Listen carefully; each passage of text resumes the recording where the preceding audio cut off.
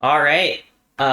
Welcome everybody to the 24th Moddy Rotisserie. I think Sarah has cut the echo I'm there. sorry. Um, uh, we are, um, we will be joined by the drafters in about half an hour. Um, but for now, we will be going over, everyone sent in a pre-draft questionnaire, um, which we will be going over to see what everyone plans to draft, what their thoughts are, um, that sort of thing. Um, so, uh, in order, let's start out with Graham. All Uh, right. so Graham says for what his strategy is and backup plan if that strategy is unavailable. The best three cards, as deemed by the last roto, that is the first three picks, were the One Ring, Palantir, and Fable of the Mirror Breaker.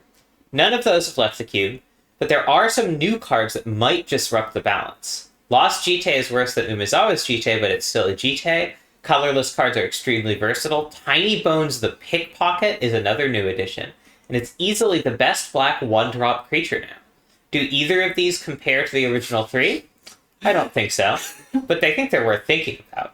I imagine they'll be underrated. See, underrated. Is this for first pick? Yeah, we're starting at the first seat moving forward. So Yeah, I'm gonna go on record and say I think Tiny Bones will probably go later than the One Ring, but Graham is first pick, so it's really up to them. yeah, I think they'll probably take one of those three cards first. I think the most interesting pick from Graham is going to be on the wheel when we see what they take second and third to really solidify their position.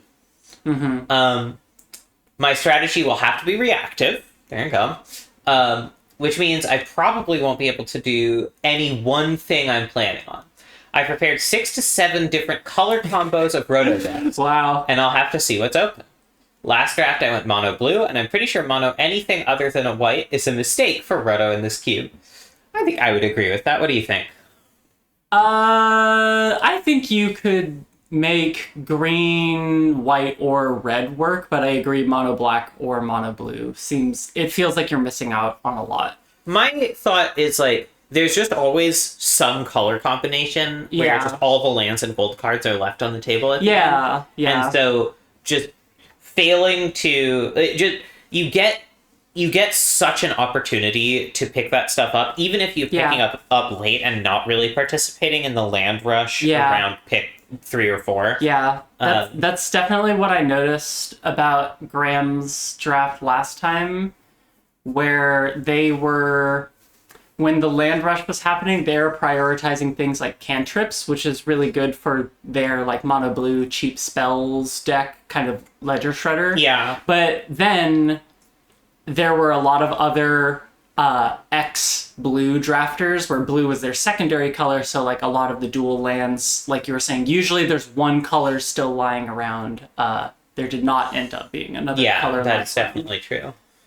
Um, I'd love to try Aggro Selesnya Cheats with Collector's Cage, another new one, and Monster Manual, which I believe are the best cheats cards.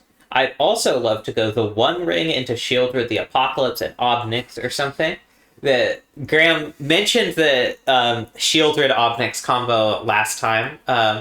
Obnixilus to make someone lose 7 life and draw 7 cards. Shieldred to punish them with 14 life loss for drawing those 7 cards. Yeah, pretty for good. A neat 21. Obnix can also come down, sacrifice a creature with 7 power, and ultimate immediately.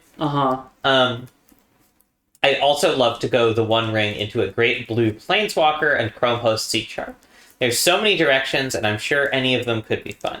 So Graham fairly clearly signaling that they're going to pick One Ring first. I think honestly that's probably one of the safer bets of the cube, like in Roto. Like, you know, you used to see things like Skull Clamp, Jute, maybe Smuggler's Copter or whatever. Just a lot of times, yeah, like less committal things. And the One Ring, while it can push you towards specific strategies, it's also just, it's really powerful. Yeah. Like, just makes a lot of sense.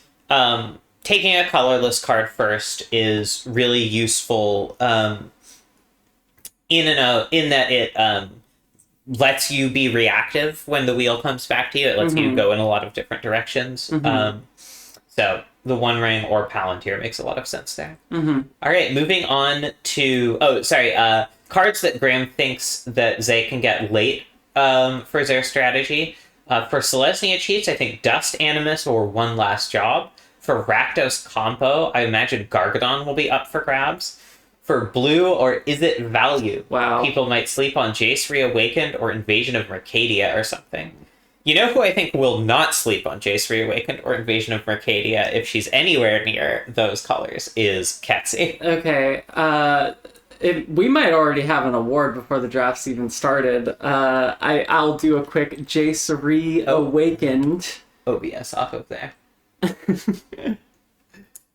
All right. A 2-mana Planeswalker. You can never go wrong with that.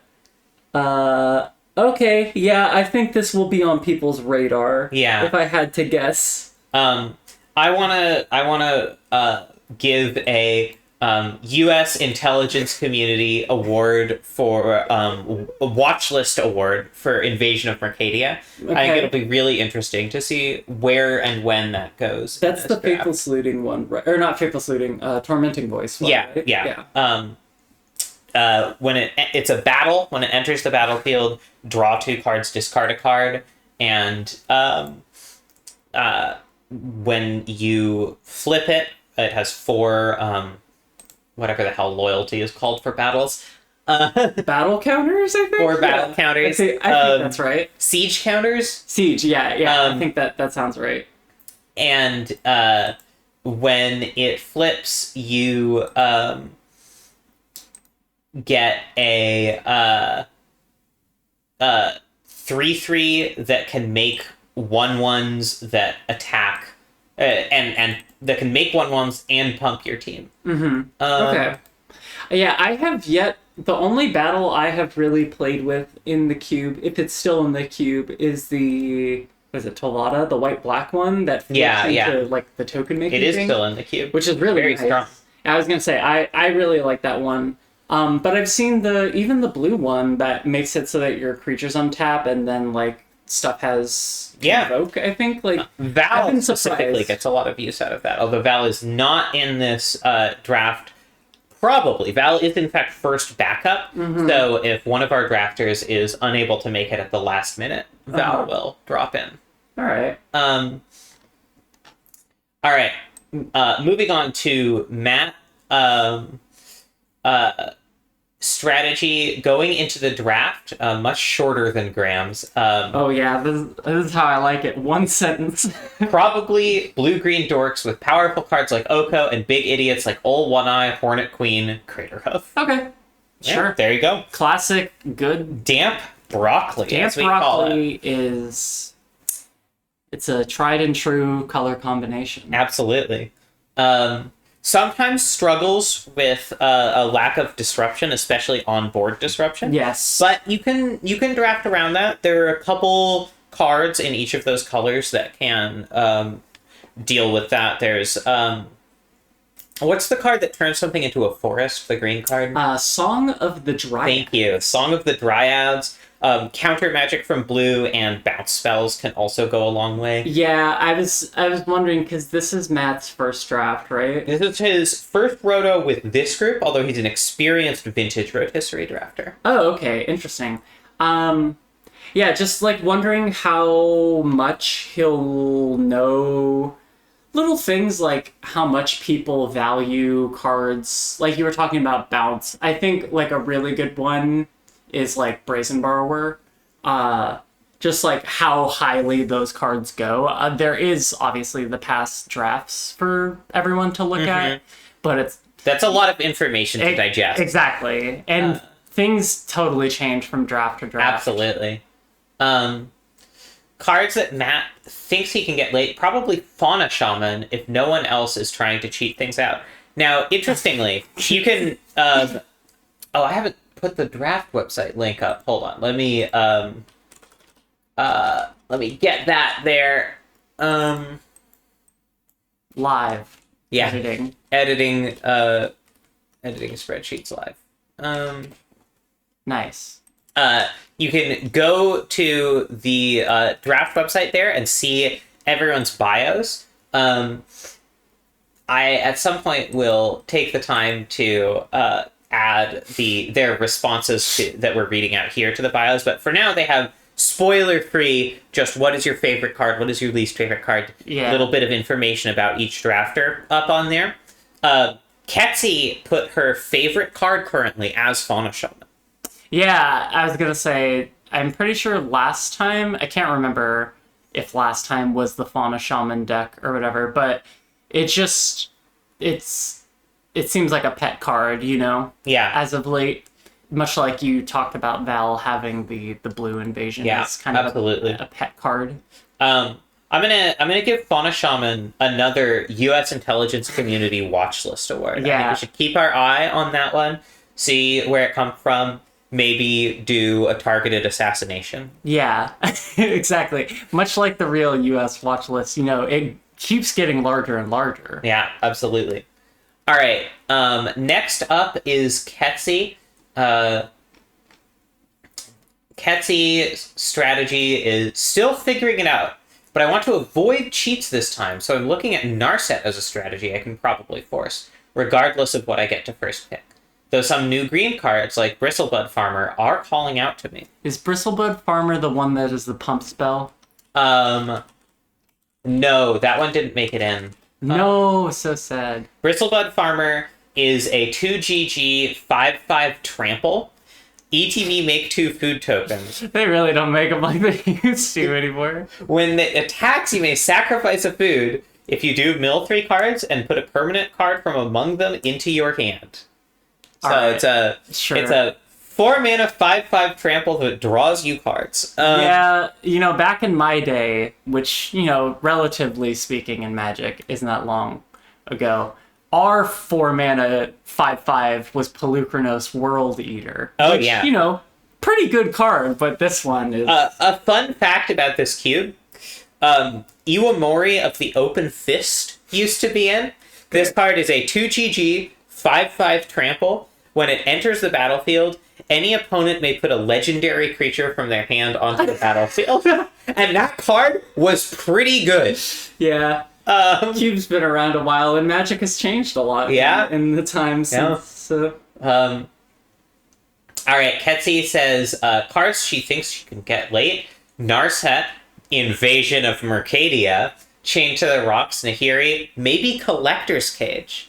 So we're actually seeing a fair amount of overlap in cards that people are looking for and sort of thinking they can float. So there's going to be some contestation here. I also think it's really interesting. Obviously, I haven't played Moddy with the play group in a while, but everyone's callouts of, like, you have Matt coming in who's like, Oko's really good, and the cards, I mean, obviously Graham is talking about, like, the One Ring and Palantir or whatever, but a lot of people are calling out these, like, kind of pieces, like Fauna Shaman, Invasion of Mercadia, less so like these huge haymakers. Yeah. You need to deal with this card right away. And no one's mentioned, Archon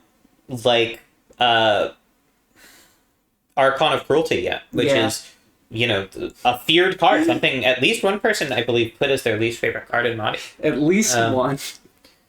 Yeah. Sable, Boros Aggro Reanimator, Serapara, that is Sarah Paragon, Sun Titan, Luris, good cards under 4 CMC. If that doesn't work out, then Vibes, I think. Maybe GB Reanimator, maybe Ramp Cheats. I think this is a good lane, especially early.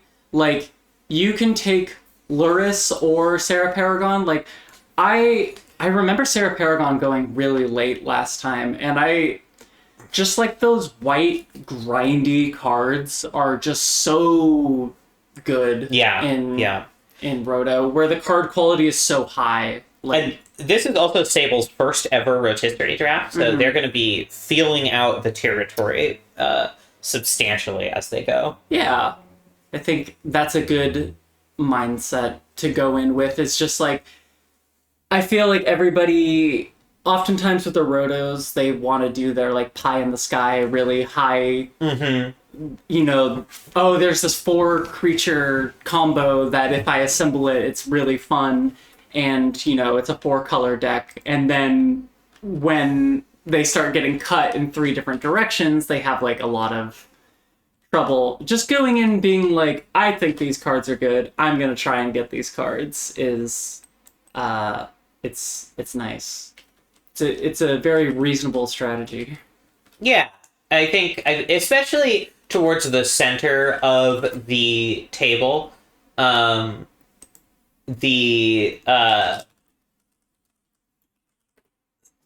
being able to well, I guess the center of the table is a little more able to claim its own lane. Yeah. Because it goes back and forth between them a bit, but I think generally being able to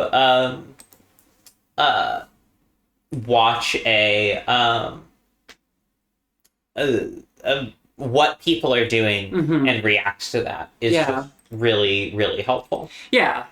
It's honestly, to me, like, in Magic Limited, there are times I just love drafting, like the actual act of drafting, and Rotisserie, I feel like, definitely the draft portion. There are times where it's like, I just want to draft.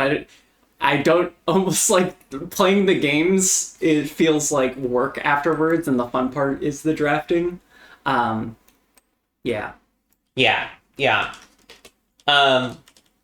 Sable says for cards they think they can get late, Sun Titan LMAO. Yeah. Sable's favorite card in the queue. Another pet card. I respect it. Everything else crucial to the deck I'm terrified about. Deciding the order to pick it all in is agonizing. I think I could probably leave Anum Pakal, but I'm taking her within the first 10 anyway, because if I get sniped on her, it hurts bad. Anum Pakal, really strong red-white aggro card. Yeah, I agree that that's kind of the hardest part of Rotisserie, is the first 20, or really 15, figuring out the exact sequencing of,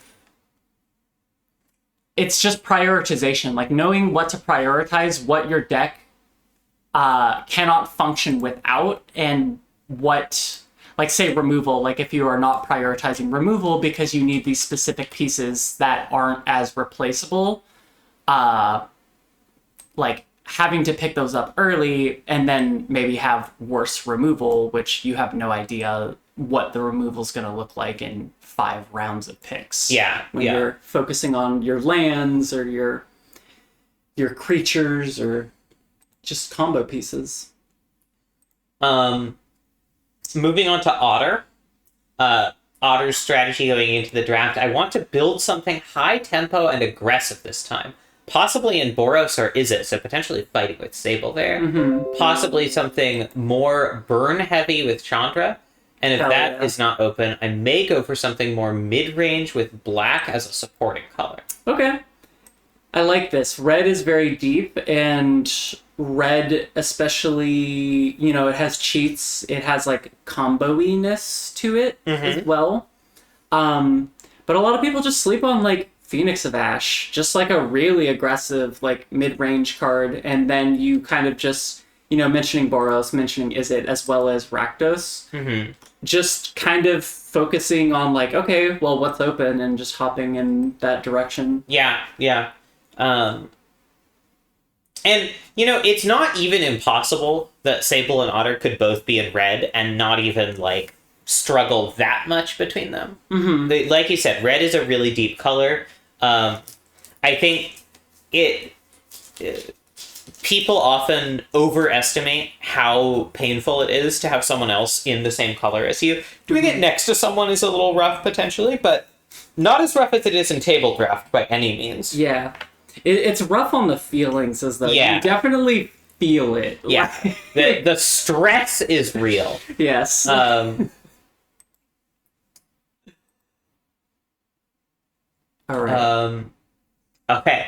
Otter is letting me know that she has some storminess going on over there, so we should be good, but we might lose power. Classic East Coast I'm problems. gonna tap Val about that. Yeah. I'll expand upon what we've seen so far.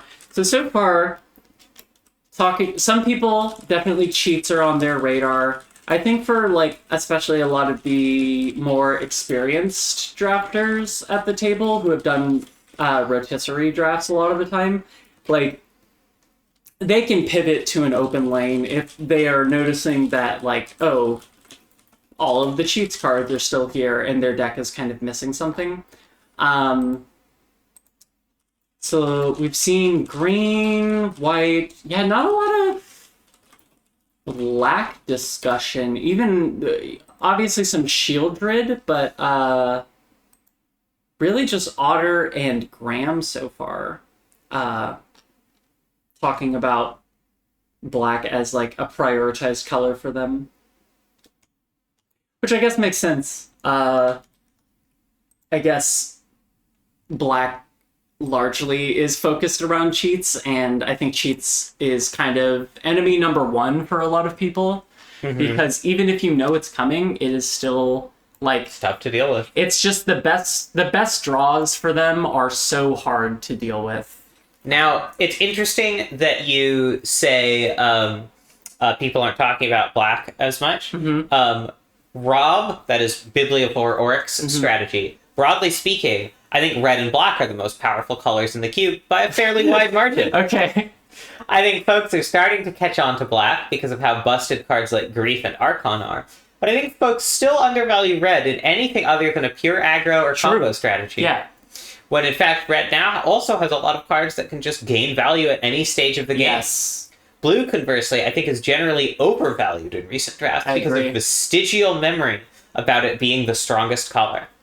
So my goal, if possible, is to draft either Rakdos or Jund, depending on what falls to me. I played a Rakdos cheats deck recently in table that felt extremely powerful, and that could win either on a straight aggro plan or by ramping/reanimating into cards like Archon.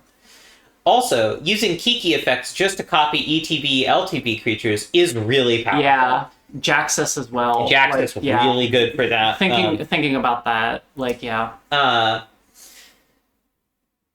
I would similarly be interested in doing something similar in Jund, with access to cards like Marin and Grist to get extra value out of the ETB, LTB effects. But if I'm having to fight for those cards, or if another color/lane is conspicuously open, I'm happy just to stuff what's available. Let me turn off Discord notifications. Thank you. Sorry if you are hearing those chat. Thank you. Okay, interesting. So basically the opposite of what I said.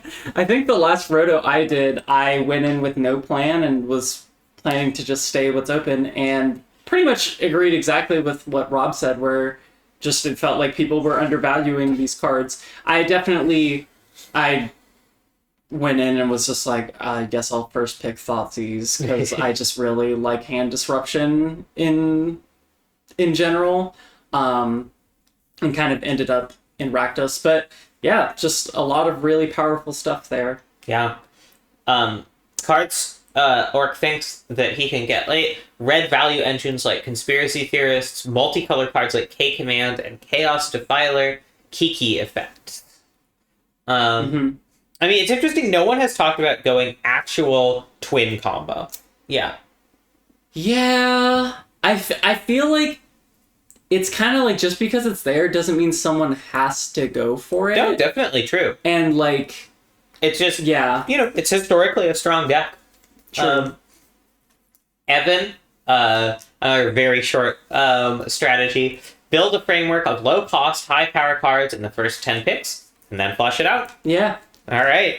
No particular color commitment, no particular strategy just good cards and then go from there. Believe it or not, good cards happen to win games a lot of the time. They do. And he thinks he can get late. Well, it's gonna depend on the framework. That's true. It's all dependent on the group of people. Yeah. And then finally, Charles, probably have some fun and draft some Time Warp / land strategy. Time Warp is another interesting one. I think I'm going to give that my last U.S. Intelligence Community Watch List Award. Yeah. I know Ketzi loves that card and is definitely going to be interested in it from a Narset standpoint. Yeah. So we'll see when that ends up taken. Yeah. Who ends up taking it. Yeah. Is Fable still in the queue? Oh, Fable's super in the queue. Fable might. I have not seen anybody mention this card. Oh, Graham mentioned it as one of the cards that got taken in the first 3. Oh, yeah. I think once a card is in that echelon, people don't even bother talking about it because it's gonna be gone in the first round. Yeah. So whoever gets it, you know. Yeah. That's true. Charles's cards he thinks he can get late. Chandra does not elaborate on which one. There are, I believe, 3 Chandras in the cube. And some of the land ramp cards, parenthesis Oracle, presumably of Moldiah. Mm-hmm. All right, and that that's basically it. Yeah, that brings us to the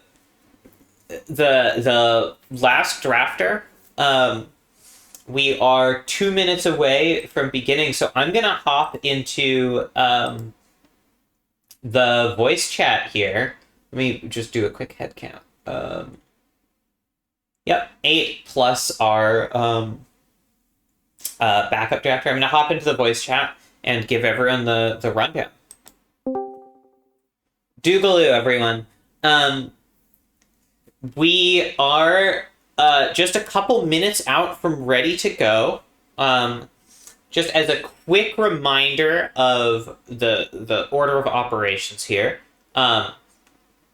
we're going to begin drafting. There is the person who's up next will be highlighted in a sort of pale yellow on the draft view. Please pay attention when that gets to you. Try to be thinking of your picks ahead of time so that we can keep this moving in a timely fashion. We'll have a 5-minute break after pick 20. And after pick 40, I will generate random teams, give them to you. You will be asked to come up with team names. So if you want to, think of team name options. And then you will battle everyone on the opposing team after a deck building period. We will also ask that you screenshot your decks, bring them into Magic Online. You can go to the MitGo Export tab on the bottom and just copy and paste a deck list from there to put it directly into Magic Online. The quicker you can do that and the quicker you can send me a screenshot, the quicker we will call you up for interviews, which is highly desirable for us because we will have dead air to fill. Does anyone have any questions before we start?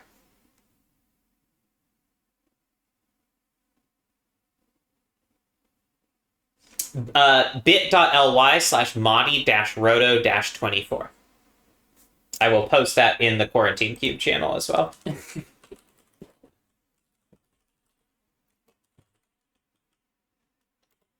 Oh, thanks, Otter.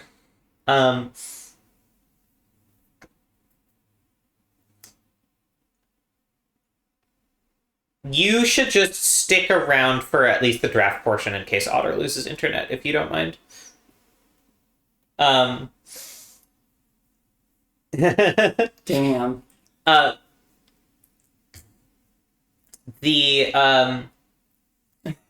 Kathy, as the senior roto drafter, you're in charge of solving any issues that come up while Sarah and I are busy broadcasting. If any, don't drag cells. That's the easiest way to fuck it up. If you do click and drag a spreadsheet cell, just press Control Z, and it will fix itself. Make sure when you put in a card choice, make sure it's an actual card that exists in the cube and hasn't been taken. If it's not, it'll show a little red highlight. Otherwise, it will break the card preview. You can check deck stats in the lower tab. You can check with the cards that are remaining in the cube in the lower tab. And that should be everything.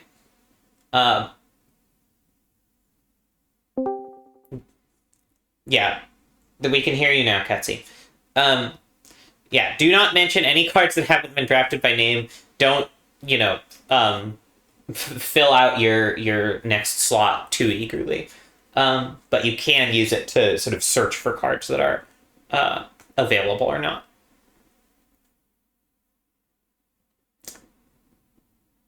Yeah.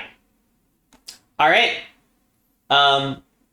With all that, you're the proctor, Ketsy, as the senior drafter.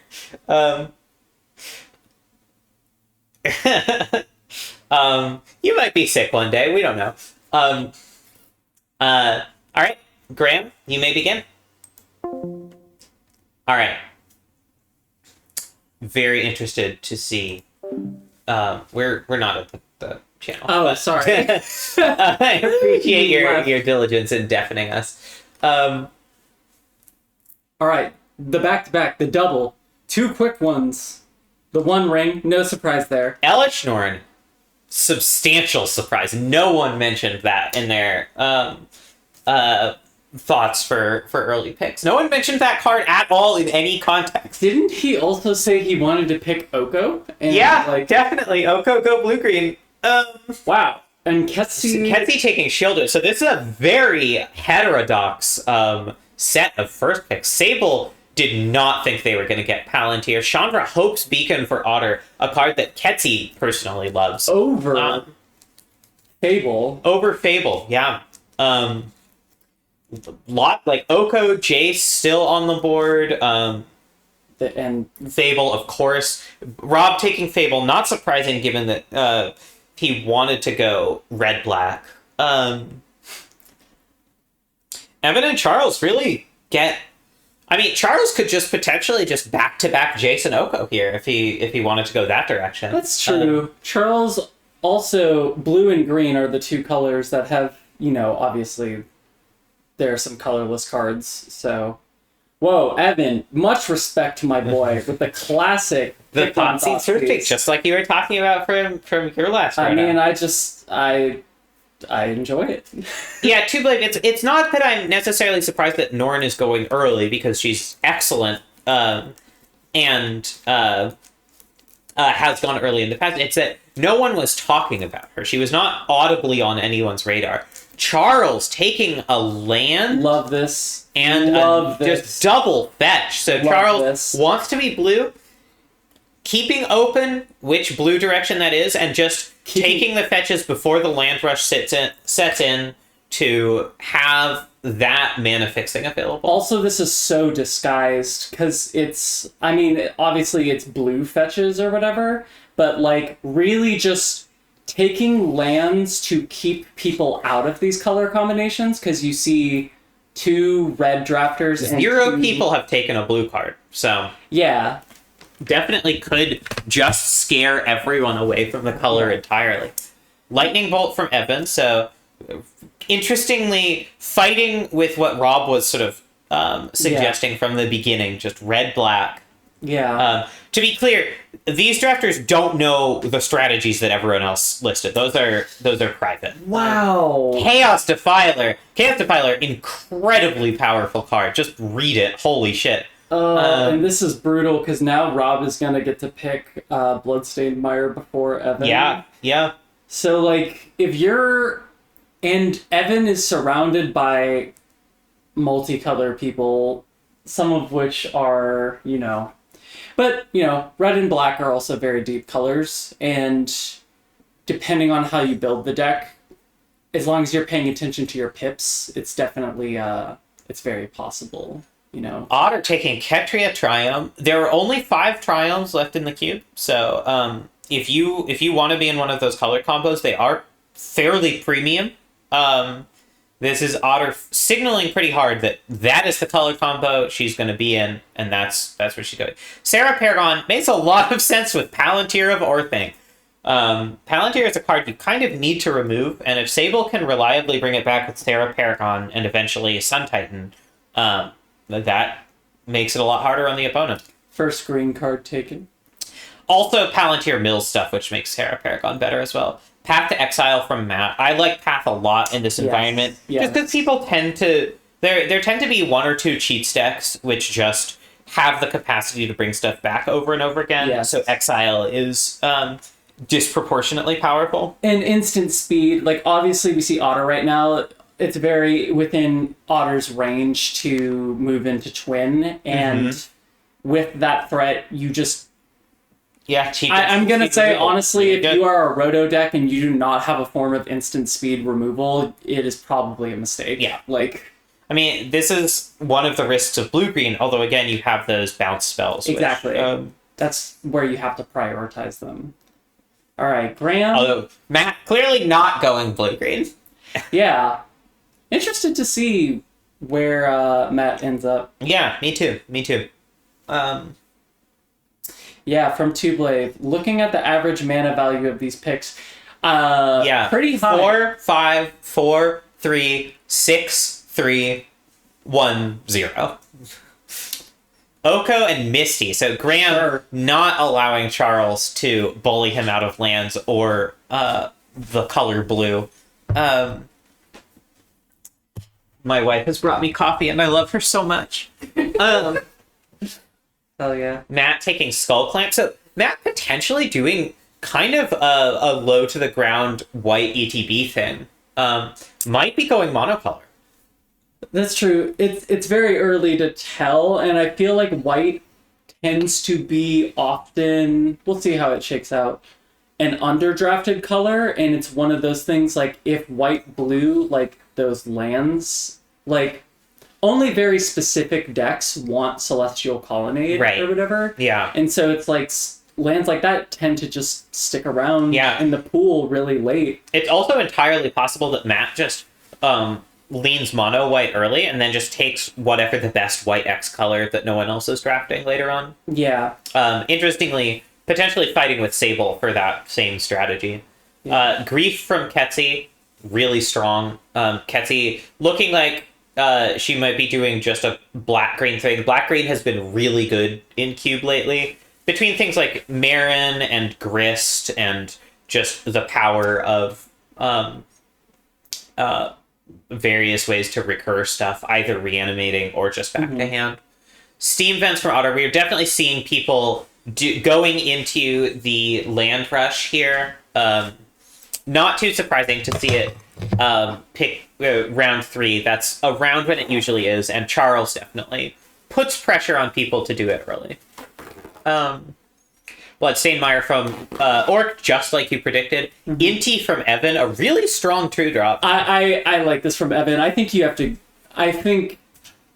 need to deprioritize black right now. I think you just need to really try and pick up the red cards that you want. You have Bolt. Yeah.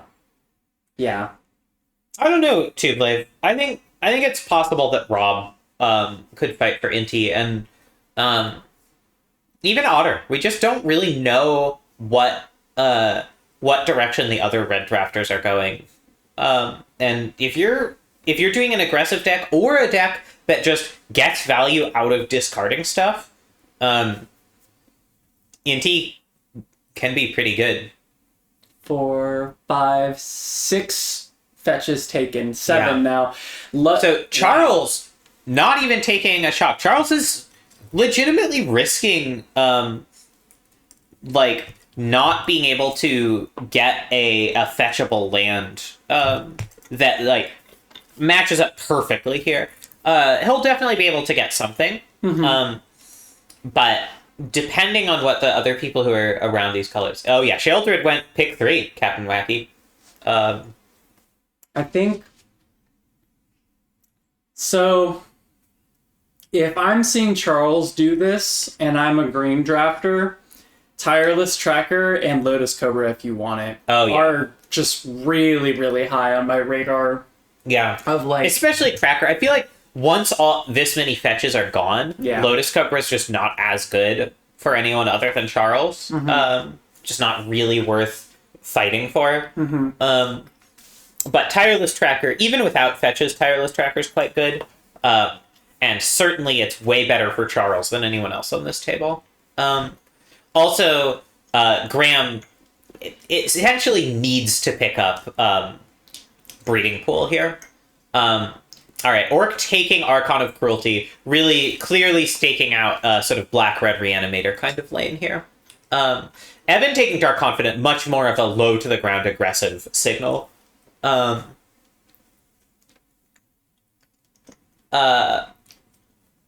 if you want to load up the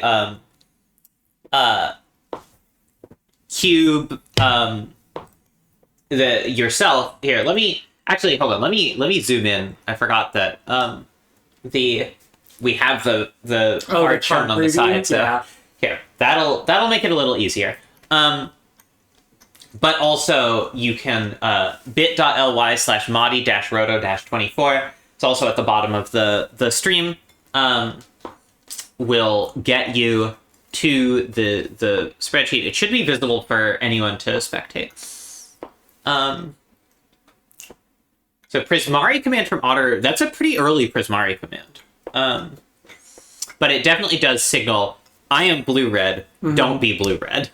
Yeah. Otter also taking Ketria, Triumph, Steam Vents, but none of the fetches that get those. There's still several on the table.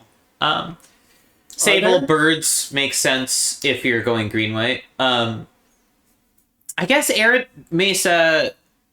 yeah, I think all the reds are gone. I think all the reds are gone and most of the blues are gone. Yeah, that's true. I'm doing a quick check. I missed Arid Mesa. I thought that was something else, I guess. Essica's Chariot from Ketsi. Really, really strong. I'm a little surprised Sable went into a second color this quickly. And then Matt fighting for green as well. So we're seeing a fair amount of like really intentional fighting for the same color pairs here. Between Orc and Evan and Matt and Sable. Two-Blade and Verthanthe. I agree. I think this Chariot is pretty early, but I wonder how much of this is metagaming. Like, I don't know how much Graham has given... Graham is in green, and sometimes players just take cards pretty highly because they like them, and if that's something that Ketsy's like, oh, I really know I want Chariot, then yeah. Especially if Ketsy's going for more of a something that's like token-centric, that could make sense. Fern's good call. Wooded Foothills is still on the table and is something that Otter could potentially really want. Sylvan Caryatid is also a really early one from Graham. Card's good, but there are several... I agree. There's a lot of replacement level 2-mana ramp creatures. I agree. Temple Garden for Matt's really good because Sable really wants it as well. And there's that Fauna Shaman. Yeah. Finally off the table. That's our first U.S. intelligence community watch list card gone. Is Wooded Foothills still here? I was like, am I missing it? Because I can't... No, it's definitely on the table. Yeah. Interesting. Taking Otter... Yeah, Stomping Ground over Wooded Foothills is really interesting. Yeah. Anyways, because it'll be interesting to see if Charles takes it. Yeah, I imagine. And then Blood Crypt from Rob, really surprised Evan didn't grab that. If Evan is committed to Black-Red. Yeah. And there's Wooded Foothills. From Evan. I think Evan... We'll see. Oh, Marsh Flats as well, of course. The secret... the secret land. The one that people often forget. So 5 fetches, 6 fetches. Oh my god. Charles is just on another plane I love here. this. This is just so funny. Also, just the fact that someone has 6 fetches, just it's gonna force people to be really disciplined with their mana. Like, it makes every other drafter at the table's mana worse by a lot. The fact that, like, over half of the, like, fetchable lands, like, what else? There's, like, the cycling land card where you pay 1 and it has basic land cycling. And then is there Fabled Passage, I think, which can get any... Yeah. So it's like, those are the only real remaining, like... Ash Barrens is the Ash Barrens, that's right, that's what it's called. Yeah. There's also... Okay. What's it called? The one that fetches 2 basics of the same type. Although that's slower to get going. Smuggler's Copter going 6th round. That is wild. Yeah. That is truly how the mighty have fallen. Myriad Landscape. Thank you, Two-Blade. Oh, yeah, I always forget about Myriad Landscape. Expressive iteration from Otter. Another blue-red card. Oh, So- Evan, worth noting, taking Savide Prion is sort of a blood crypt replacement, Yeah. probably. Yeah. And there's Luris from Sable. I like taking Luris at this point. That card's just too powerful to leave on the table, and Matt could very easily want it. Especially when you have Sarah Paragon. Yeah, Like, yeah. the double buying stuff back each turn, it just is so annoying. And it, like, pushes your deck in the same direction, which... Lutri is still out there. And, you know, Rob, Evan, and Otter could all easily want it. Or honestly, Graham or Charles. Two-Blade, they're all crazy to me. for different reasons. Every single one of them blows my mind. Every single Roto has my jaw on the floor, but for an entirely different reason. Eternal Witness from Ketsy. Really strong. Skyclave Apparition also. That's one that's like, once you have Sarah Paragon and you're going for the Sun Titan line, that's something that Sable would really want, but it's also like, where do you fit it in before this? I mean, Fauna Shaman's the only really flexible pick here, and unclear how flexible that is. All right. Preordained Ponder from Graham, I like that. Charles definitely prioritizes those cards high historically, so taking them off the board makes sense. They're just always really good. Yeah, mono white tends to be a pretty open lane. I mean, it's white green. He's I guess that's true. on the same lane as Sable, pretty much exactly. There's Push Pull, a card that has been gaining notoriety since it entered the cube with Outlaws of Thunder Junction. Okay. I've read it before. Yes. It does a lot of things. Looks like the card preview is not working for it. Oh no! Did someone break something? I think it's just because it's a split card, and this Cryfall lookup is weird about split cards. Yeah, I do need to fix that. I just keep forgetting after the draft is done. Blade Splicer for Sable. I like this because Matt really wants it with Elishnorn. Good rebuy target with Sarah Paragon as well. Also worth noting, Skyclave Apparition and Stoneforge Mystic both work well with Elishnorn. Yeah. Ancestral Vision from Otter. If she is going for a twin thing, just having that deep draw is really powerful. You cannot replay Blade Splicer with Luris, no. But you can with Sarah Paragon and Sun Titan. It's true. It is a 3-mana CMC permanent once it's in the graveyard. Bone Crusher, just a really strong red card. Yeah, looking at these drafts, this draft is, they're all special. They're all their own children. You can't have them compete. Looking at it though, it's like definitely seeing. I mean, it's too early to tell anything, but like Graham and Rob, aka Bibliovore Orc, like Fable, Chaos Defiler, Bloodstained Mire, Archon, Blood Crypt, Smuggler's Copter, like Bone Crusher Giant is a pretty crazy start to me. Like that is, I think yeah, I think half of the cards Rob has taken have gone first pick before. yeah, exactly. Mono first picks. Yeah, I think Fable, Archon, Smuggler's Copter all definitely not for like first round. Fable, Archon, Smuggler's Copter have all definitely gone first round. Chaos Defiler arguably could. It just hasn't been in the cube until recently. Bloodstained Mire might have, and it certainly has gone in the first three. Blood Crypt has gone in the first There's three. Leetry. Bone Crusher's definitely gone in the first three. Xander's Lounge as well from Evan. As a red black, yeah. And there's Charles taking his first actual spell, Consider. Interesting, taking Lutri even with Ponder and Preordain off the board.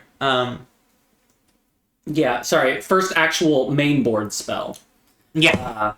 Yeah. Charles picking 6 fetch lands and then an 8th card in your starting hand. And then a cantrip that is the worst of the 3 1-mana blue cantrips. By far. Yeah. Uh, Yeah, Two-Blave. This is, I think, the time when we just need to let Charles cook. Like, I'm smelling the, what do they call them? The, like, onions and garlic and olive oil. The aromatics. This is just the start, and I'm like, okay. Sudden Demise from Evan. Really strong. A little different from, like, the Inti Dark Confidant line, but really strong. I think, well, because Toxic Deluge is still out here, but I like Sudden Demise because it, against, like, white and green deck, it is the one-sided board. Oh, yeah. So, of the choices around, wow. Eighth round, Jace the Mighty. Yeah, how the Mighty have fallen. I was just about to say. How's that 2-mana Jace doing? Still just chilling? Still just chilling. I know it's like, it's on Ketsy's radar. So on might be on Graham's, Graham's radar. Yeah. So Graham, I'm guessing, is who ends up with it. Resto from Stable, good with ETBs. Doesn't really combo with the rest of the stuff. Dismember from Ketsy, just an incredibly strong removal spell. Interesting to take it in a deck that does have access to black, but I respect it. I think Graham is pretty sad to see that off the table. Voice of Resurgence from Matt doesn't combo with Elish Norn, but is just a really, really strong card in that combination. Something Sable would definitely want as a combo with Luris, and just in that color. Snappy. I think this is where you need Brazen Borrower if you're Graham. Chrome Host Siege Shark. It's a powerful card, although definitely, Graham has, 2 cards that do kind of make meaningful bodies with it so far. It'll be interesting to see where he goes. I guess One Ring and Oko are also non-creatures that trigger Chrome Host. Avacyn's Pilgrim, I like that a lot. Just a pseudo Mox. Is there Etha is something I know Ketsy's been quite interested in. Yeah, is there a Tokens Matter card or whatever? Because I'm looking at Gisa and there's Chariot. There's the white 6-drop that doubles all your token making, but I don't think Ketsy's going in that direction. Oger Talk, yeah. Yeah. Ohar, I think. Actually. Horizon Canopy from Sable. I like that a lot. Yeah. I think the Horizon lands are really good in aggressive decks as a way to mitigate the cost of flooding, and the life payments just don't matter as often for you. Yeah. Legion Warboss from Otter over Goblin Rabblemaster is really interesting. Yeah. Robber of the Rich from Rob, signature card. I guess we don't know what Rob is going for. There's just cheats is just wide open. Just start cutting people out of it. Like you have two of the better cheats targets. Just like, I mean, you don't even have to worry about like taking, I don't know, like Grave Titan or whatever. Robber of the Rich is definitely just like a value card. Maybe the logic is just because no one's fighting for it, why spend pick 9 on it, you know? You run out of picks though. That is true. That is true. Like it is so common to get to like pick 33 and you're like, oh god, I only have this many picks and I actually still want certain things. And like this is one of the things, yeah, like even K Command from Rob, like I think would be higher than Robber of the Rich. It does seem like Rob is maybe tunnel visioning a little bit on the possibility of doing an aggro deck when the pure cheats deck is so open that like just going in that direction makes sense. I will say this is Mana Remand from Charles. Just the good card. This is a really hard seat from Evan, and sometimes when you're next to someone who you are literally directly fighting with, you get a little caught up in what do I think this person will take from me that I could want, and you take that card. This is a card I was thinking about as Evan this wanted. went so low. Yes, I agree. People, when I was discussing just casually with people, they were talking about this as a not necessarily first round opportunity, but like high up there. I think it's really, really strong. It just faltering is really good because people don't expect it. No one plans around it. It's brutal. It is really, really. Bitter Blossom is another odd one from Rob. Can we? Yeah. Sorry, never mind. I was thinking about a potential award, but then I remembered Once Upon a Time. Similarly to Jace the Mind Sculptor, cards like that aren't really getting first picked these days. No. People aren't first picking Ponder like they used to. Just the card being broken isn't good enough anymore. Yeah, that really speaks, I think, to Magic's current design philosophy, that a free card is just not good enough for the most part. I agree with Rob. Old One Eye from Matt. Robber of the Rich and Bitter Blossom, like, very... Like, with this Archon, I'm wondering, is it just, like you were saying, oh, I'm probably gonna get, like, a makeshift mannequin down the line somewhere, so, like, whatever. But there's just... Yeah, that lane is so open, and, like, Bitter Blossom isn't even a particularly great aggressive card at this point, and it's just... I think the absolute quality of Bitter Blossom is just not that high anymore. Yeah. Okay, Graham taking Monster Manual, Condescend, just to give him some juice with the Snapcaster. Charles taking those counter spells really limits the value there, which is another reason why Seed Shark is like a little awkward at that point. But anyway, Monster Manual for Graham really signals I am going to be doing cheats when it comes back around to me. Yeah, Ferns, exactly. Like, you have Smuggler's Copter, and it's like, obviously Inti is gone, because Inti discards or whatever. I don't know if Inti, like, exiles when it discards or whatever. Nope, it just discards. But just, like, Conspiracy Theorist, Inti, like these types... Flarg. Yeah, exactly. Just, like, these types of looting, even the Invasion or whatever. Mm-hmm. Yeah, like... Invasion of Arcadia would be really good for... If Rob were doing the sort of dedicated deck. But Ornery Tumblewag from Ketsy, love this card. Something that has the potential to just go completely over the top. Also, potentially something Matt and Sable might want. Because it's a very good aggressive green card. Can we get the SPL award for that one? Yeah. Okay, Sarah is bringing the laptop up to their face to read it. That gets our Seattle Public Library Mandatory Reading Award. Seattle Public Library slashing our budget just for fun.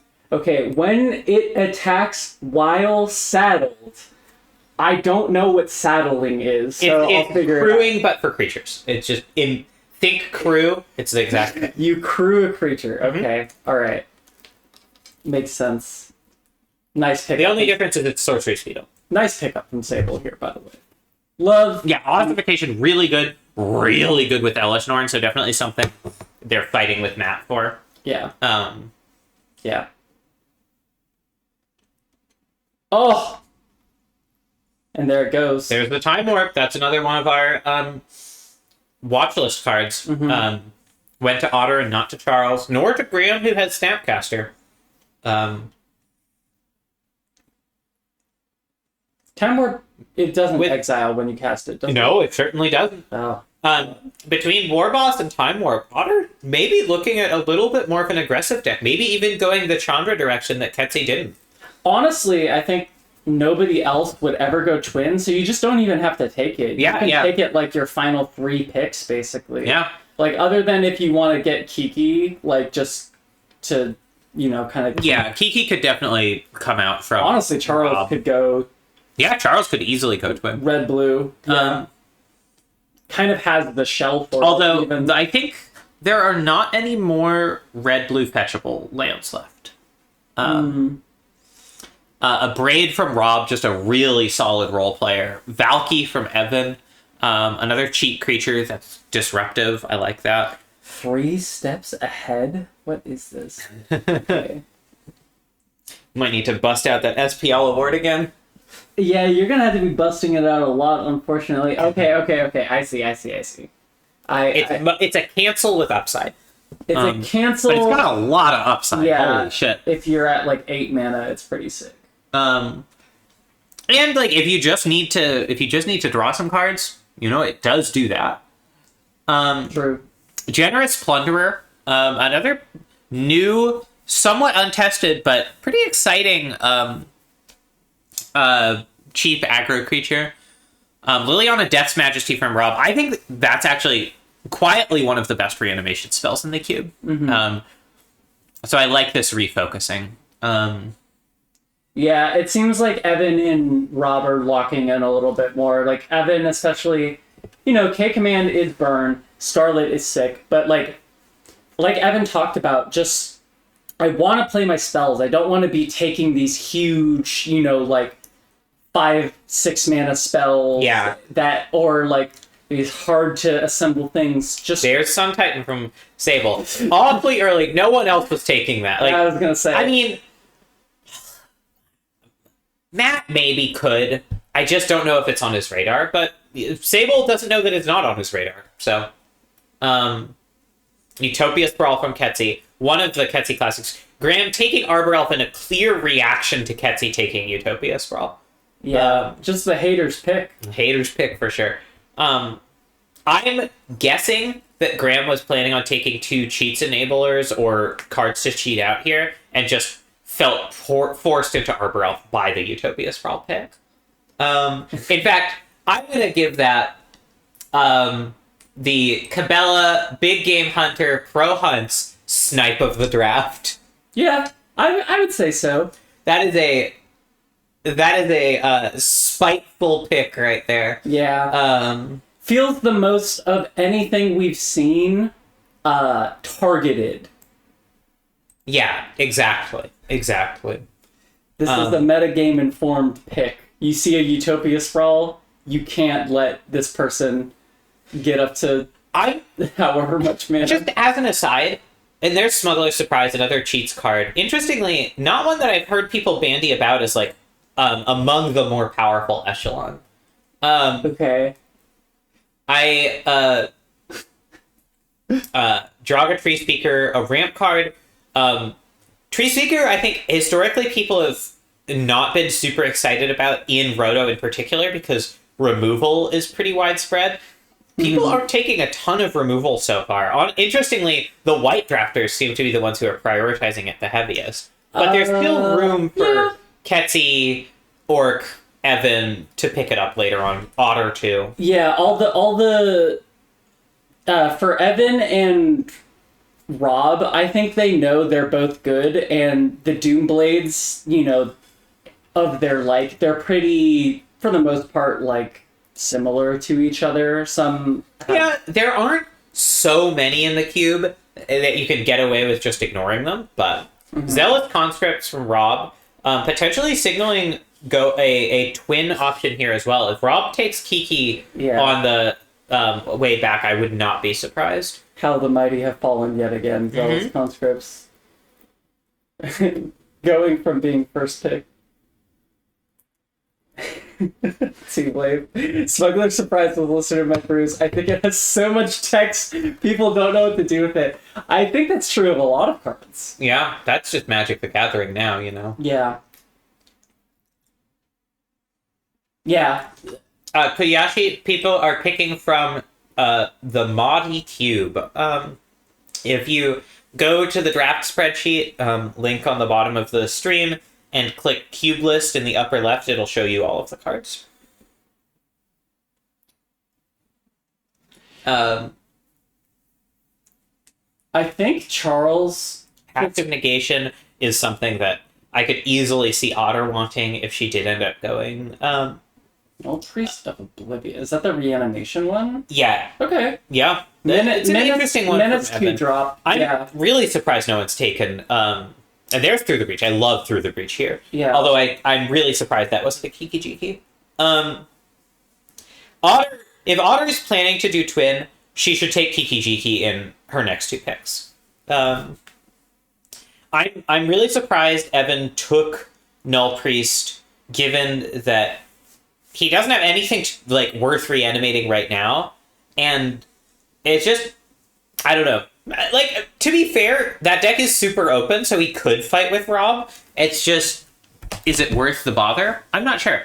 Yeah, I think I would be prioritizing, like, Goblin Rattlematcher, Phoenix of Ash, just the... Conspiracy Theorist. Everyone here wants Conspiracy Theorist. It's so good. It's really good in Evan's deck that's full of 2-drops. I don't know. I've been down on Conspiracy Theorist. I'm definitely a lot lower, or whatever. I think that card's incredible. Yeah, we need more Bimbo Magic cards. Flicker with from Sable, love that. Llanowar Elves from Ketsy, just the classic. Yeah, you want to know what card doesn't get the Reader Award? Adult Gold Dragon. Great design. Turn Timber Symbiosis from Matt. Despite probably not being a deck that can take maximum use of it, definitely something Graham might want. Graham taking Bramble Familiar. Graham looks like she's basically betting that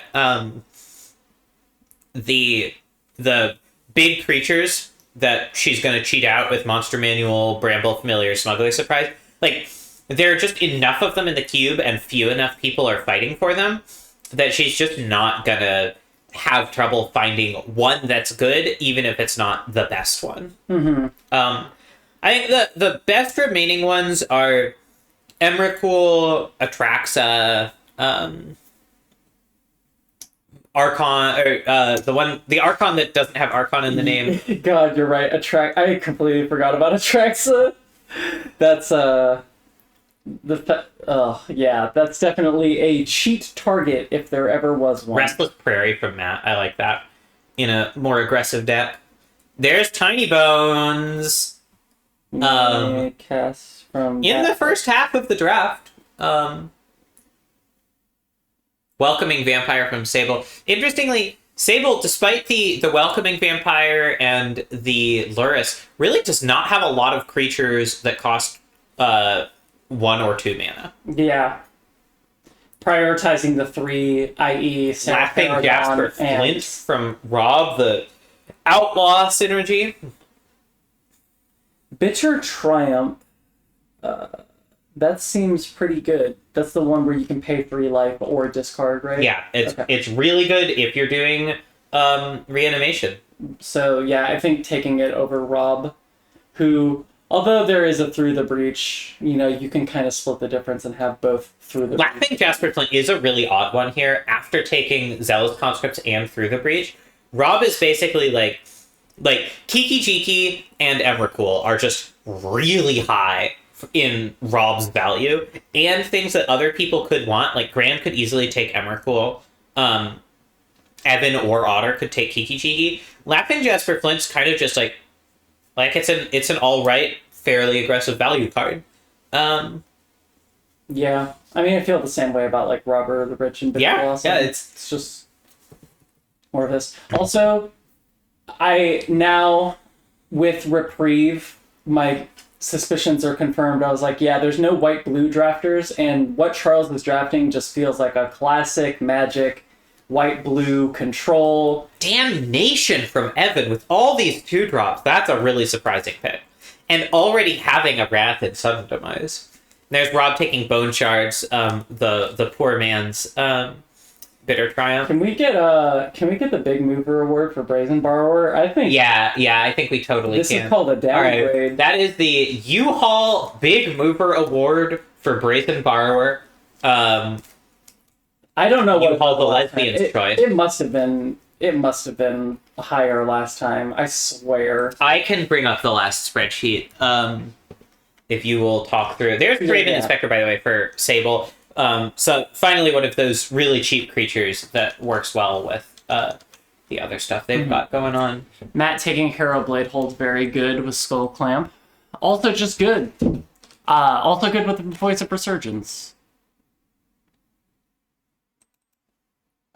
Two Blade, yes. Blue, I think, has really fallen in a lot of people's evaluations. I mean, I think a lot of people sort of agree with Rob that, like, part of the value of blue was just its historic status as a Brazen Borrower was 8th pick last time. Okay, so not even... This is fully twice as late. Yeah, even... Honestly, but it has gone, I think, first round in the past. It like within the first 3 is where I remember it going. Like all of the adventure cards used to be so high. Yeah. But that said, like, I think for whatever reason, this crowd of drafters, the people who regularly play Moddy, generally are not the most dedicated control-minded players. Yeah. They like to get up to big plays and goofy shenanigans. Charles is very much a dedicated control-minded player, and he's very good at that. So he might be able to show people. Yes. There's Oger Talk. Right. I was really hoping for this. Oger Talk and Elishnorn. We could see Hero of Bladehold making 12 tokens in a turn. I'm really excited for this. No, that's not how that works. We could see... Is it 6? Yeah, because Elishnorn doesn't affect Hero of Bladehold. We can see Sandstorm Salvager making 6 tokens in a turn. How's that? Yeah. Meathook Massacre from Ketsi. Makes sense. A lot of people look like they're going wide in some way or another. Spara's Headquarters, just another fetchable from Sable. Yeah. Fabled Passage from Otter, the one fetch Charles didn't want. Yeah. Ketsi's just kind of like, I don't know. She has her lane. She's gonna get Grist for free. Yeah. She's gonna get Marin for free. Yeah. Ketsi is absolutely like fighting a little bit for just like good green and black cards, but broadly speaking, just has her own thing. Especially if he sticks to her guns and doesn't do cheats. Let's go. Blood Chief's Thirst from Rob. Frenzied Fugue is an interesting card. Frenzied Fugue. It's one that I put in sort of experimentally, and that experiment is still ongoing. I'm still not sure what to think about it. Wow, yeah, I think Charles really accurately sensing blue-black open and white-blue open. Wacky makes a good point. Graham did take Underground Mortuary, which is a black-green land. Could take Grist away from Ketsi if she chooses. But it's an interesting question. Like, is it even really worth it for Graham to be 3 colors here? With not that much land support. Toxic Deluge from Charles, who does have a lot of land support. This is what I was... Scatters. Yeah. They're good. Sorry, go ahead. I was just going to say just another good counterspell. Yeah. This is what I was talking about. Like, having to rein in your impulses when so many of the fetches are in like one player has them. Mm-hmm. It's just like, yes, blue black or green black might be a little bit open, but it's like, how much do you value having a third color that gives you some opportunity to, like, I don't know, removal, which is like what Terra Sunder is, I guess, for Graham. Like, you just need something to deal with this. Mm-hmm. But it's versus just having consistency of like blue green, you're constantly hitting your mana and you're just doing what you want to do. And blue green has such a good ability to be proactive. That's sort of what makes it work so well. It's really funny, Verthanthi, that Charles has not actually taken a single fetchable. A million fetches, no fetchables. Yeah. Spellbinder from Sable, I like that a lot. It counterplays cheats really well, although the degree to which who is doing cheats is still very up in the air. Urza from Otter, something that was sort of the centerpiece of several decks that people talked about last time, but has not really been that relevant this time. Yeah. Oh my god. Yeah. Looking at this from Charles, like I just went over to the other tab. White black, white blue, and blue black entirely open. Godless Shrine, Hallowed Fountain, Watery Grave still there. Celestial Colonnade, Creeping Tar Pit. These are just cards that nobody else wants and you get for free later. Yeah. So right now, just taking all the good things that Graham would want, i.e. Remand, Mana Leak, Pact, makes a lot of sense. Cryptic. Charles is really heads up here. And also, nobody else, like these white decks, they don't want Wrath of God. They don't want Day of Judgment. And like... I think Two-Blade makes a really good point here, that Urza... Taking Urza right after Graham takes Tireless Tracker, fuck off, Windows Defender. Means that, Graham... Tireless Tracker and Urza, really good combo. Urza also good with Chrome Host Seed Shark. Even Monster Manual, kinda. So having taking this Urza when Graham is positioned to want it is really smart. Brushland from Matt. I'm really surprised this went so late. I think Brushland is absolutely excellent in any aggressive white-green deck, and there are two of them at the table. I think Brushland is like close to as good as Temple Garden, especially if you don't have a fetch for it. Yeah. And Graham also signaling cheats with Monster Manual and Smuggler's Surprise, and it's just like, what are your cheat targets that you're hoping to get at this point? Like, I mean, they're no one's been taking them, so like, that's true. But neither has Rob been taking them, and some people want them. There's Graham taking Craterhoof, but yeah, Verthanthi, I agree that like the Terra Sunder Underground Mortuary from Graham could have been an Urza.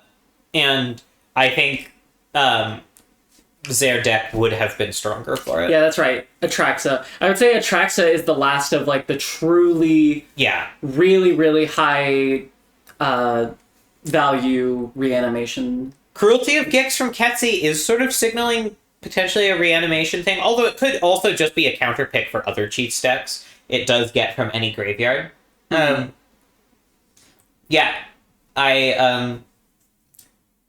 Again, the situation with cheats here is really weird because, like, many people are flirting with it, but no one is actually taking the step to fight for the really good cards. Yeah. And there's Otter taking Splinter Twin over Kiki Jiki, which kind of blows my mind. Rob does not take the bait, just takes Arc Trail.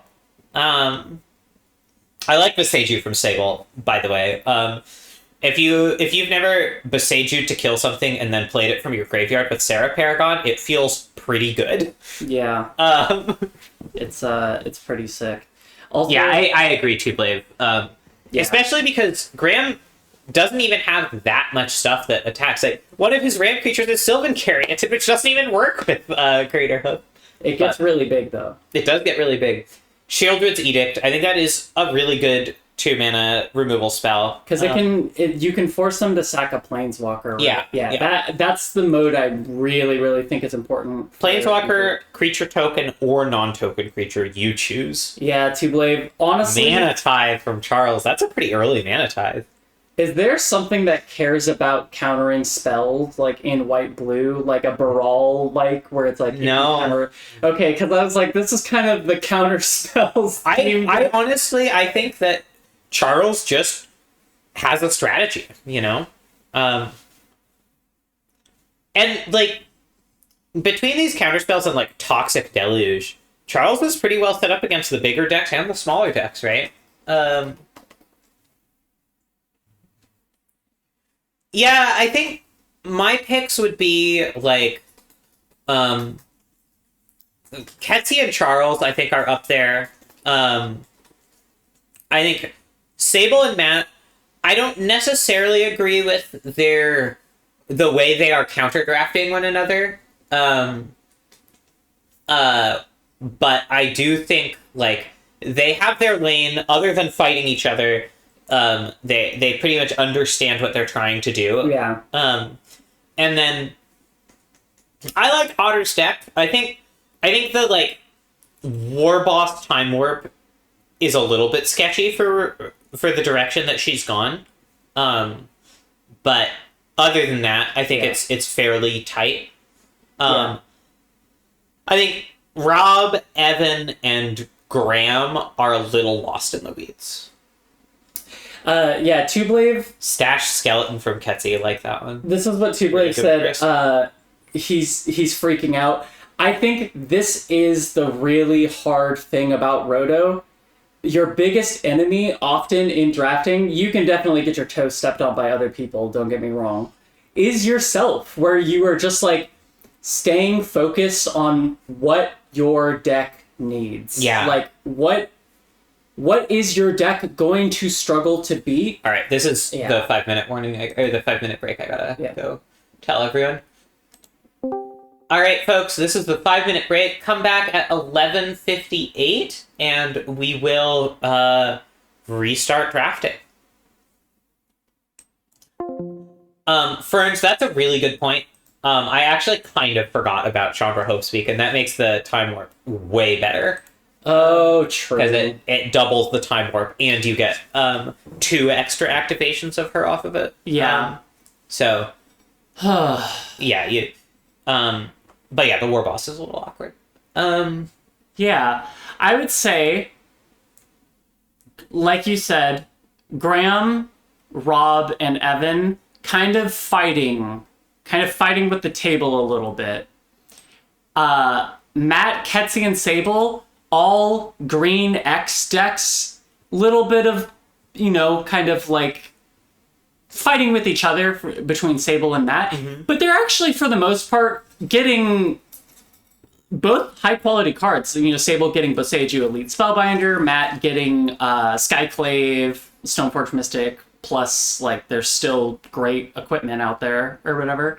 Like, it's not like they're entirely uncontested, but they're also getting good things. Same with Ketsy, Once Upon a Time, Push-Pull, E-Witness, like, just Meat Hook Massacre, Gix, that type of thing. Mm-hmm. And then you have Otter, who is, I guess, in some way fighting the most with Charles, who Charles is not really fighting with anybody. Charles is just really... Graham a little bit. I think Charles would have liked Preordain and Ponder. Well, if Charles is fighting with Graham, Charles is winning. Yeah, I agree. Charles is coming out, getting the better of it. Like, yeah. I think the Preordained Ponder Snapcaster trio from Graham was really good. I think getting those away from Charles is quite valuable. But yeah, I still think Charles is coming out fairly substantially ahead here. Yeah, but I just look at Graham and I'm just like, Graham's deck right now where it's like, how are you going to win the game? Like, Chrome Host is like, it's so grindy and like your deck isn't... I mean, I guess the One Ring is how you win the game. I guess, but like, for a deck to grind it out with Chrome Host, you kind of want the counter magic disruption. Yeah, And exactly. Otter and Charles have really monopolized. Yes. Chrome Host really is great where you are holding up mana and you have these tokens that you want to flip whenever. And you get to have the option of counter a spell. If they don't play anything worth countering, then you flip this thing. And every spell you counter gets you another token. I think that this is the, like, in but Roto... with what creature's wacky? Yeah, exactly. In Roto, I think you just want to be a little more proactive, like, because the deck power levels are so high, you want to know how you're winning the game, or you really want to be like Charles, where you are firmly committed to responding and you will win the game through inevitability. Yeah, like, and you just hugely prioritize the valuable responses. Yeah, I mean, if he takes it and doesn't let someone snipe it, that could work. That's true. But like, I don't know. It'll be interesting to see. I think Graham could definitely pull this together. I mean, I think everyone here could pull it together. Oh, I didn't notice Rob finally did take Kiki Jiki. Yeah. I think it was a huge risk to float that as late as he did after taking Zealous Conscripts, but I guess scoreboard.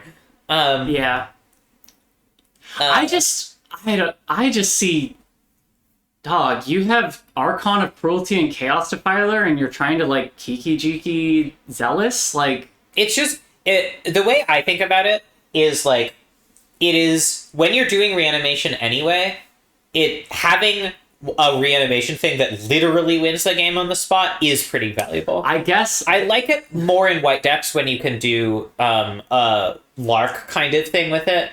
Yeah.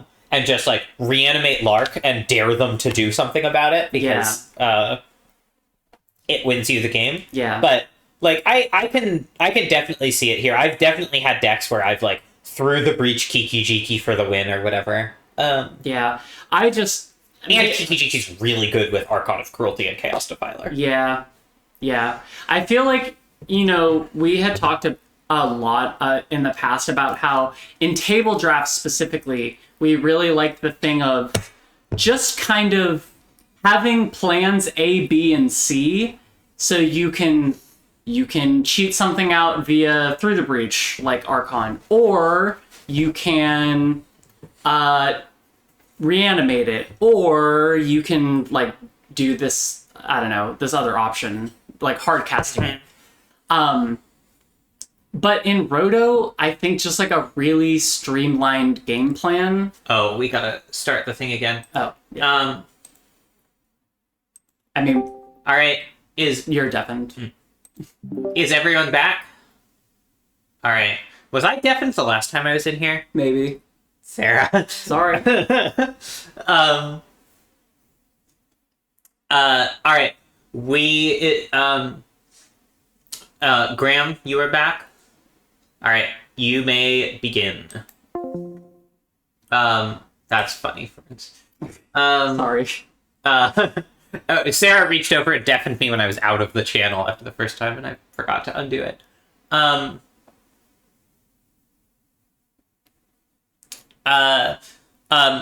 So I don't usually actually draft Roto, because I'm usually running it.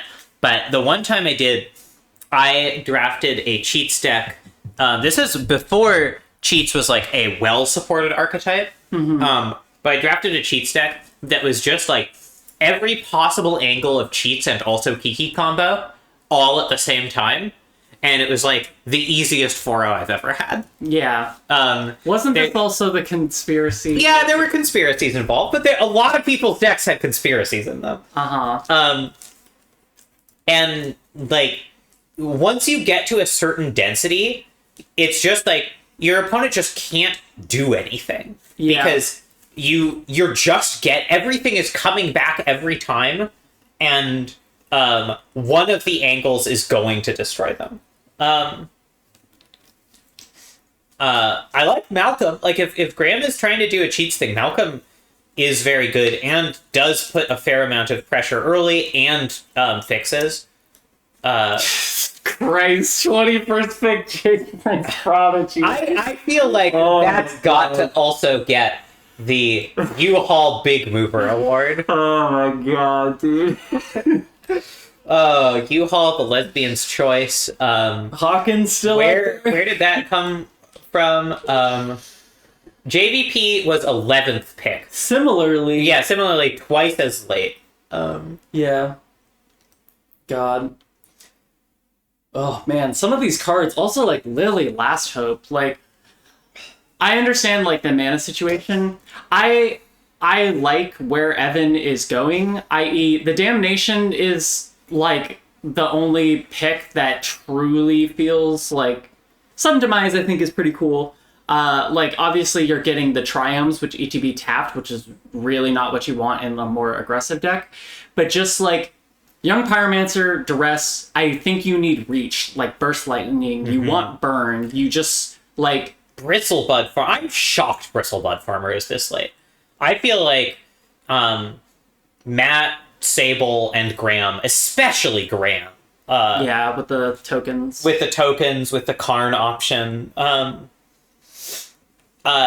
mean, if I were Graham, I think I would have been going in like a blue-green beaters kind of direction, which is just totally different from what they're doing, and that's fine. Yeah. I don't think what they're doing is clearly worse than that, but like having Bristlebud Farmer be this late, I feel like is an indication. Yeah. There's Batterspell for Matt, a fairly easy pickup with Stoneforge. Yeah. How's that new GT? Is it good? I think it's actually really good. I think people are sleeping on it, letting it go this late. I think Evan hasn't drafted with it yet, so I think he doesn't know. Graham doing a lot of loots here. Graham just running back the last deck, just the 2-drop unblockable or flying blue deck with all the cantrips. I feel you. I'm just waiting for the maturity. The track that not being taken here is just destroying my soul. Yeah. But yeah, I think GTA would be really good for Sable or Evan or Matt. Yeah, especially for Matt with what's it called? Stoneforge Mystic. Yeah, well, Matt has Stoneforge, Sable has Lurrus, Sarah Paragon, Sun Titan, and Evan, I think, has the lowest curve of anyone here. Yeah, I agree. I like King Darien. Honestly, Tokens. kind of surprised Sable hasn't been fighting more for the green, white, gold cards. I think they're all really good. King Darien, noted non. Inquisition also, like, incredibly late. Yeah, I think... God, that's exactly what's going to happen to Bliv, yeah. It's classic Ketsy.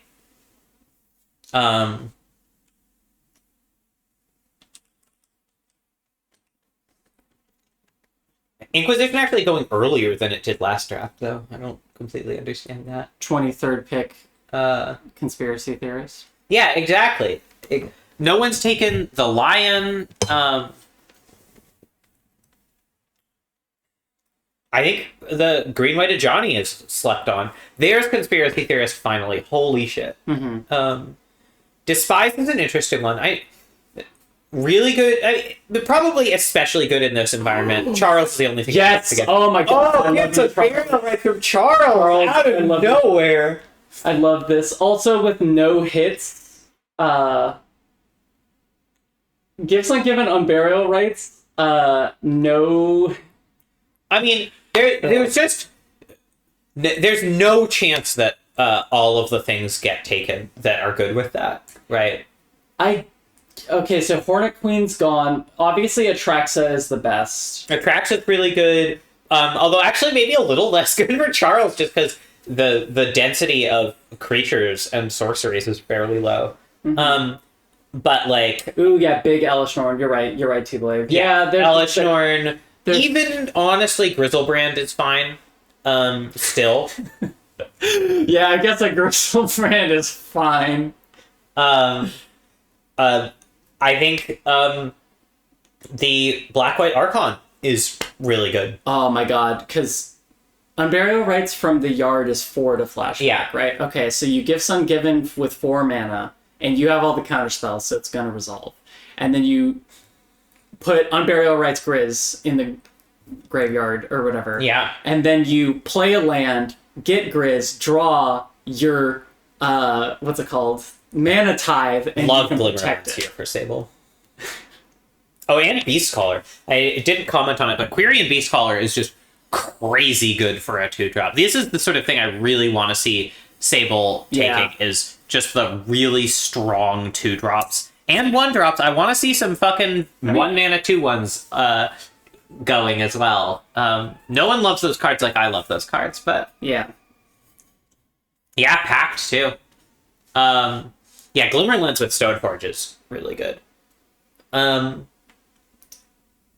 Biojuice. Seeing some people just kind of fill out their deck a little bit. Yeah, Like yeah. Petsy, Treetop Village. Biogenic Ooze makes a lot of sense with the Elish Norn Oger talk kind of thing. Ooh, okay. Okay, Graham, No, World 3, presumably this is going to be Golos. And not Atraxa, which means Not a Draxa. that Charles is probably going to get Atraxa unless Rob takes it. Yeah, it's sacks to give Indestructible, but yes. Yeah. Dauntless Bodyguard. Dauntless Bodyguard, really, really good in Sable's deck. Yeah. Setting up the aggro prison, as I like to call it, where it's just like, you just... Nader Kraken. Graham is Getting a little greedy. Graham is just on one. Whenever you draw a card, you may pay 1. If you do, put a 1/1 counter on it and create a blue... I mean, it's undeniably really good with Preordain and Ponder. It's just also, like, Graham is floating so much stuff right now. I'm denying. I am denying that it's good with these things. You know what else is pretty good? Golos and also Atraxa. Yeah, yeah. And Karn. Yeah, that's the thing. So, Sarah, my friend, Yes, me. when you were drafting, especially early on when you were drafting Roto, you had this tendency Yeah. to be just completely unable to resist. This card is too late. No one has taken this card, and someone should take it, and you would just take it. I think I just liked having fun at a certain point. Is what would happen is I would go in with a plan that I wanted Journey to... is really good for Matt here. I would go in with a plan, like a birthing pod plan, and it would just fall apart, and I would just be like, I'm just gonna have fun. Like the time I did like 5-color, literally all gold cards, basically, where it was just this thing of, like you were saying, where I'm like, wow, I can't believe this is still here, and I'm just gonna play every card I think is busted, and if my mana sucks and I lose because of it, then it is what it is. And I went 2-2 and had a good time. I think Graham is doing a similar thing, but for strategies. Just like, the drawing a bunch of card strategy. No one's going for that. I can go for that. Also, and the artifact token strategy and the green cheat strategy. I want to I'm say, just not really committing to any of them. I'm not There's that Dauntless Bodyguard for Sable. Very Yes. I'm not the only person where I believe Captain Wacky was the Luris companion, and then just Grist was still on the table and is like, I'm just taking Grist and I'm not companioning this. Like, what the fuck is happening? That's exactly it, Ferns, yeah. Katsy taking Collective Brutality here, I really like that. It's a strong, flexible card, but it's also something that Rob specifically really wants, and Evan too, if he's, serious about this Null Priest thing. Yeah. Ferns, okay. It's just because it's like, yeah, aggro's always open in Roto Draft because people want to do their cool shit, and I get it. I'm similarly also just like, oh man, like, this is boring. I want to... Wow. Also, can I say Charles... Taking those shocks? Okay. They're necessary. They're really... Oh yeah, no, it just... But Atraxa still being here, like... Watery Grave was 11th pick last time. But yeah, Atraxa is destroying me. I'm going to have a nervous breakdown. Also, oh my god, there's, like... Kaya the Inexorable, Teferi, like, just all of the sick Esper Planeswalkers that I love so much, and just Esper cards in general, are just Charles has... Teferi, Otter has whatever. Teferi. No, other Teferi. Oh, other Teferi. Blue-white Teferi.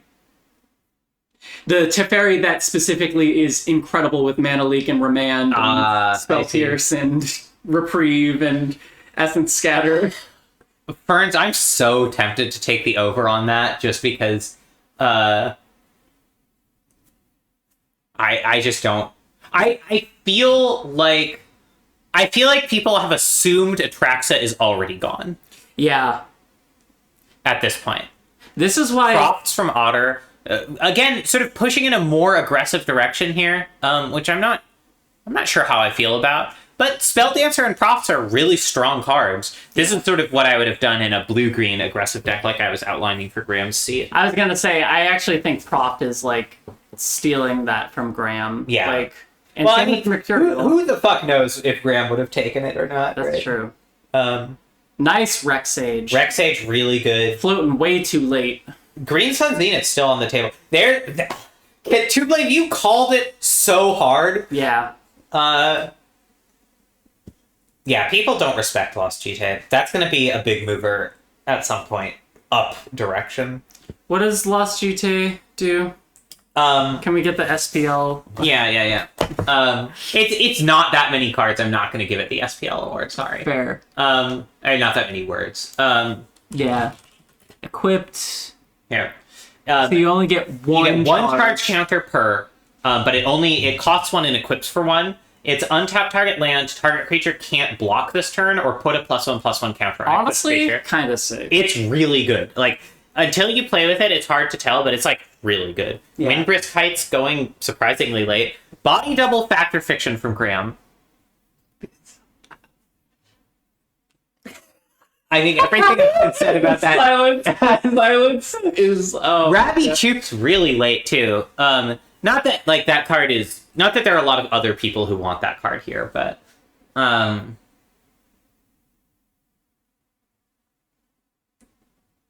This is the strangest Archon of Cruelty I've ever seen. I mean, there is a Through the Breach, but yeah. Koyashi, I'd have to check my spreadsheet to see if that's a mistake or not. Although I guess the there's so many black reanimation spells that you're probably gonna end up with a couple, especially maybe what's the instant speed one? Makeshift Mannequin. Koyashi, the answer is because the correct ordering for blue-green is actually green-blue, and I put it as blue-green in my spreadsheet. So it went in the wrong place. Oathsworn. I remember thinking this card was kind of impressive. Yeah, the card is quite impressive. It's really good for specifically what Evan's doing. Let's go! Celestial Colonnade, Teferi Hero, Dominaria. Yeah. Like I called, the deck that gets to untap 2 land with a million counter spells. I think my overcall in this Atraxa is getting borne out, and Coalition Relic for Rob's strict 2-color Is deck. that the first Mana Rock? Like, Mana Yeah. Rocks used to go so high. People And, would first I mean, pick they're- Boros Signet. I genuinely think like Cold Steel Heart is extremely good for any deck that is wants ramp and fixing. Yeah. Honestly, I'm not 100% sure Cold Steel Heart isn't better than Coalition Relic, but Oh, this Rabble Master. And Otter's just pointing in an aggro direction now. But the thing with Otter's deck is like the curve like mostly starts at 3. Like the cheapest spells we have are and Fire Prophecy. She's gonna have a tough time getting the good, getting even sort of the runner-up red 2-drop aggressive creatures, or even blue 2-drop aggressive creatures at this point. Yeah. Although, like,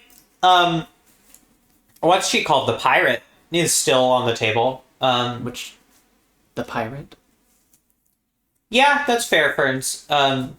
Yeah. Is there a new Pirate I don't know about? No, not new. The 1/3. that makes a Ragavan? No, Evan has it. Karizev? Oh. Yeah. Oh, yeah, that went late while I was talking about something else. Yeah. There's Marin. Ketsy's just like eating her vegetables, taking the really late cards that. All right, Traxa. There we go. Hulking Raptor from Evan. I like that card. And there's Traxa. Finally. Yes. Jesus Christ. All right. Under wins. But barely. Oh, I should have run. Oh God, can I run? What's it called? How do I run the gambling channel points? I am a mod. I'll figure this out. Don't worry Oh, about it. great question. Yeah. I have no idea.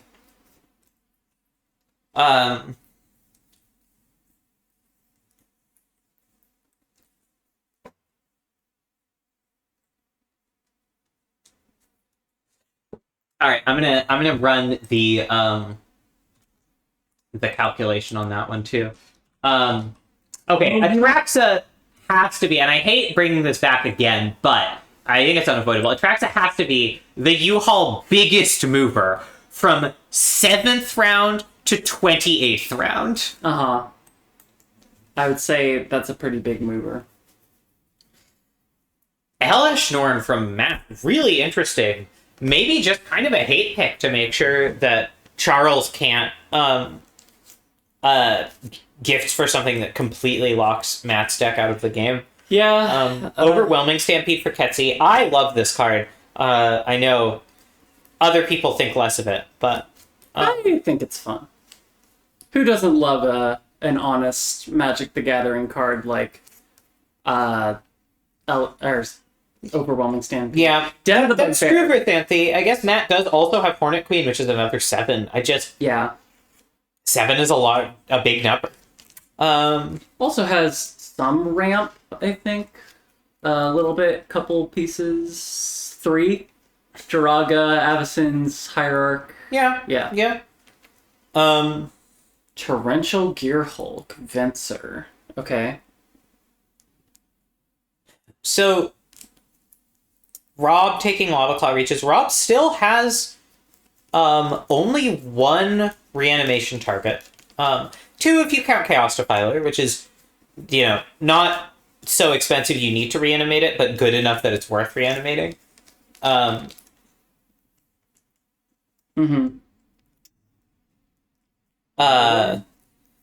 Gearhulk makes a lot of sense for Charles's deck.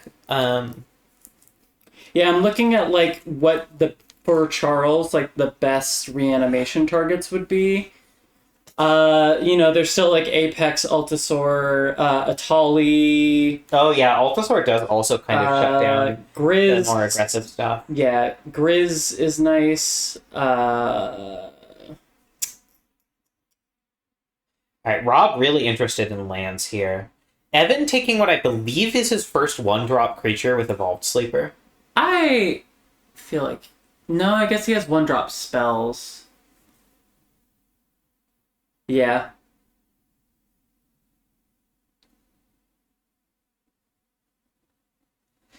Yeah, I think V-Click has just dropped in people's estimation these days. It's just... V-Click is... I would never take V-Click. Devil's Play from Otter. Wow. Brotherhood's End also really kind of surprising with the sort of Proft Spelldancer Rabblemaster line. I mean, it is a solid artifact removal spell regardless. Mm-hmm. But I have to think that, the orangutan or whatever would be a better way to deal with that, because it also answers things like Batterskull, Mm-hmm. Hallowblade from Sable, more solid aggressive. Grist finally from Ketsy, not too surprising. Broodmoth from Matt, a powerful 4-drop. Although, as Anthony points out, Matt's curve getting pretty high. Yeah. And he doesn't seem that interested in fighting Sable for the 1 and 2 drops either.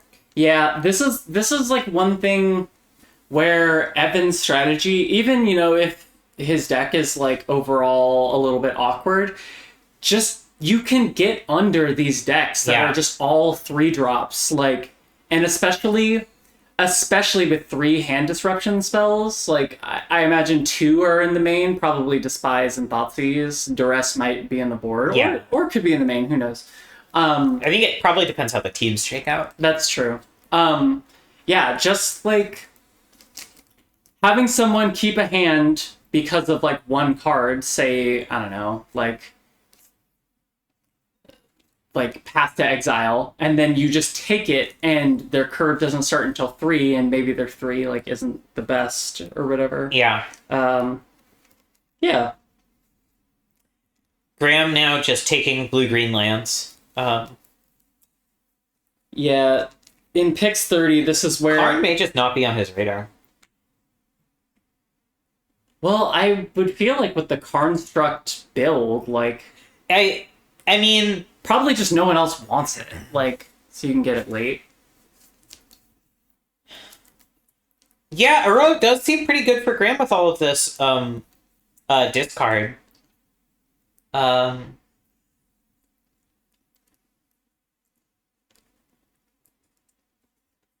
Vorinclex, another 6-drop. Wow. Yeah. Let me look at what's green got left on the table for the most part. Search for Tomorrow's still there. So it feels like Ketsi probably has more or less the core of the deck she wants now. Mm-hmm. Is Vorinclex the 5-drop? And yeah, it's Vorinclex Monstrous Raider that's the 6-drop. Sorry, my mistake. Vorinclex, I guess, 5-drop Vorinclex also does make it easier to play the 7s. Green Sun Zenith here, really good for Ketsi with Grist, with Llanowar Elves. You don't really need anything other than that, but Bristlebud Farmer is another nice one to find. Rex Sage not being available is rough for that, but... Yeah, she's got E-Witness, so there's some really nice... Maul from Sable I really like. That's something that is another classic, like, extremely strong combination with Stoneforge. Mm-hmm. That's a card that people were for a while saying maybe too strong for the cube, although that's died down for a little bit. Yeah, they just start printing very powerful cards these days. So Maul gets outclassed pretty quick.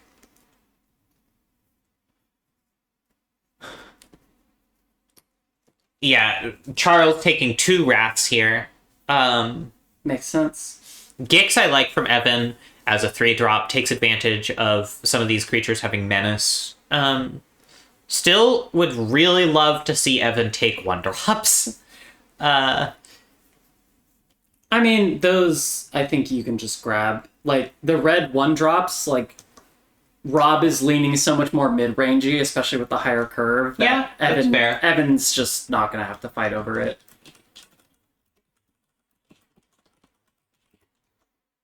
And same with, like, the black 1-drops. Although, Knight of the Ebon Legion is, like, a good 1-drop still. Yeah. Virtue of Persistence is a nice removal spell reanimation combo for Rob, although again, with only 1, maybe 2 reanimation targets, I don't know. I'm really kind of surprised Rob is floating Grave Titan this late. It feels like something that Ketsi could easily snipe. Just so strong, even if you're only casting it. Yeah. True, but also I think Rob is just like more lower mid-range. I really don't know, because there's like the Lily Last Hope. Grave Titan works so well in lower mid-range. It's the perfect curve topper. I've just been, I don't know, I've been playing a lot of Grave Titan decks lately, and it's been really impressing me. I agree. I think of the Titans. I'm going to excuse myself briefly. Oh yeah, go ahead. I'll comment on these final picks as people are picking up stuff like Uro from Graham, where I think, especially with the cheap cantrips early on, it's like pretty clear Uro's probably going to get taken. There's Bonnie Paul, which I must read. Okay.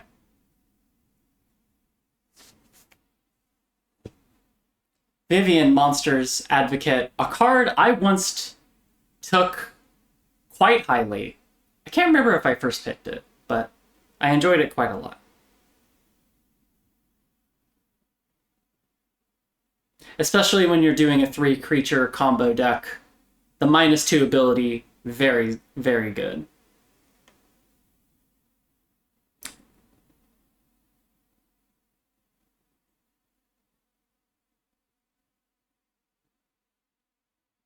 All right, I see how Bonnie Paul could struggle to be defeated. You know? Yeah, Ferns. I think Vivian just like. I think it just doesn't. It can't quite hang, but it's not. It's not the worst card. It's just a lot of the planeswalkers they're printing these days just outclass it. Hagramauling.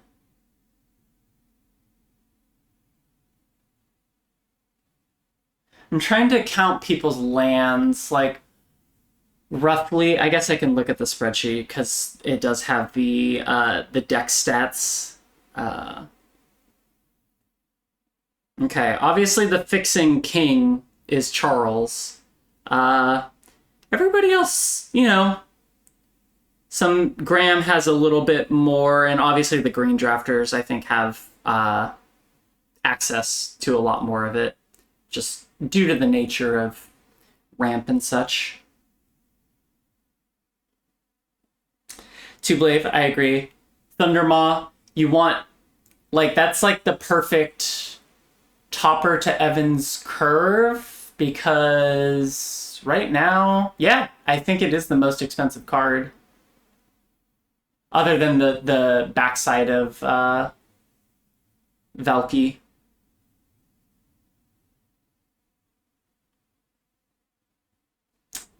Okay, so Atali from Rob, similarly another reanimation, really good with Through the Breach. Cheats if you hit, Archon off of Atali.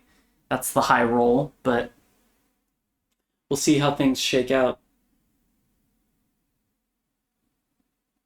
Yeah, Ferns, what you said, fucked up how the cards from 3 years ago that power crept the old classics are now themselves power crept these days. Yeah, just looking even at Rob, obviously didn't know what his deck was doing, but just does Bitter Blossom even still hang in Moddy?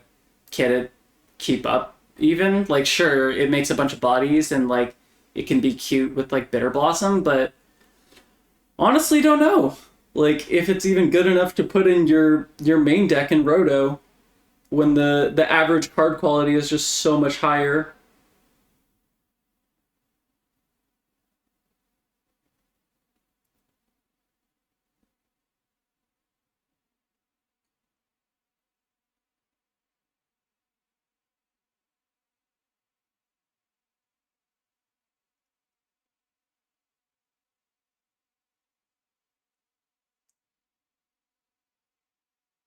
Skeeving Thigh Diver.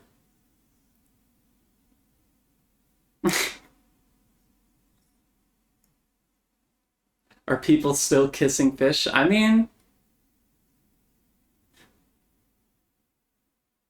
it's always an option.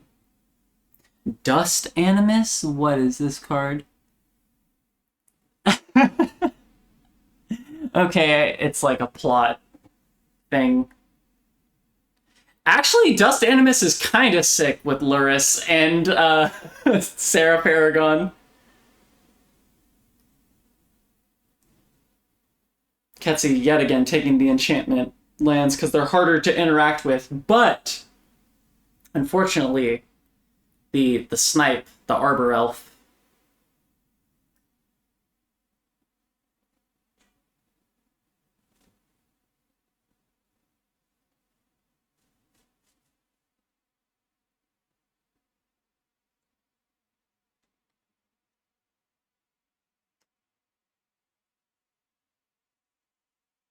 Intrepid, very good with all the token making going on. Adeline, I think the best of the token makers for the most part. I'll scroll up very briefly. Yeah, I would say so.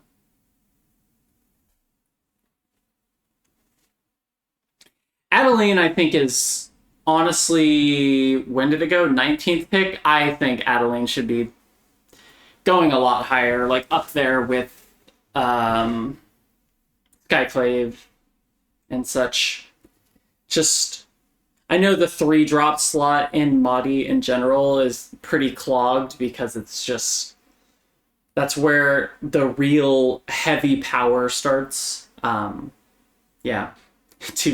Charles is going to have exactly 23 playables at the end. I had a very similar deck where I had 2 sideboard cards. Also from Charles, didn't mention it, Grizzlebrand being the hit, I think makes a lot of sense just because, I don't know, Charles's deck is just really, really powerful and, you know,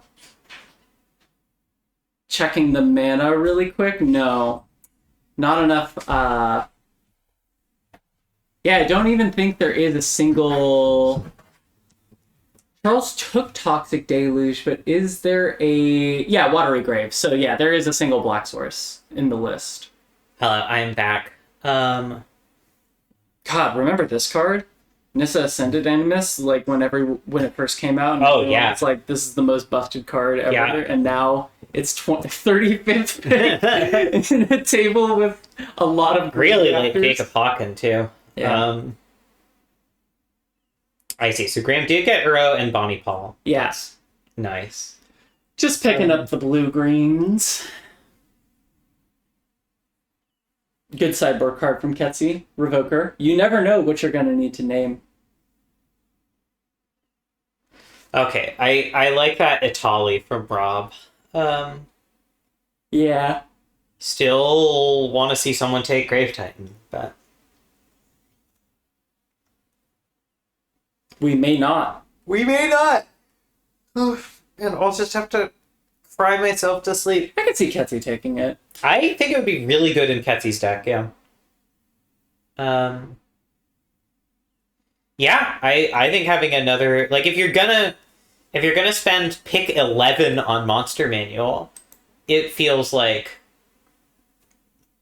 It feels like you want to capitalize on that with some really good things to put into play, but... I feel kind of the same way about, pick 14 through the breach. But... Is that the first invasion that's been taken? I think so. Invasion of Arcadia was on our watch list. No one took it. No one has taken it yet. Yeah.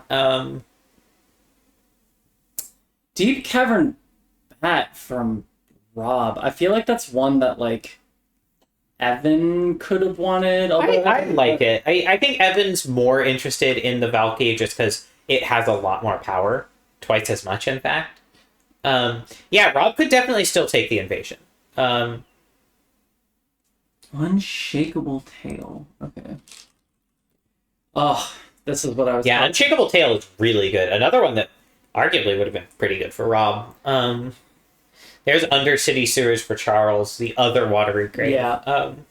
Also... Those Surveil lands, really strong. Yeah. Also, Ashiok literally cannot explain how many games I have won by going turn 2, counter what my opponent plays, play Ashiok, and they just, like, can't get it off the table. Yeah. Like, which is what Charles's deck is really positioned to do, to just steal games kind of like that. Absolutely. Rampaging Raptor for Evan. I do like this. I like decks that attack. I think people don't give them enough respect. Dogged Detective I do really like for Rob. I think that card's really strong. I think Ketsi, it would have been really good for Ketsi too, or Evan even, although less good for Evan than the other two. Yeah. And there's Emrakul for Otter. Wow. I think that also gets the... Is that a spicy pick, or is I think we can give that the Taki's Fuego spicy pick of the draft. Emrakul with no means of playing it, and through the breach off the table is really spicy. Possibly just a hate draft. There's still Luca.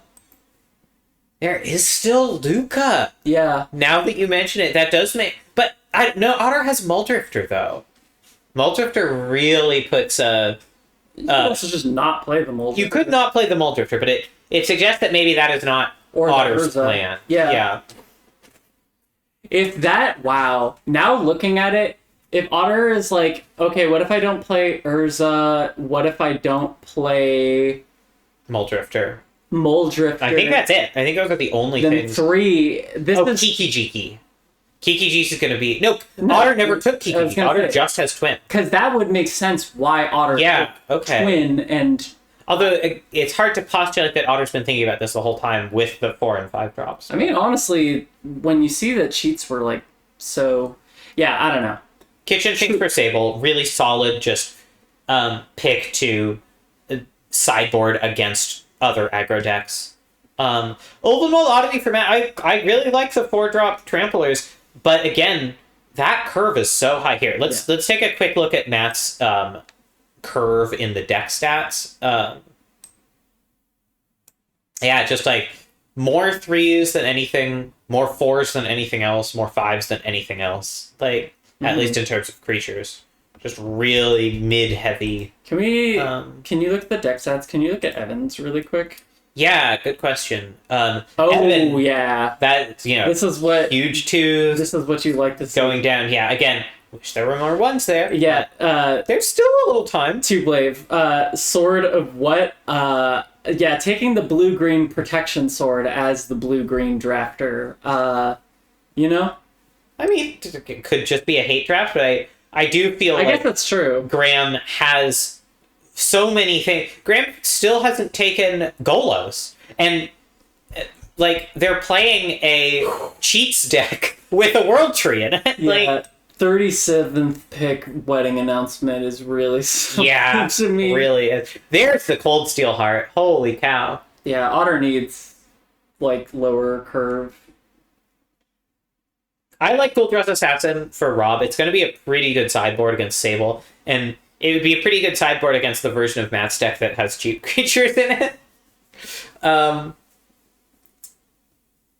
like Epic Downfall. I just like... Doomblades are good. I feel like there are still a number of them on the table. The fact that Murderous Cut is still here as well. Yeah. I guess Infernal Grasp also really good. There we go. That's what I wanted to say. Yeah, Knight of the Ebon Legion, really nice just for this deck. Just a great aggro mid-range late game card. Just does it all. There's that Orangutan, which I really like. Especially and there's Invasion of Arcadia. That's our final watch list card. Going to Otter, pick 38. I mean, I guess everyone who said that they thought they could get it late, that you were right. You could have gotten it however late you wanted it. Yeah, you could have. Gearbane Orangutan, I really think every artifact removal spell in the cube should be drafted, just because every really good artifact will be drafted. Hold on, fact check. Is that the case? Let me check the remaining cards. Go to the artifact. So it depends what you mean, how broadly you interpret my really good. But, yeah, fair. But I think all of the ones that are Did you call Golos pretty good? all the ones that are in contention for top 10. Arguably Graham is just trying to float Golos because he believes no one else will take it once World Tree's off the table, which is greedy but not impossible. Yeah. No one's taken Shadow Spear. Matt really not interested in having a particularly broad Stoneforge package. He has Batterskull. Is that it? Is Batterskull Matt's only Stoneforge target? No. Skull Clamp. Skull Clamp and Batterskull. Which are, that is the old school classic Stoneforge package. Yeah. No one has Wormcoil either, I believe. No one has Quicksilver Amulet, no one has Wormcoil, no one has Golos, no one has... I feel like those are the biggest There ones. is a thread of cube design for a while that was like, you should take like Wormcoil and Jace out of your cube because they're just the best cards, and you don't want cards that are that obviously the best, which is, I think, fundamentally flawed, because there are always going to be cards that are just the best cards in the cube, no matter how much of the cream you skim off the top. Sure. But it is funny to think back when Wormcoil was one of those cards that people considered just clearly the tippy top of the cube quality, and now it's not even getting drafted. Kite Sail Larcenist from Graham. If he doesn't take Golos, like, the thing is, like, it feels like he's winding up for a 40th pick Golos, but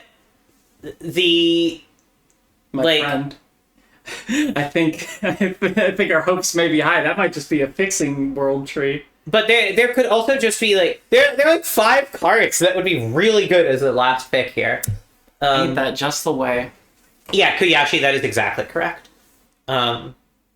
The card organization in this spreadsheet is based on the organization in the spreadsheet I used to design the cube, which is, generally speaking, organized on how things actually work principles rather than sort of what is literally on the cards principles.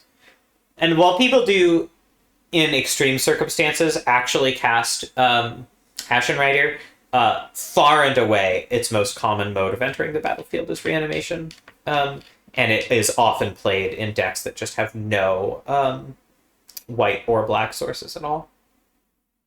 More often, no white sources. There's that rot farm! Oh, this GTA call is happening! I hope Ketsi is recording her gameplay so that we can find a clip of this whenever it ends up happening. She said she was thinking about. She definitely said she was thinking about it.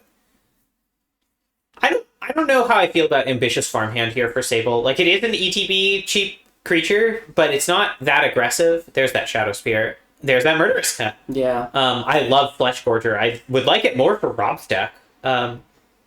Does Rob still... No, he has Itali now. Apex Altasaur for Charles.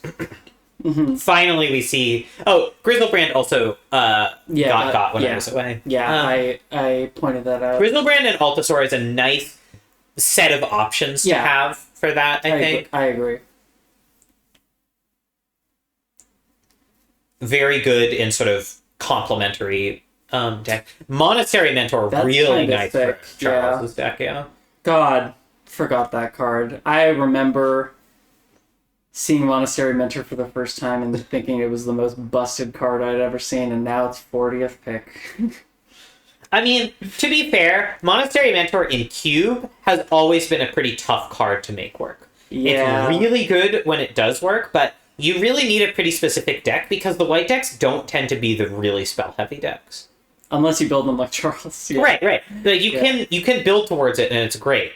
But, all right, Evan only ending up with, I believe, 2 1-mana creatures, but also has some ETB tap lands and has 1 mana, has Bolt, Duress, Despise, Thoughtseize, like has a bunch of 1. He definitely has stuff to do on 1, which helps mitigate that. And honestly, like Lily Vale from Rob, really, like, a lot of Reanimator focused picks for a deck that only has 2 targets, and I guess the Atali has like 3 good. The Chaos thing was what I was thinking of. I guess the 3rd Lightning Strike from Otter. Really like Lightning Strike in an Evan style deck where the damage matters more. I agree.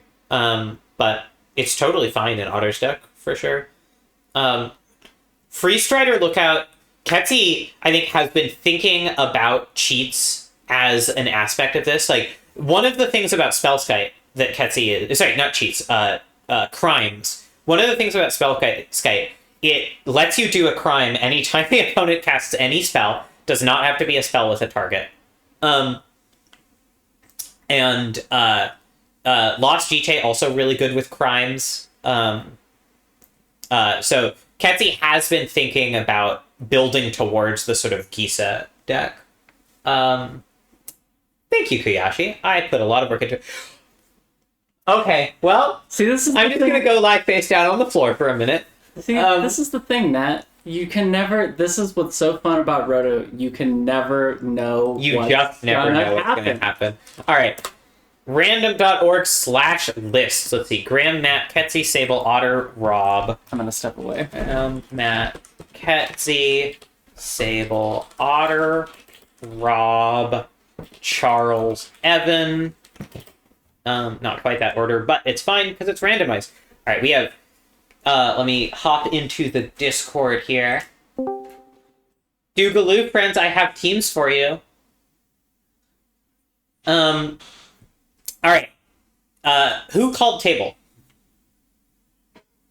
Graham called table.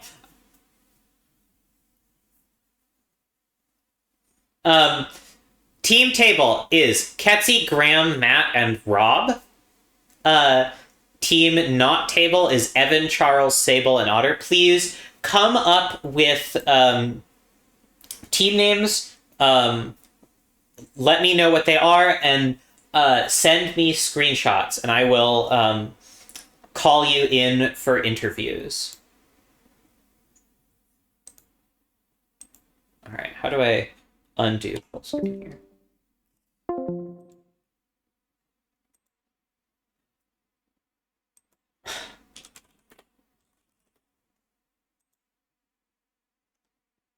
All right. So while we wait for people to send me deck images that I can use for interviews, is there anyone you want me to particularly ping for an interview, chat? I want to do it a little bit more based on who actually sends me images this time, but all right, Charles is typically slow to send deck images, but I will poke him. I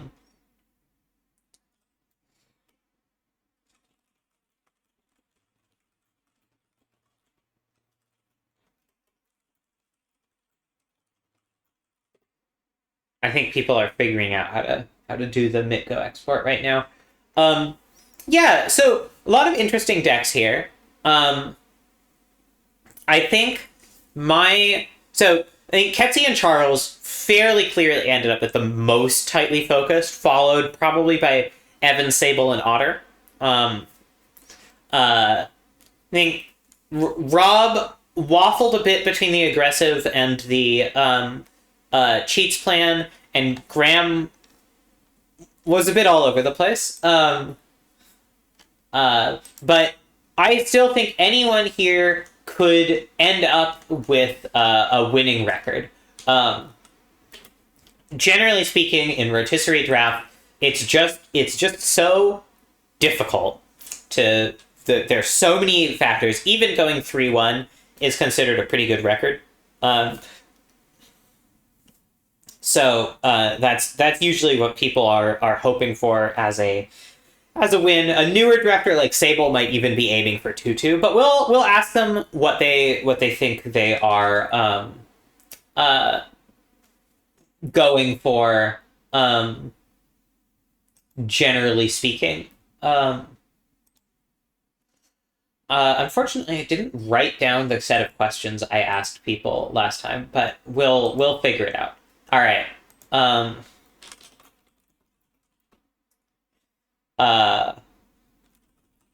We have our first interview here with Evan as soon as I get into an interview channel. Oh, let me make sure that Discord audio is being picked up and recorded. Chat, can you hear Discord audio? You probably can't. Let me fix this. That's fine. It hasn't been important up to now. But we definitely do. There. Chat, do you hear Discord audio now? Evan, can you say something? Test 1638. Cool. I think I don't hear it, but Yeah. Chat probably does. All right. Evan, one more time. Hello, test 643. Okay. Chat, did you hear 643? Am I here? Do I exist? All right, great, fabulous. We are on the same page. All right, Evan, let me bring up your deck image I have here. yes, yes, yes. All right, first of all, how do you feel the draft went? There were low points, and then I think it recovered. I was definitely a little. Mm, I was working off of a Luris list, and then I picked cards for that list after Luris had been picked. I I think see, I see. Damnation was the real low point. Yeah, we were pretty Yeah. surprised by that. In the entire situation, I was completely. The sauce was like I was up to my eyeballs in sauce, and then I swam above it and got back on a plan, which is like red black disruption menace guys. Yeah, I was gonna say that's really what Rota's all about. It's about the resiliency to when things don't go your way, kind of be like, okay, take a step Yeah. back, figure out like your picks of like. Let me look at the pick order. When I nabbed the Scarlet, I was very happy with it. Yes, that to me was the turning point. Yeah, the Frenzied Fugue is interesting. I kind of just like winged. That was probably a little too early for that one, but it's kind of like I don't know. That like Frenzied Fugue Damnation was like I was like completely floundering, and then I was like, okay, what do we need actually to make this deck work? Let's like think about it here. Yeah, We need to get back to like disruptive low drops and powerful creatures. Yeah. Like, 'cause powerful 2 drops, right? Like that's kind of like the idea, I guess. exactly. Yeah, and also picking up certain things like Slaughter Pact, so you have some twin protection, Shieldred's Edict to deal with like an Oko really early or something, and just Burst Lightning for more reach, which is also good with PZ. Just like you were saying, just bread and butter, red black aggro, what you want to be doing. Yeah, Chat Yeah, is just pretty like- excited about this deck for what it's worth. Thank you. I'm excited too. I think it's been a year since I rotoed, and I think what was the yeah. I didn't play in the last one was in April, and then before Yeah. that it was June. Yeah, before I that haven't it even- was last year. I haven't even been playing table, so this was a little tough. But I had some Really? ideas. I wanted to. I thought like I was talking with you, Nat, about playing like a Path Snapcaster deck, but you pointed out Charles is a big blue drafter, and actually I think I got sent for a loop when Rob didn't get scared away. Like Rob was like, "Okay, commit Yeah. to the fight," and then Charles was like, "Okay, I'm going to take 4 fetch lands in a row." I was like, "Well, okay." Yeah, this is when I commented. I was like, "This is a really hard seat from Evan," where it's It just was- like, yeah, But you I mean, you handled it well. Thank you. A couple years ago, I would have like fallen apart. So is but this we kept it together? is this a deck that you had planned on ahead of time, or is this something you feel like I you had like did by I the had, seat like, of your a- pants? I did have an outline of like the menace creatures, Mhm. which is like a neat. And I was like, well, I have Thoughtseize. Like, what a big recovery point was picking up like Young Pyromancer. I was like, well, I have Thoughtseize and Lightning Bolt. Let's like, this card goes incredibly well with like these 1-drop like disruptive spells, right? Yeah, and And then even big- your 2-drop removal, like Yeah, and then like I picked up the Despise and the Duress. It's like there's gonna be decks where I'm really trying to like shred hands instead of go fast. yeah, I think or like some matchups. I haven't actually looked at what the teams are, but it's gonna be building the main like the balance of the main deck on this one is gonna be interesting. I'm Yeah. not sure how it's gonna suss out. What was the card you were most mad that someone took from you during the draft? Okay, the original plan was Luris.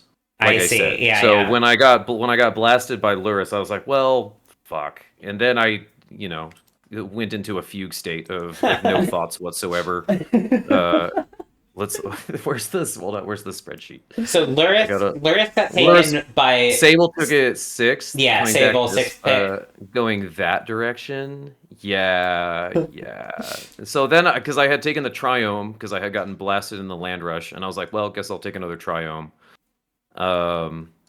And I thought maybe I would try for a more controlling shell, picking up the Sudden Demise and Kolagon's Command, and then I was like, no, I need cards that like, kill things. Yeah. Kill opponents, right? Pick up Scarlet, Valky. Yeah. Damnation, like I said, was like off plan, losing track. But Yeah. I think we got back to it like fairly well. Got the Yeah. big shoulder there.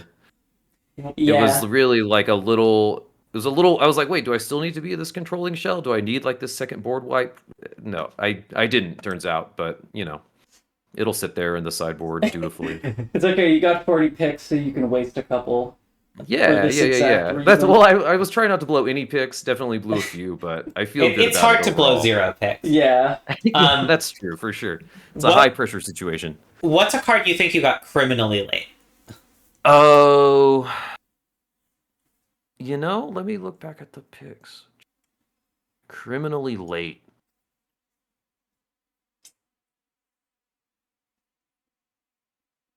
I mean, like late. I was really just kind of filling out my curve. Yeah.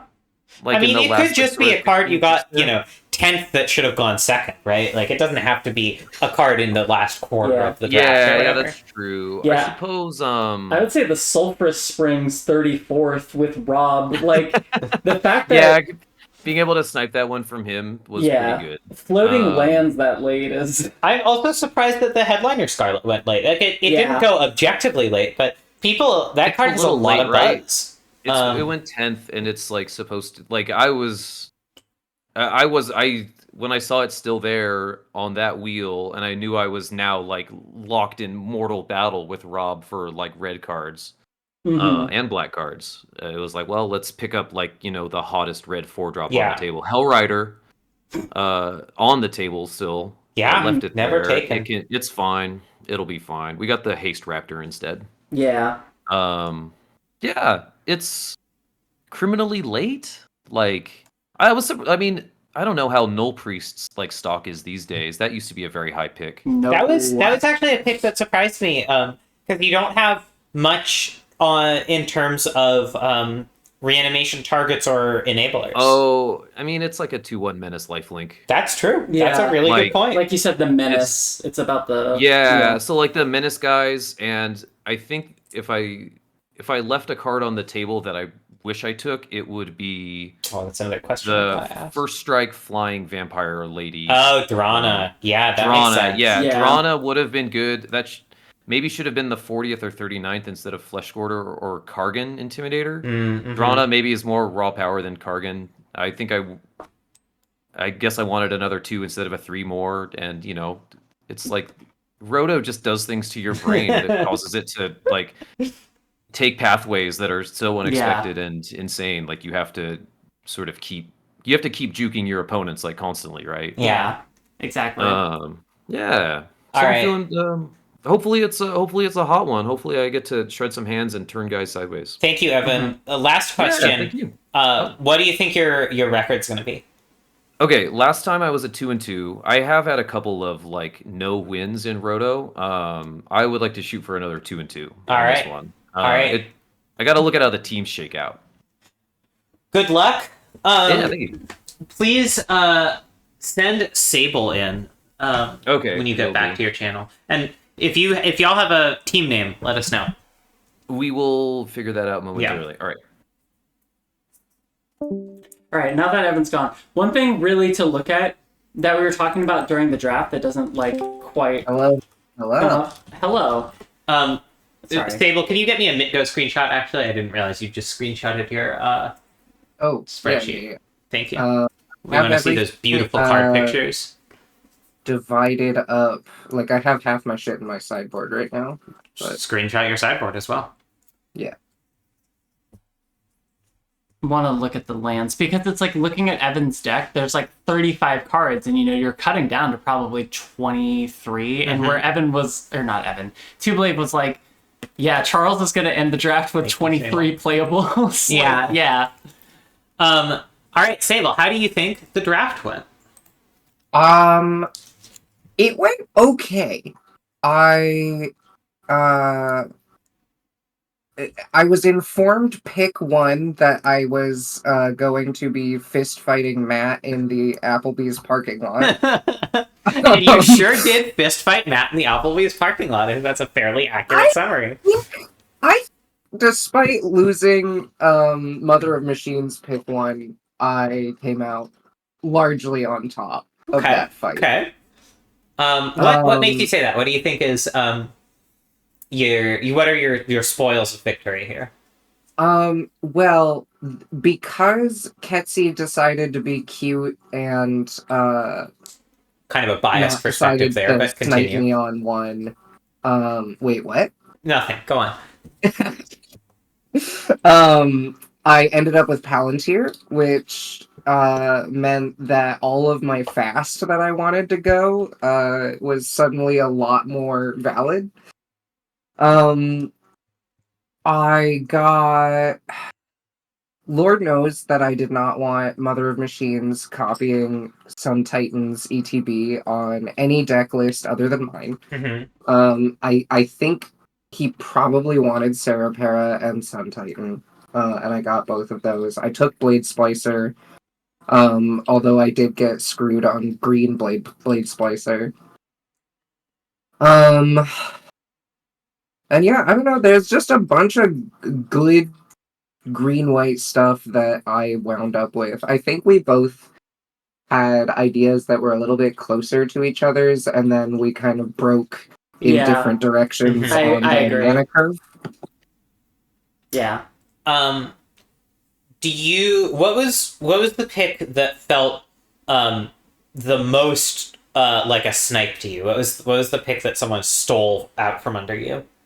Oh, that was Green Blade Splicer Okay. for sure. Okay.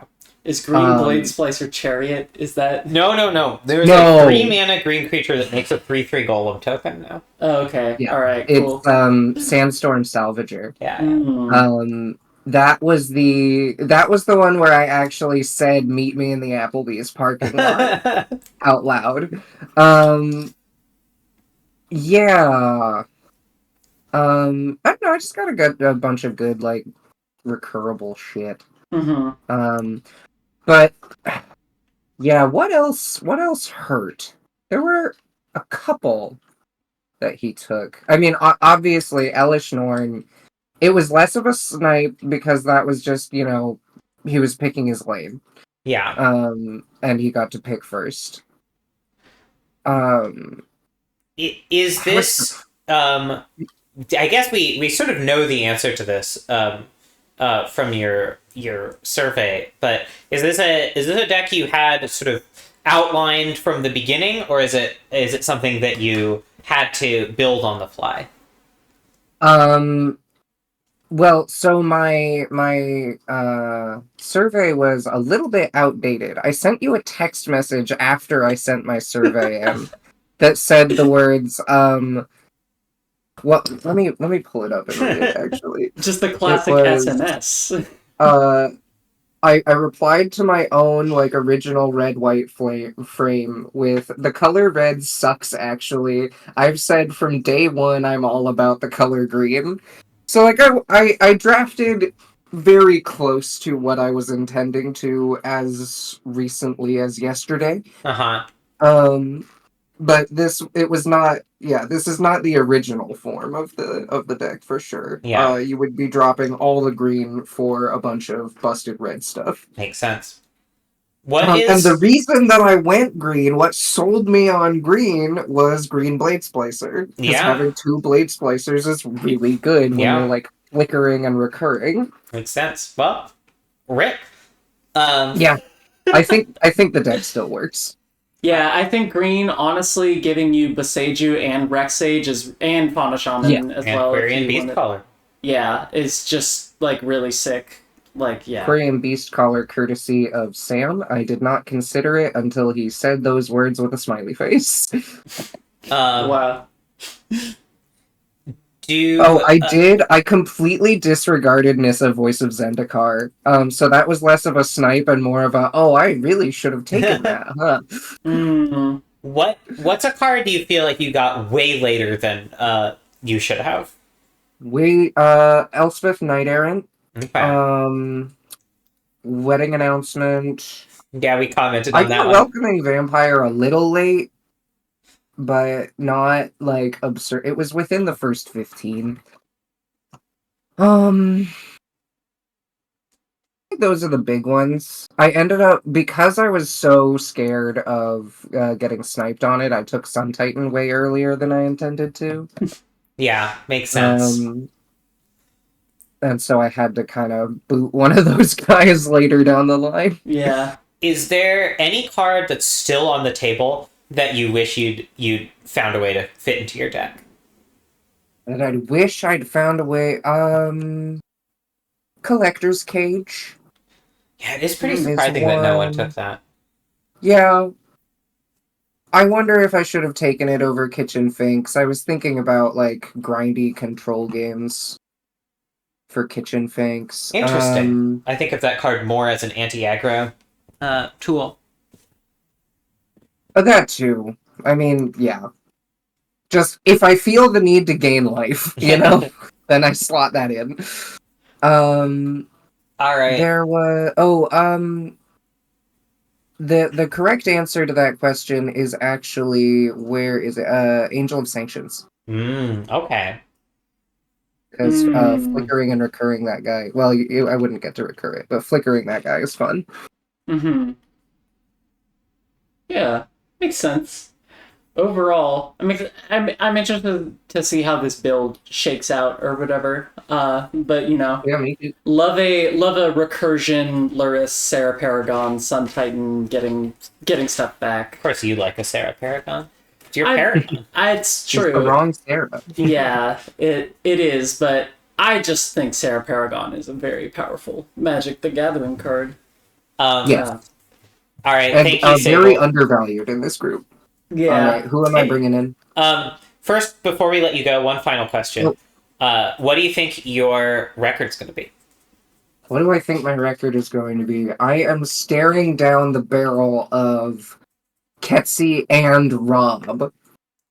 Mhm. I think I am going to go 2-2. All right. Would you please send in Charles?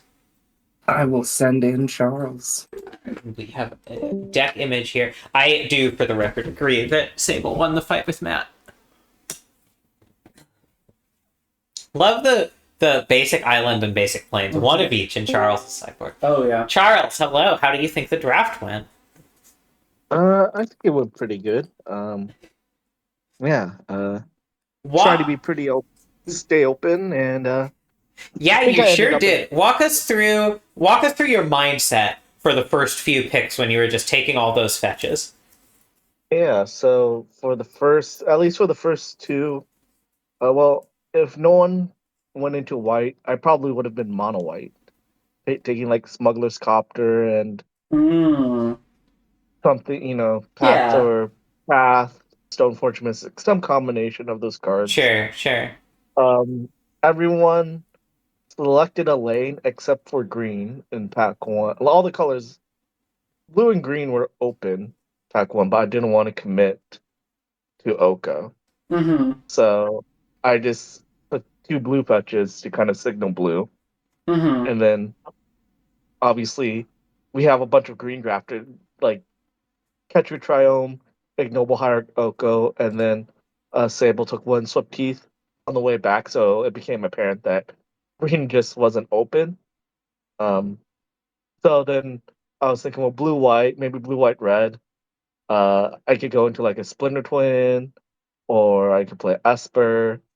So I took Bloody Strand and Air Mesa. So I had the option open between blue red and blue white, because it looked like black, blue looked open is what it looked like, but black and red and green Mm-hmm. were not very open, and there was Yes. already a white weenie deck kind of, which Yeah.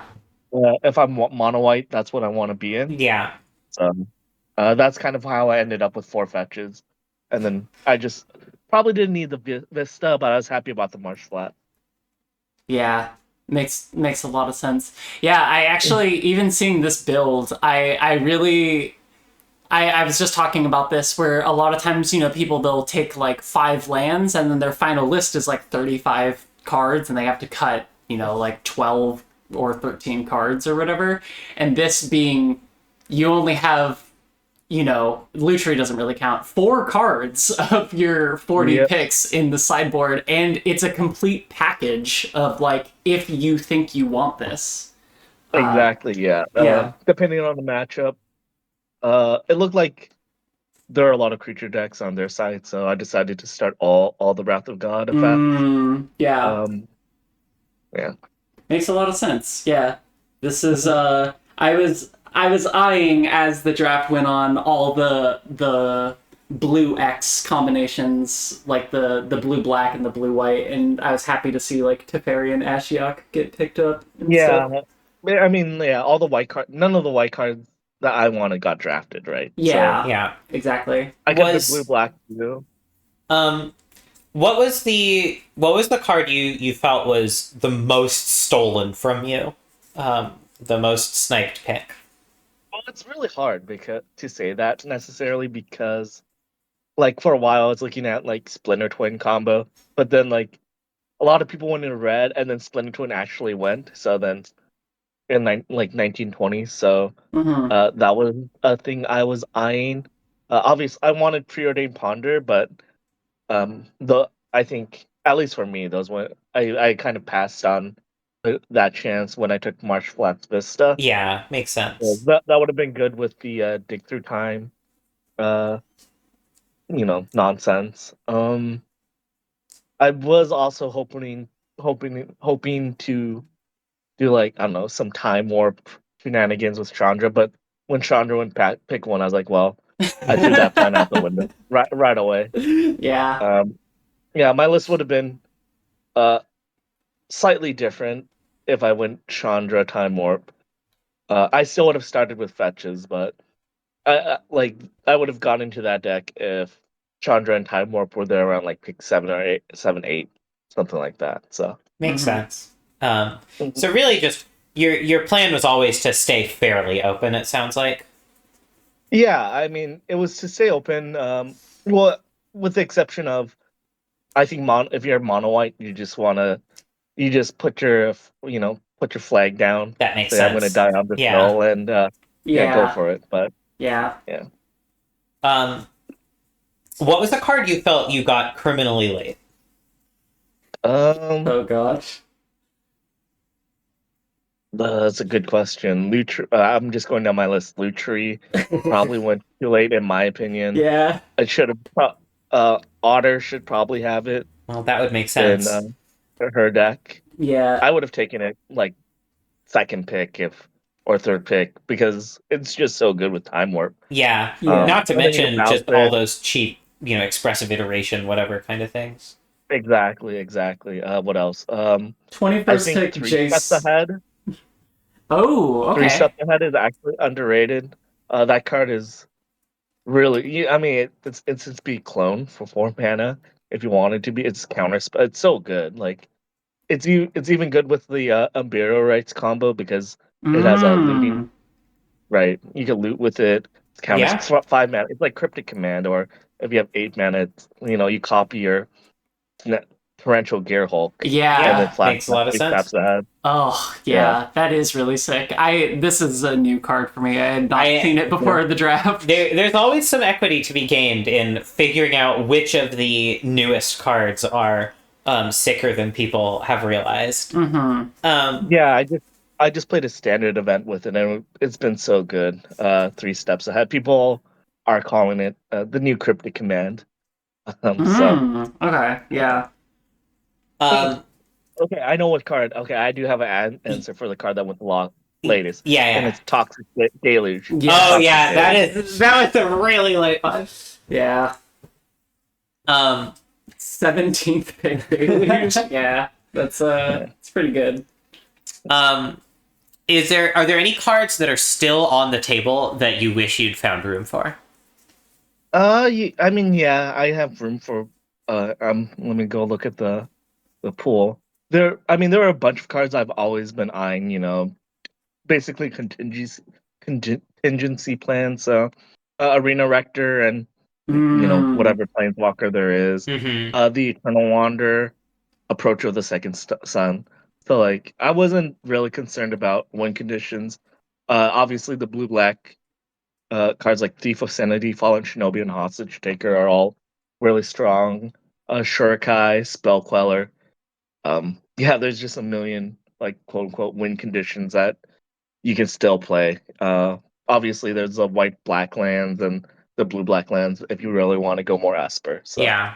Yeah, I was a little surprised not to see Shurikai come out. I found that card really strong, but yeah, it's very slow, but it's so strong, especially in the slow matchups. Mm-hmm. all right. One last question before we let you go. What do you think your record's going to be? Probably, I think the most likely record is 3-1, but I could see 2-2. I think 3-1, then 2-2, then like a tie between 4-0 and 1-3. Okay. Yeah. All right. Thank you, Charles. All right, thank you.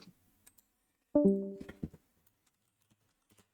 right, we have a team name for the other team. That is to say, Ketsy, Grim, Matt, and Orc, which is Crime Time. I will bring up Ketsy's deck now. Hello. Hi, Natalie. Am I next? No, it was Ketsy, but we'll do you. Sure. Oh, okay. You showed up, so you get interviewed. How do you think your draft went? I think my draft went pretty well. I think there were some surprises in there that threw everyone for a loop, but I think I still managed to make a stable deck out of it. Mm-hmm. It looks pretty nice. Thank you. I definitely think the early fetch lands going quickly put a little bit of panic into me. But Uh-huh. Yeah, walk us through your feelings around that. okay, so as it is, turn one. First thing I notice is lots of people going on specific cards. Palantir going late surprised me. Fable not getting picked actually completely threw me for a loop. I probably should have picked that first, but Chandra was my plan. I did not expect Fable to make it to pick 5 at all. Mm-hmm. And then on the go back around, I see Scalding Tarn and Polluted Delta get taken, and those are two of the fetch lands that I was most valuing. So, having seen that, I panicked a little bit. I got one of the triomes, green, blue, red, in order to try and compensate. Sorry, Ketsy. Otter showed up first, so you can come in after this. Okay. Just let me know. I'm gonna be right back in like 30 seconds and then. Okay. Okay. Last time Ketsy said 30 seconds, it was 10 minutes, but we'll see. Go on. Yeah, and I did want to try and make use of Chandra, so I wanted to make sure I got a lot of good big spells that would be nice to copy, such as Time Warp. So wanted to try and go with that. I also figured that having a different axes for people to worry about was good, so that's why I picked up the Splinter Twin combo. Mm-hmm. And yeah, I'm just really interested in seeing how this actually plays out. What do you feel was a card that someone sniped from you? And this is my own fault. I shouldn't have let this go for so long, but Lutri was really sad to go. Mm-hmm. I should have grabbed that. Charles also mentioned that he felt he had sniped that from you, so that makes sense. It's okay. It's what keeps everything interesting in Rota. So. Yeah, I similarly have had I think I can float Lutri a little bit more. Maybe people have just forgotten, and then yeah. Is this a deck that you had in mind going in, or is it something that you sort of invented a little bit more on the fly? I kind of had some of this in mind. Chandra was always on my plan, so a lot of the cards that support that were ones that I considered. I had talked a little bit about doing something that was red, a little bit mid-range, so I think a lot of the cards that I got were things that I was expecting to be able to pull. It just kind of ended up with a little bit more counter magic as I was going through and seeing what everybody else was pulling early. So, Mm-hmm. yeah, trying to be a little bit more reactive just to help with the sideboard pivot. Makes sense. What's the deal with the Emrakul? That was because when we got down that far, I didn't have a good card in mind for what was that pick 36. Somebody had joked that Charles was doing a mill deck, and I had seen that nobody who was doing cheats had picked Emrakul yet. So I was just like, well, if somebody's going to seriously do mill and nobody's taken this card, I'm just going to take it. Honestly, respect it. The anti-mill plan. Wow, Yeah. that really did deserve the spicy pick award, I think. Yeah, I agree. What's a card you feel like you got criminally late? Oh, there were a lot of cards that everyone felt we got criminally late. Goblin Rabblemaster, people were surprised to go so late. Yeah. Muldrifter, people were pretty surprised to go later. Cold Steel Heart, I know Ketsy called out, is going super late. Yeah, I was surprised to get Shadow Spear. I don't think it's really on plan for me, but I'm really surprised not to see that go to one of the more aggressive decks that might want to win a race. Yeah, I was even, there's some things like the Mighty Have Fallen, i.e. you getting Jace, the Mind Sculptor, like 8th pick, but even just like Brazen Borrower 16th, like stuff like that. A lot of later picks. I'll give you a preview of the broadcast recording. There are a lot of U-Haul Big Mover awards given out. Yeah, Like a lot. What is a card, or is there a card at all that's still on the table that you wish you'd fit into your draft somehow? That's really hard to say because blue was so fought over this time. Like a lot of my most wanted blue cards ended up in somebody's deck. Mm-hmm. I think, I'm sure if I take some time to collect myself after the matches, I'll realize that there's a really good card that's still in there that I did not even consider beforehand. Yeah. But for right now, I'm feeling pretty good about it. I think I've got a lot of different. All right. You're the first person to answer. No, there's nothing to that question. What is a what? Last question. What do you think your record's going to be? What was the question? Sorry. What do you think your record will be at the end of this? I'm hoping to go positive. Okay, 3-1. All right. Mm-hmm. Good luck. Thank you. We'll see how it goes. All right. All right. Now we can bring up Ketsy's deck. Hello. How do you feel like you're drafting them? Pretty good. I was like the first, very early on, like the first 2 or 3 rounds, I was like, oh cool, no one's fighting me, and then like a few rounds later, there were like 4 other people in green, and I was just like, what is happening? And I kept like Graham in particular. The deck was like, I kept thinking he was going one way, and I was like, okay, so I don't need to take this, and then he'd take that. I'd be like, oh, I guess he's going that way, so I don't need to take this other card, and then he'd take that. Well, the second category I didn't like care as much, like Monster Manual, because I wasn't doing a Monster Manual strategy. I had 2 plans. One was this green black deck, and the other was a Narset deck, which is what I kind of talked about in the bio. But then One Ring got taken, which I kind of knew, and then I don't know, I figured I'd go a different direction than I'd gone before. So the theme of this deck is crimes. It's all about Gisa and enabling Gisa in ridiculous ways, like untapping their lands with effects if I need to, if I so choose, or Spellskite, stuff like that. So the cards I wanted that I was missing were like Sharp-Eyed Rookie, Tireless Tracker, Loaded Contaminator, sort of these token and counter interactions that I didn't end up getting into the deck. But I also don't know. Go ahead. Yeah. So would you say Graham was the person you were fighting with the most then? No, Graham and Sable. Sable was taking a lot. And then occasionally Rob would take cards like the hostile investigator. I really wanted. That makes sense. Mm. Yeah. I kept being like, oh, it's about time to take it. It's about time to take it. And then he took it. I was like, fuck. I took some other cards I wanted, like Habermauling, because it's a land, and so it just goes in the land slot. But I think hostile what investigator was really the only card that I was like, I really had planned on having this in my deck. Mhm. So that's the card that was the worst snipe from you.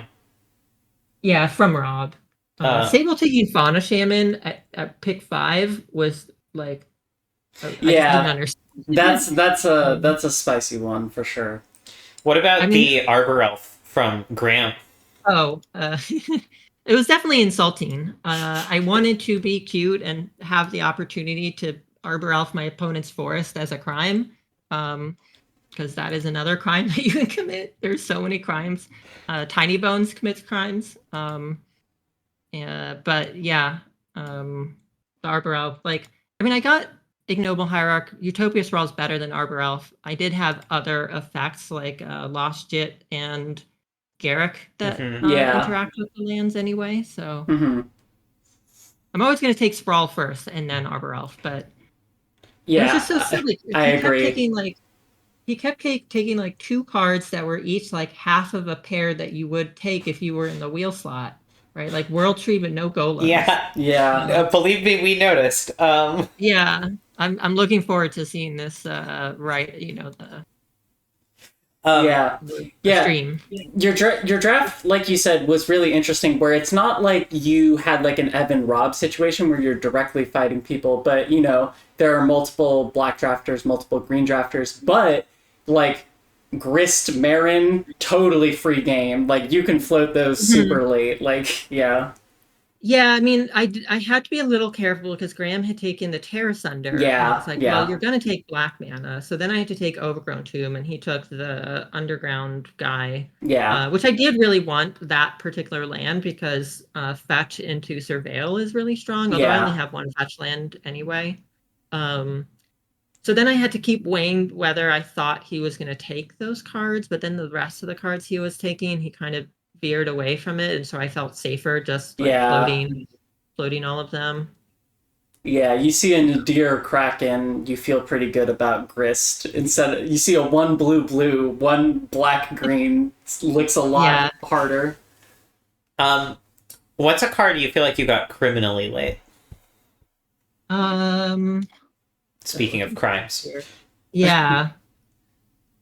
I mean, Grist and Marin, I think, it makes sense once it's that late. Like Revoker being all the way down at 35, I think is crazy. Yeah. Yeah. Or like because it goes in like every single, or maybe not Charles's deck, but I think every other person would put Revoker in their deck if they could. Yeah. Even Green Sun Zenith, like, pretty low, like, given the number of green drafters. Yeah, I was surprised that it went that late. Yeah, I had it on my list for like 15, like my queue of cards to take, prioritize, and I kept just bumping it down as like Graham would take something, then I'm like, okay, I guess I got to take Overgrown Tomb. Oh, I guess I got to take such and such card. Yeah. Are there any cards that are still on the table that you wish you'd found room for? Oh yes, let's see. I have my document that highlights these. I did take the Free Strider. If I like, there were cards that I wanted to have if other pieces came together. And so like Ranger class to go with like the Proliferate guy, or Karn if I had assembled all the token the treasure and pieces.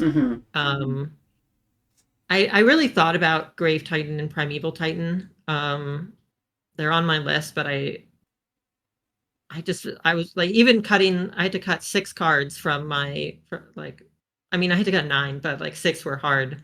And it's just, it's so tight, right? Like, and like late, I was really prioritizing. I wanted, like, I took Honest Rutstein, and I'd been thinking about taking Hagramoling because I knew that one of the black players would take it. I'd be like, I should take Hagramoling. It goes in the land slot. I won't have to cut it.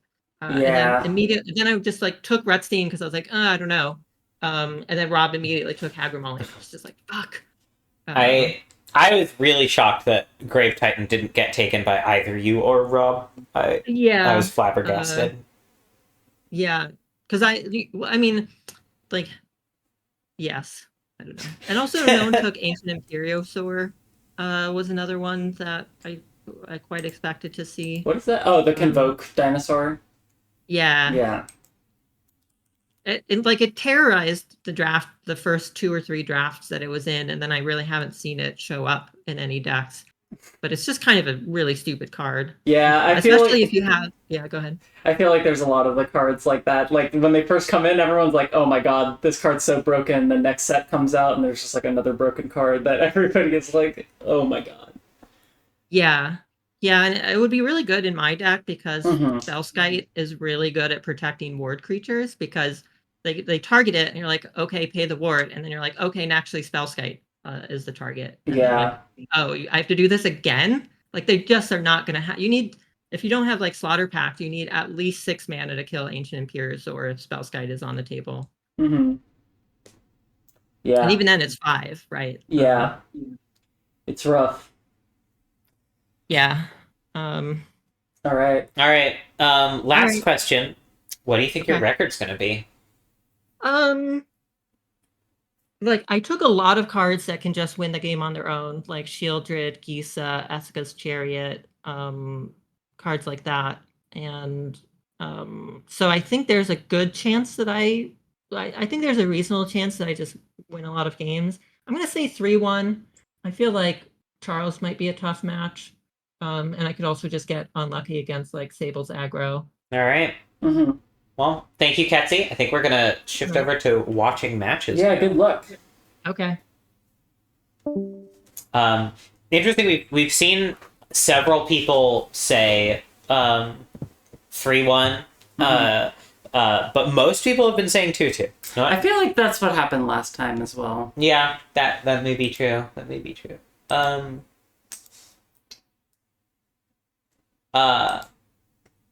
right.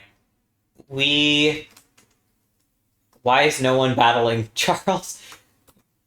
Matt and Graham have both said they're ready, and neither of them are actually doing anything.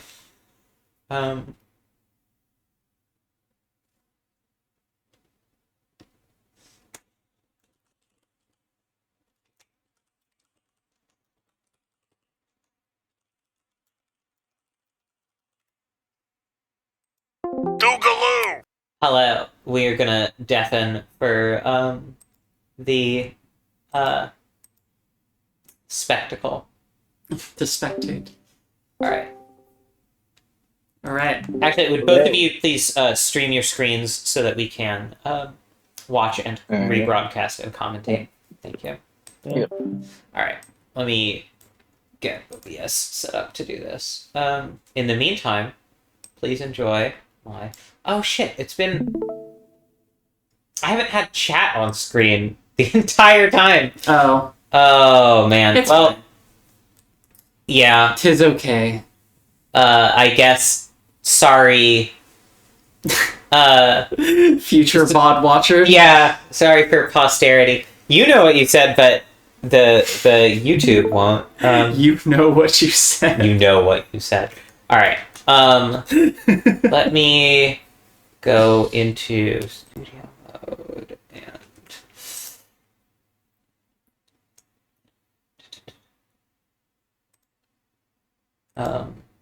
cool.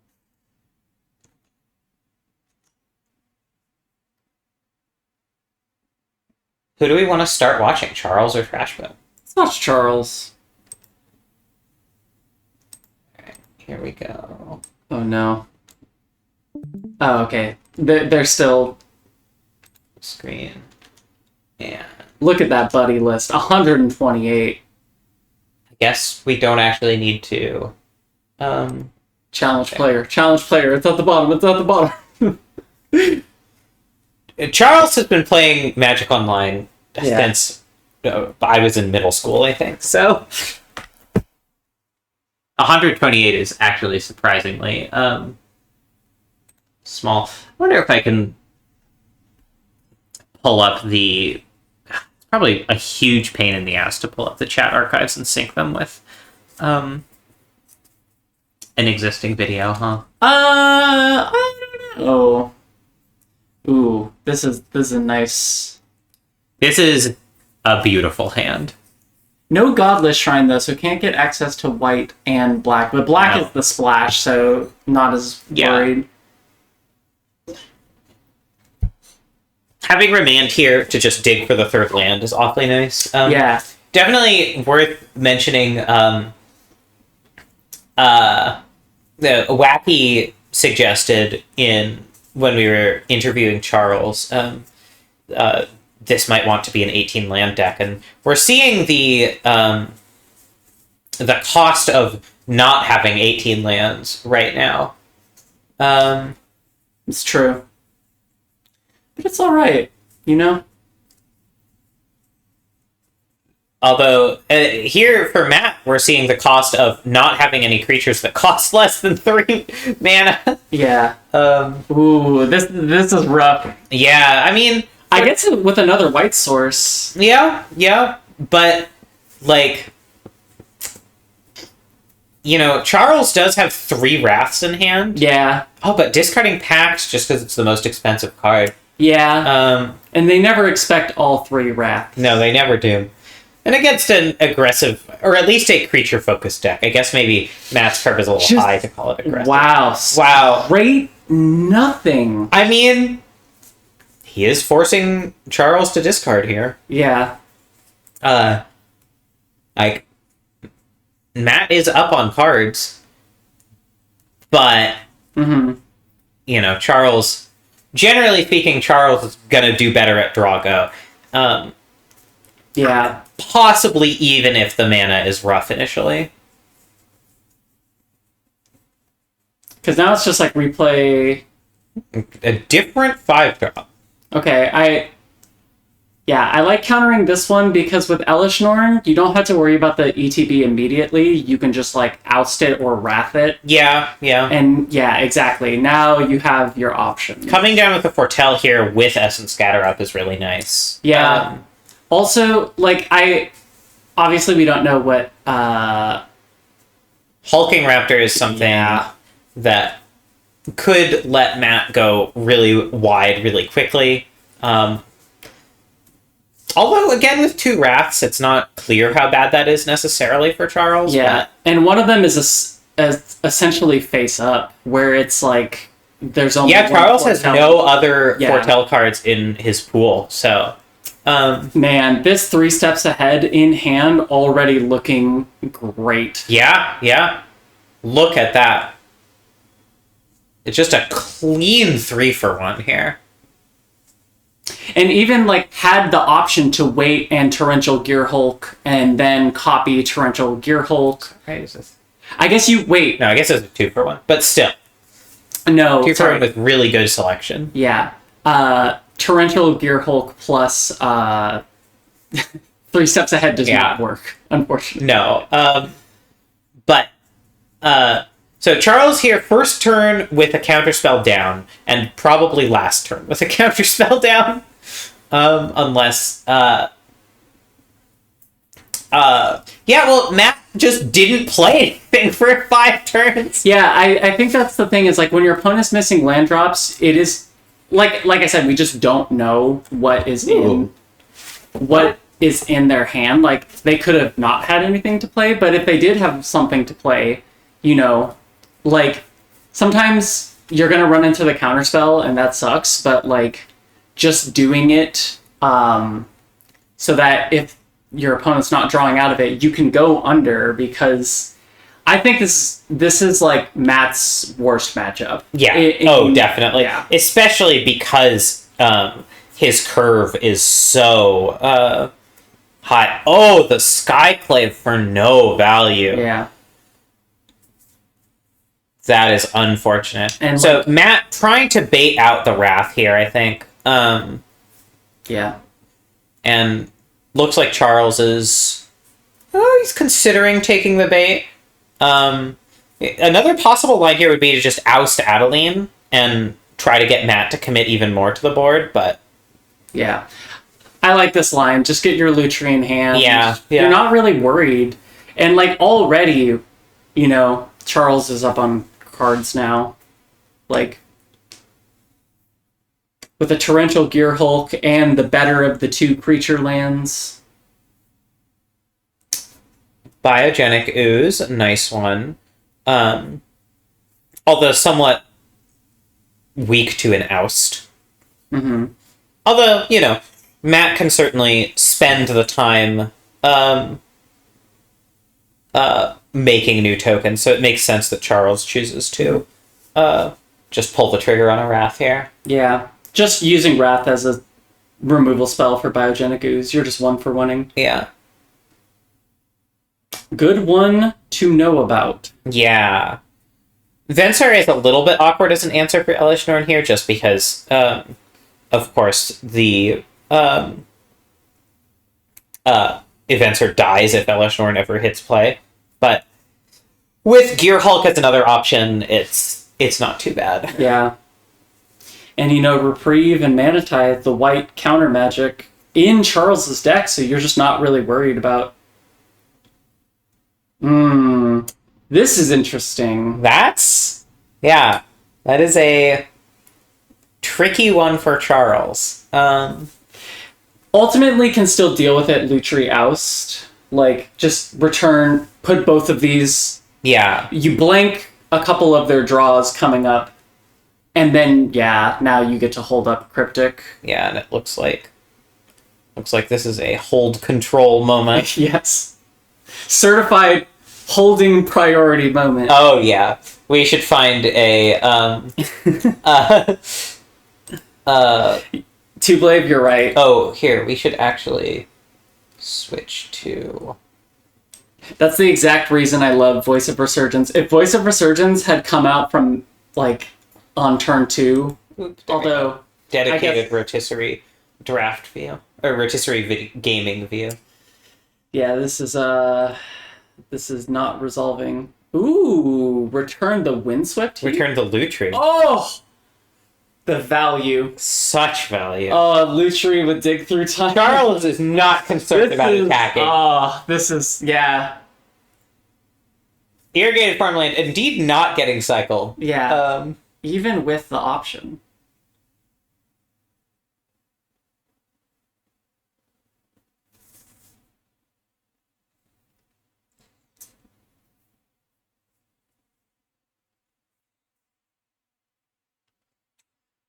Wanting to dig. Yeah. Makes Digging sense. just to not have to pay the Voice of Resurgence tax there. And yeah, you don't want to let them get free tokens, and specifically getting the things that are less valuable to hit with Torrential Gear. Yeah. Torrential Double Gear dig is also just... It's hard to imagine that this isn't lights out one way or another. I mean, Charles gets to look at his whole deck. Yeah. Like, just get a quadruple demonic tutor, it's fine. Don't worry about it. yeah.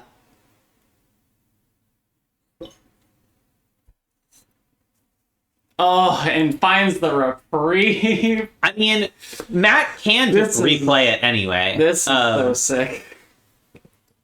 But nevertheless, it's...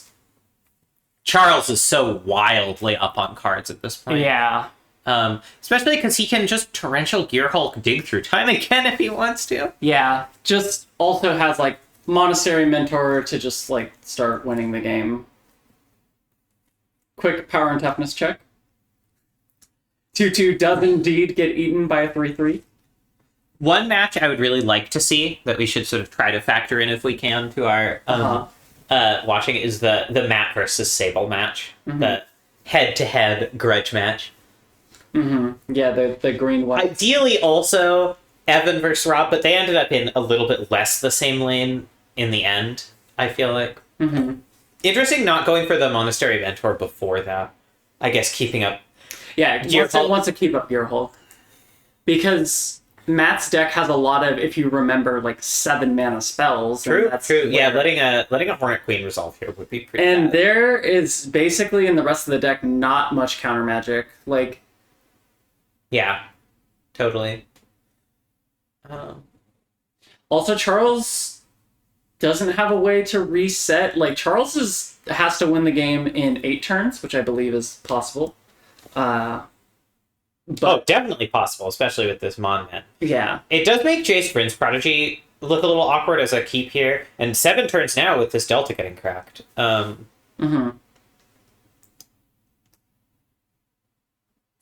But Torrential Gearhulk also does have a considerable amount of power. Yeah, I was gonna say. Oh, Time Warp would have been so sick in this deck. True. Going for Cryptic. Will this be another bounce Lutri, do you think?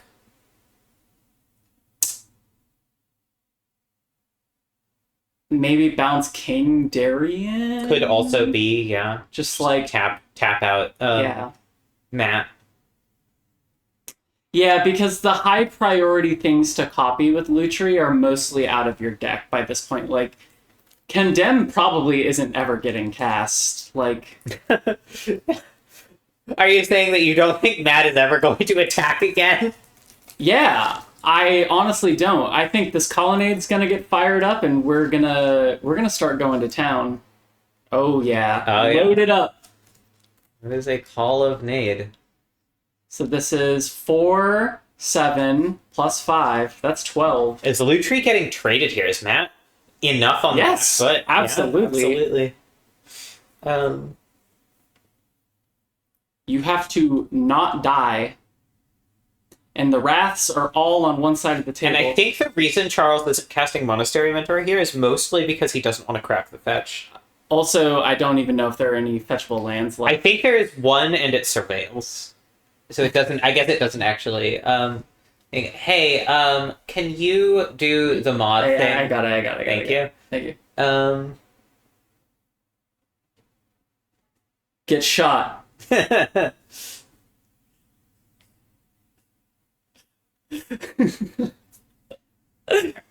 All right. Sorry. There's the surveil. Wow, Charles just does not. It's care. a dead draw, of course. Just mill whatever. Doesn't matter. Teferi in exile doesn't matter. Ooh. Does Charles have enough counter magic left? Although Path is targeting Jace here, which is interesting. I guess like the fear is flashing back Oust. Yes, exactly. Mana Tide, Spell Pierce. So Charles did not have enough counter magic to deal with this, no matter what. Yeah. But Matt does need one more land before he can bounce and replay Batterskull in the same turn. Worth noting. Mm-hmm. I'm a little surprised to see Charles attack here on the ground. Really? Given that Condemn... I guess Condemn gives Matt 4 life anyway, so it actually doesn't matter. Yeah. I think, you know, the plan is maybe if there wants to be a Batterskull, you have to bounce it and replay it, and then you can hit it with Pierce. And also, Yeah, that's true. That's a really good point. Also, interesting line. Charles could have also condemned his own creature to put a card back in library. True, But yeah, it true. doesn't matter. Yeah. All right, let's swap over to Matt's perspective. Yeah, Two Blade. I also think the Jace, but I guess with Oust, what was on the table? 9. Hold on, I gotta unmute real quick because Matt is not actually streaming. Hey, Matt. You are currently not streaming your play. You have to stream the whole screen. You can't just stream the window. Yeah, Mitgo is weird. Am I? No, you're good. Am I coming through? Yeah. Matt is muted currently. Okay. There we go. Perfect. Thank you. Nice. All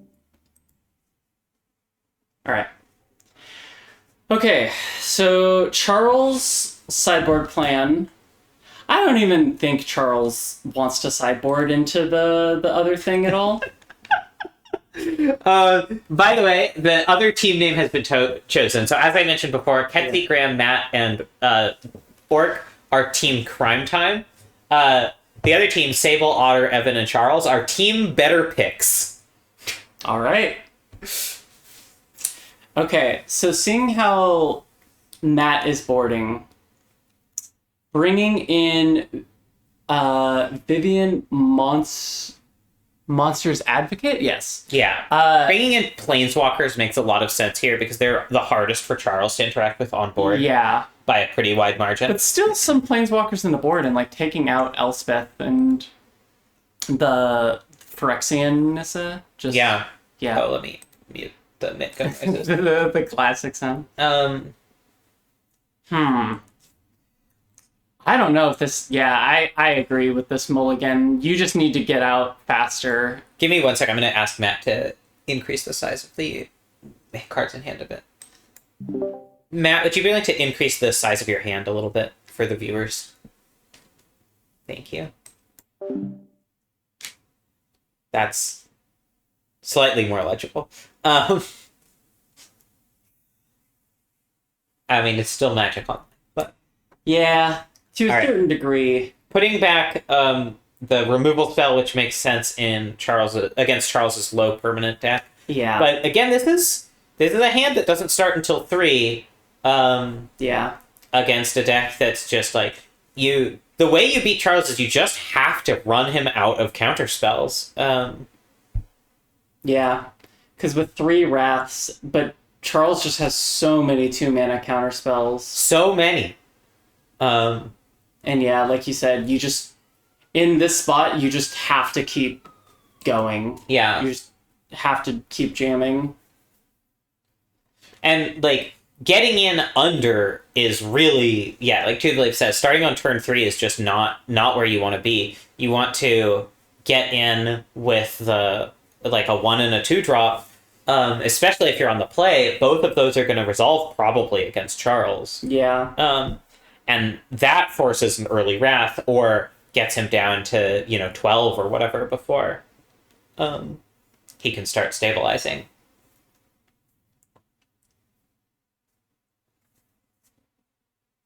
Oh, boy. Interesting, Charles going for the Foretold Wrath with a creature on the board, but he's so good at putting cards in the graveyard, Jace is just gonna flip before too long. Yeah. Getting a bunch of lands here is Yeah. awfully nice for Matt. The ETB trigger of Vorinclex, is really, really good. It'll be interesting to see if Charles can actually get Jace flipped and the Wrath off this turn, or if he has to wait another turn and... Ooh, Ousting on an ETB is a little rough, but it does get the Jace flipped and then... Start plussing. Yeah, that seems very plausibly worthwhile. It's going to be really hard for Matt to pressure this Jace, because even just choosing to do so and giving Charles functionally an extra 7-8 life is Cryptic pretty Command. rough. It looks like a Venser. I was going to say, because shocking with the Watery Grave, that last turn just gives up. There's clearly a 4-mana spell. Yeah. So just which one is it? I mean, I don't know. If I'm Charles, like, there's a real chance I shock with Watery Grave, even if I don't have anything to do with it, just because, like, that difference of the life total just doesn't really matter here. Either Matt is like, just exhausting Charles's resources and attacking for more than 2+ lethal, or Matt is just not ever getting in meaningful attacks. Yeah. True. It's possible, Kat. I guess it does cost Matt a lot more mana to make it useful again. Given that it's fairly unlikely it'll ever... God, this card is so impressive. Yeah, 3 steps ahead. The fact that its draw card ability is just 5 mana is like... Yeah. Like, 5 seems really affordable for a counterspell. Like, it's more than you want to pay usually, but You could just play it as a cancel. But it's only 2 blue as well. Like, Yeah. like Charles talking about it as a cryptic, like, where it's like, you're doing 2 things for 5 mana, which is obviously more than 4, but it's only double blue versus triple. Looks like Matt is maybe saving this Old One Eye for later once Charles's resources are a little bit drained. Yeah. Although certainly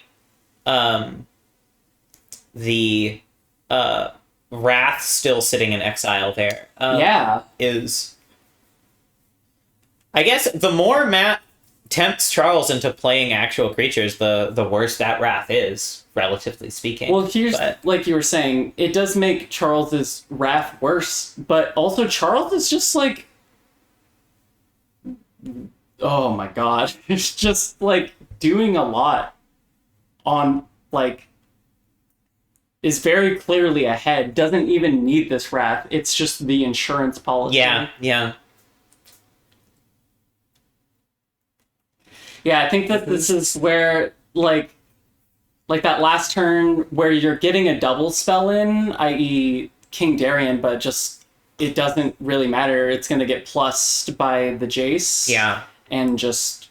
This is sort of what I mean by, like, people will... People in this cube group broadly don't do the sort of deck Charles is doing, but I don't think that means it's not good. No, especially when it's as open as it was for Charles. Yeah, I mean, you know, there were enough people in blue. I guess it was really mostly Charles and Otter and Graham, I guess. So, like, there were enough people in blue. It's just, you know, if you're willing to just take all of the counter magic over, like, the big splashy, sort of outwardly powerful cards, then you can just end up with this kind of a brick wall. Yeah. Yeah, I really do think that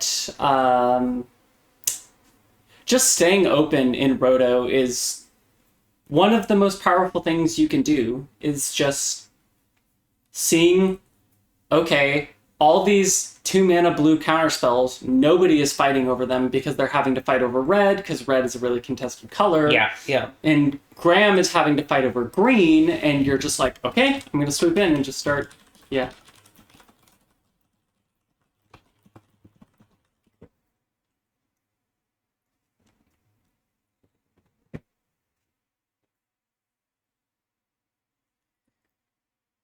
Yeah, like you were talking about, this is really just a brick wall. Yeah.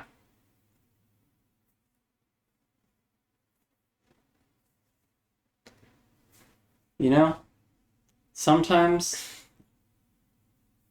I like So, this Matt- trying to double spell. Matt, going to get back Old One Eye, which makes a certain degree of sense, especially because Noble Hierarch is largely valueless here. Mm-hmm. And if Old One Eye lands, it more or less demands a Wrath.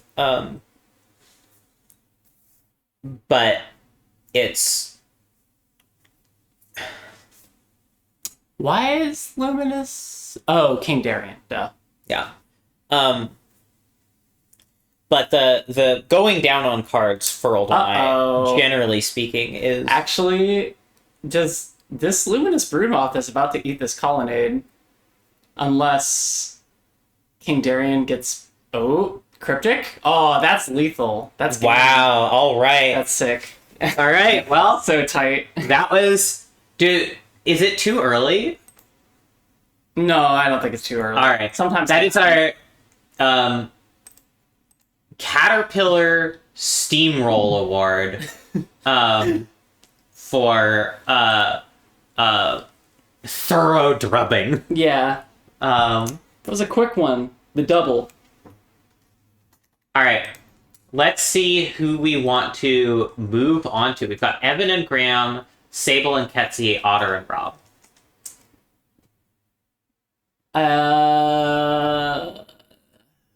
It's close. Otter and Rob, maybe? Twin versus, like, a lot Yeah. of interaction. Yeah. Hello, would you both stream and Oh. also let me know what the record is so far? Yes, this is game 2. I won the first game. Thank you. All right, let's watch Otter. Yeah. especially because she's the one who's streaming. Yeah. It's the All right. You gotta watch the person who's fighting for their life. All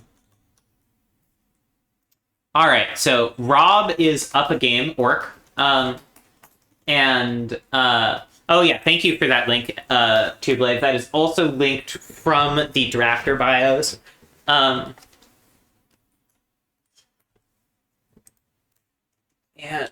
I'll just okay. Charles already marked his victory. Excellent. So it looks like Otter has the Exarch here, looking like you were saying, she's a little bit fighting for her life. Drawing that island is pretty rough. Although there is a Devil's Play in the yard here that can answer the Nighthawk. Mm-hmm. But Otter does not choose to Devil's Play. It seems like she's, I guess, not dead on board to this Nighthawk, but very close to it. Yeah, I think that might have just been not seeing it. Yeah. As it happens. We caught the tail end of this one. Like Two Blade says, secret zone. Yeah, it is the secret zone. I mean, if there's no removal spell, Twin off the top is game. Yeah, that's true. This is the power of Twin.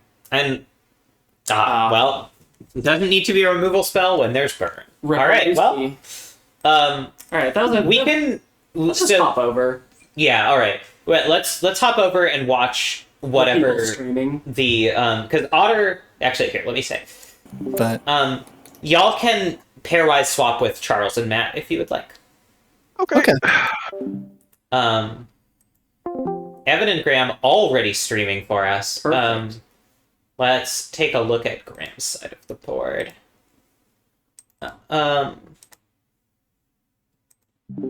What is the record here so far? Literally Just game one. Game one. All right. Can nice one to drop in. So there is a Atraxa on Evan's side of the board. Yeah. I believe from All right. Valky. Yeah. Okay. So Currently resolving. but Valky.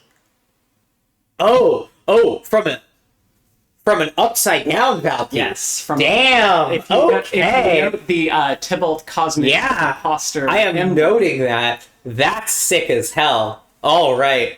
Now this is a knockdown dragon. There is there's Graham has Bonnie Paul as well. one ring on the table. Yeah. Holy shit. Yeah, there's wow. This is Magic the Gathering. There's a lot. This is Magic the Gathering in the year 2024. There is a Body Paul, Atraxa, One Ring, also Dark Confidant still here after all these years. That's true. Bo is lethal here. If Graham can get it through, which is by no means a guarantee.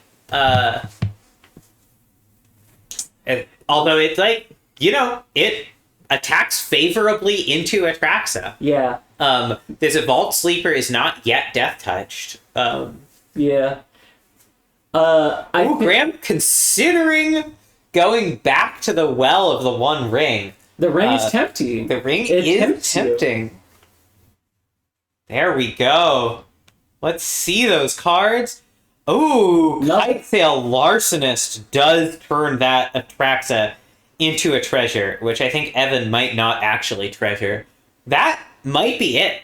I haven't done the math, but attacking... Oh, Bo doesn't have trample. Never mind. So, that is definitely not it. Well, yeah, that seems like a good one to hide away. Yeah, I'll say. No way to untap that land, but... Yeah, that's fine. Larcenist could also do the ring to save Graham the damage, but... Oh shit, you're right, it can do both at the same time. I don't usually remember that mode. Let's see if Graham remembers. Speaking of, I have some Pepperidge Farm cookies in the pantry if you'd like. What do you mean, speaking of? Where did that come from? The slogan is Pepperidge Farm remembers. Oh, God, okay. Thank you for giving me a chance to explain my incredible joke. Graham does not remember. Yeah. Or just wants those 5 cards next turn. Yeah. Who needs the life?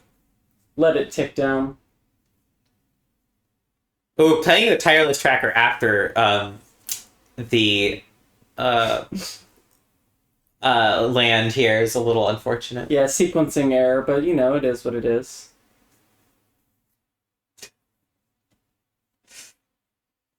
I mean, Graham also has 4 cards in library, so Yeah, also one thing, Graham... I don't think he's activating that 1 ring next turn. Yeah. I think the Shell Dock Isle is more likely Yeah. to get activated. Graham can play both Jacob Hawken and Malcolm with this Bramble Familiar, but not if he taps that land. Really? They all tap for any... Oh, you're right. World Tree is out. Never mind. They are on another level of brain power than I am. Love it. Just... Okay, but also, again, not if you attack with Bramble Familiar. Yeah.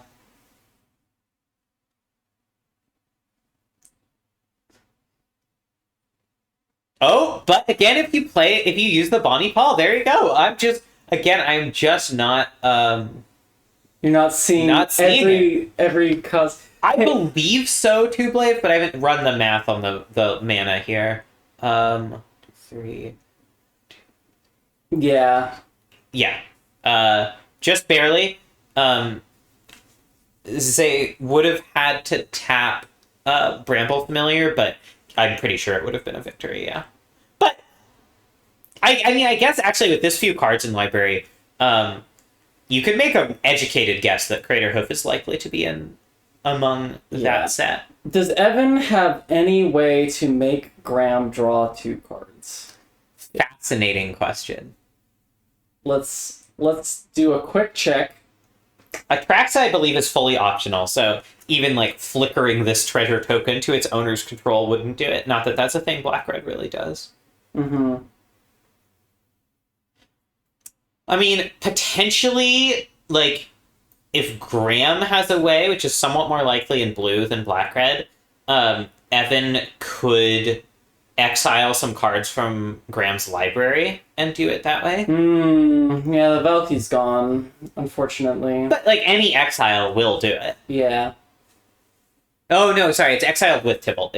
I'm lying about that. We love to lie here on the next 3 stream. We love to spread misinformation about Magic the Gathering. We gotta get a sponsor for just outright lies. Oh God, you're right. I'm gonna jot that one down. That one's in the notes, for next time. I'm not gonna say any of these Roto ideas out loud because they're secrets, but now from Ket, a hot chip sponsor. We already have one of those. Yeah, Takis. the spicy pick of the draft. Unfortunately. All right, I think if you're Evan, the plan here is pray Graham gets excited and taps 1 ring and loses. I think that's the line. Yeah. Man, that Atraxa play looked so good, but Kitesail Larcenist. I mean, yeah, because, like, even the all attacks thing wouldn't have done it without that, because Evan can just always block the big ox. Mm-hmm. Big ox bagox. Not gonna lie, if Evan mainboard Damnation, would be sick here. But I don't think that's the case. Yeah, I mean, it's worth noting at the point at which we are in this game, like, Evan's deck really wants to win before you get to this point. Yes, obviously. Yes. So this is sort of, we came in, despite the Atraxa, in kind of a failure state for Evan's game plan. Yix Yawgmoth Praetor would no short. It costs too much mana. Even with the treasure? Even with the treasure is 9. Evan would need an untapped land. I see. And that would be Xaxes to exile the top 2 cards of the Good library. pull, though. Yeah. Gix Yawgmoth Crater. Amazing. In Evan's deck, in the main board, I'm sure. I would hope so. Card's pretty strong if you're attacking. Yeah. Hey, Xandra! 5 mana. Thundermaw Hellkite Thundermaw doesn't do anything. does not do it. Thundermaw plus a removal spell for the Larcenist, though. That's lethal. Is it? Yeah. Because Graham has no flying blockers, and Atraxa doesn't have Oh, summoning that's right. thickness. Yeah, I forgot that the Atraxa will die. Or sorry, will come back when the And kite sails. Evan only needs 2 damage to do that, although I don't know how much direct damage Evan really has. I think it's mostly just... It's a 2/3. Yeah. But the ping Thundermaw does the damage as well. on ETB, right? Yeah. Okay. No spoilers, Tublade. You can let us know... Oh, so, okay, Tublade is not telling us how, but Evan does have the win somehow. He just needs to see it.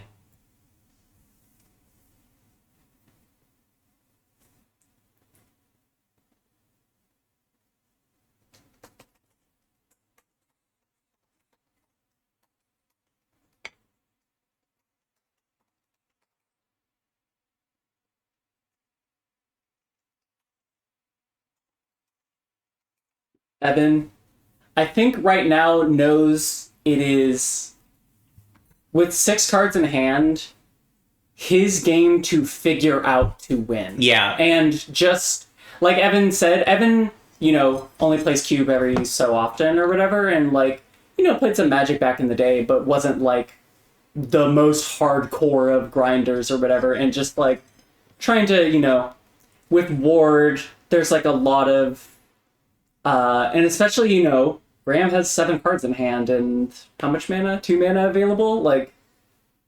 Don't know exactly what is, what's available to, within the possibility space. Obnix. Fascinating. Okay.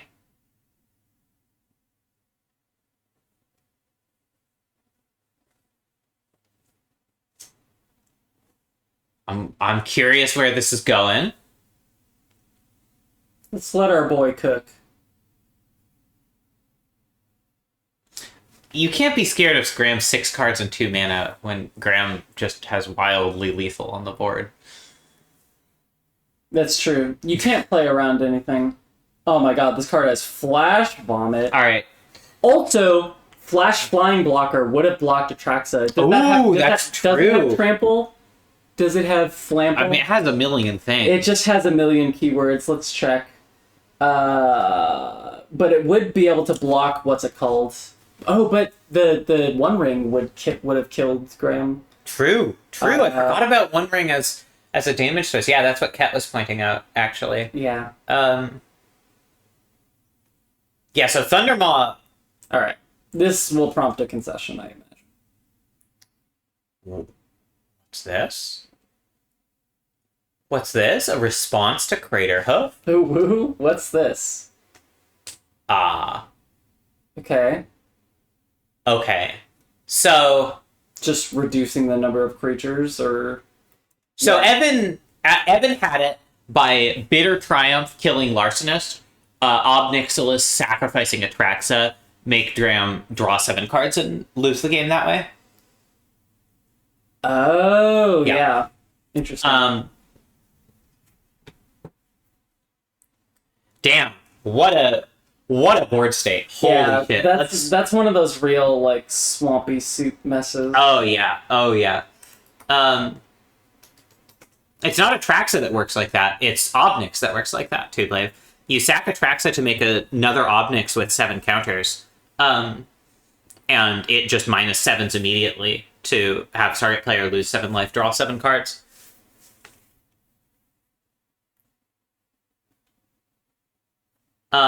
This is the line that Graham always wants to do. The Beer Kraken in the board, as I was wondering. I was like, Yo, is this Nadir Kraken in the main? How's it? I mean, you don't draft it. As the kids say, let's get it cracking.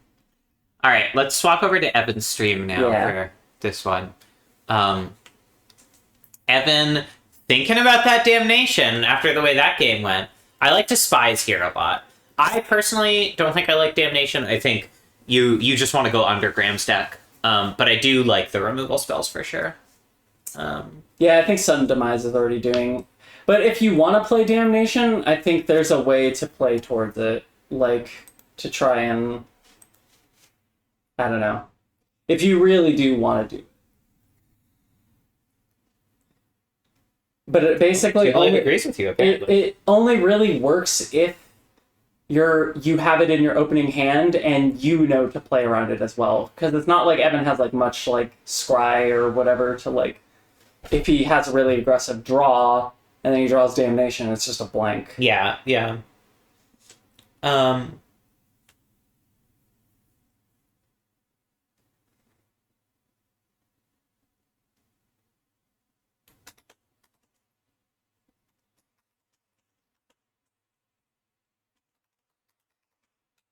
What can you do about Bonnie Paul, Headliner Scarlet? Die also. Ooh, taking out the Karizan. I mean, Evan, if Evan's going to put in these removal spells, he does need some cuts. I kind of like cutting Duress here. I haven't actually looked through Graham's list in great detail. Yeah, I don't My think... sense is that the spells are just not that relevant, even if there are enough of them that you're not bricking all that often. Gix in the board. Gix in the board. Unshakable Trail goes to the board. Okay, Evan actually kind of... Ooh. This is a weird one. No creatures on the play. This is very reactive, other than the Despise.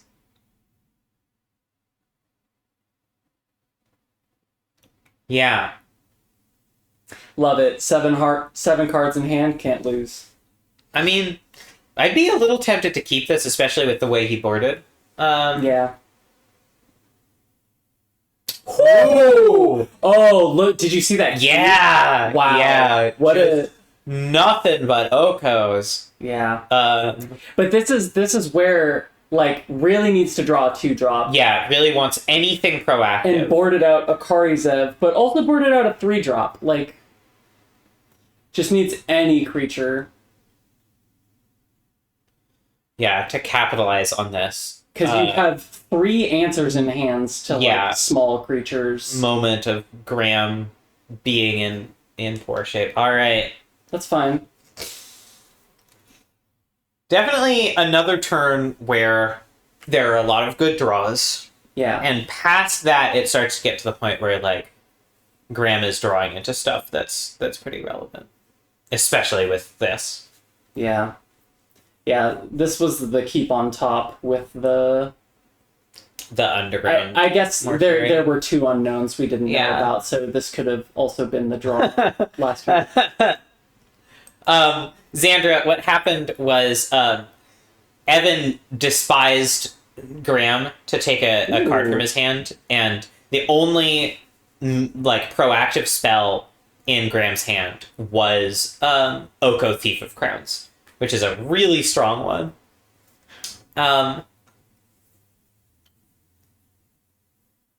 So, I mean, it's not an unreasonable bet. Well, I guess Graham did shuffle with the Ponder, so it's possible that this Valky wouldn't hit anything. I think that's fine. You have K command to rebuy it later. Yeah, I just like getting damage down. Yeah, you want a clock. Like, ultimately, despite Evan's quite good start here, imagine Valkying that, transforming Valky into this is exactly... Uro, I mean, and just like this going could have been the draw this turn, but yeah. completely ape shit.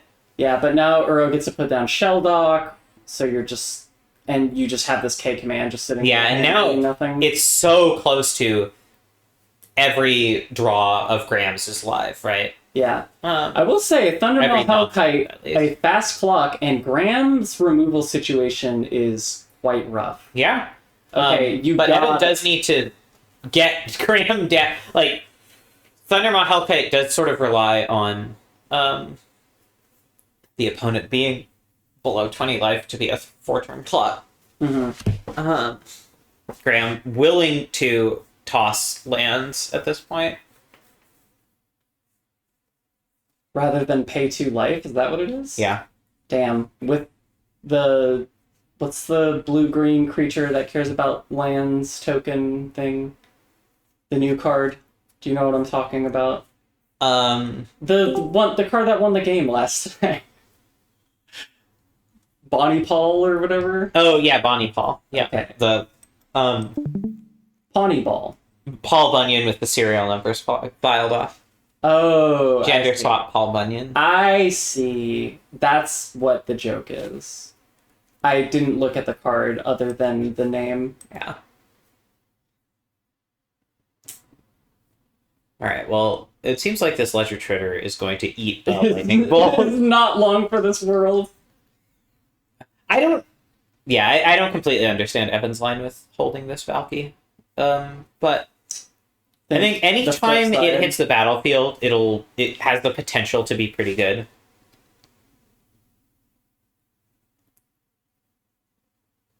Yeah, the flip side is a plausible answer. But that's why I 3 like. lands away. Yeah, that's why I like. Oh god! But then this fucking Uro is like. Yeah.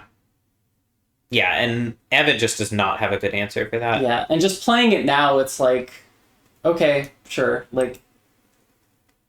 You might as well. I mean, I think you're kind of priced into it because again, you need to get that damage going. Yeah, unless you're thinking you really want to be, exile 5 other cards. So 1 card away from which Bushwhack can be it. Yeah, Bushwhack can be. I mean, yeah, Evan could feed it with Obnix, but I think Bushwhack's going to feed it anyway, so you might as well. I like this. You want to just have a creature on the board. I just don't know how you're beating Uro with Valky unless your plan is to just rip 3 lands off the top.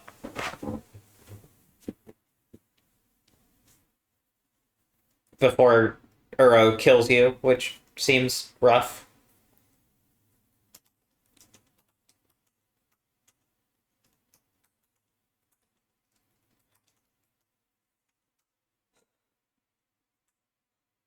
I think the likelihood of drawing a hard removal spell is substantially higher than the likelihood of hitting 3 lands off the top.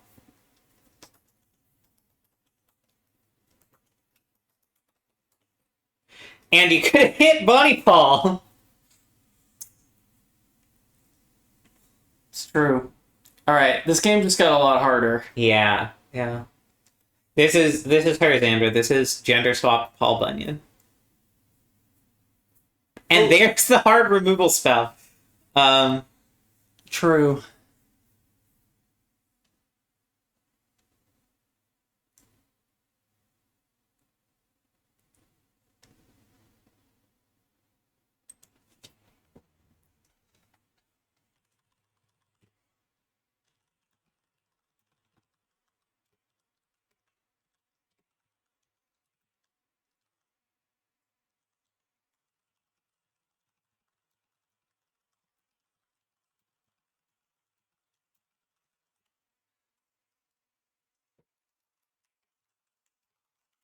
Okay, well, the drafters fucked up the matches again. Oh man. Oh well. We'll deal with the consequences of. Yeah, we're just not gonna.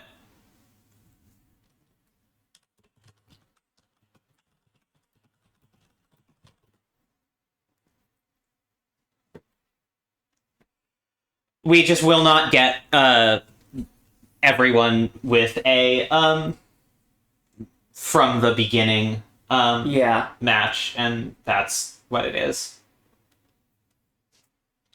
Do you wanna? I mean, I guess we'll see how this game goes. We could hop over to a different match. I want to finish this out. I'm invested now. All right. Um, I feel like Evan's kind of getting rolled a little yeah, bit. I mean, but- that's true.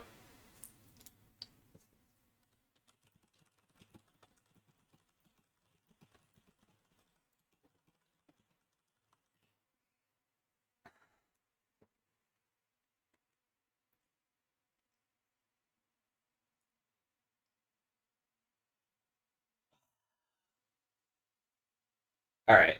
deep in the tank about the options here is Graham.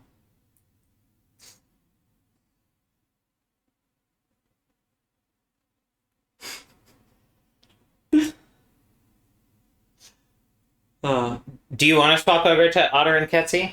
I mean, we can finish this one out. I don't think it's going to take much longer. Yeah.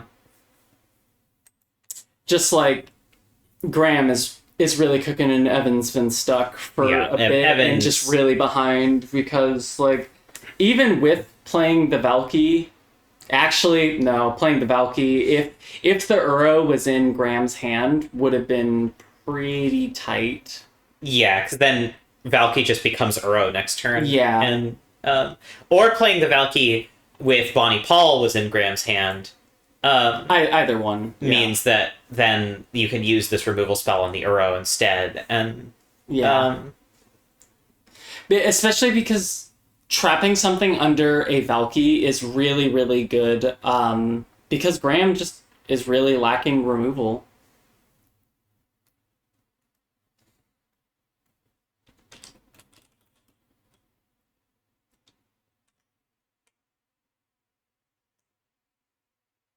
I did not see who that attack was going at. If it was going at Ob or Evan's life total. I think probably Ob. let me. Yeah, it was up. All right. Here's land number 5. So, the Sudden Demise is really not doing much here. It's kind of just creating chumpers. And playing the Valky now.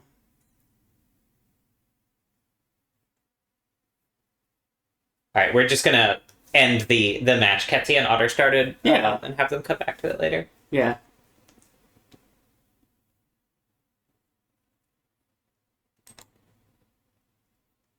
Okay. To get the creature out of hand. So now Valky doesn't copy anything. Makes sense. Oh, Valky still copies something, and something good too. I just still I wonder if it's enough. Like Yeah, I mean this Uro is a real problem. it's a house. Xandra, Moddy is the name of my cube.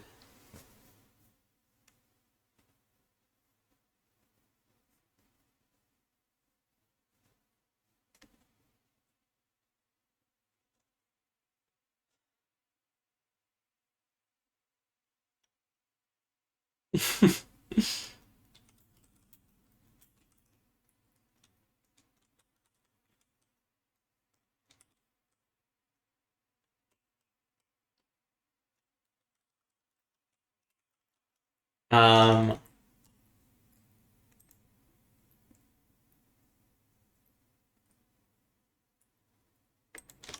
I see. This is the this is still round 1 from Evan and Graham.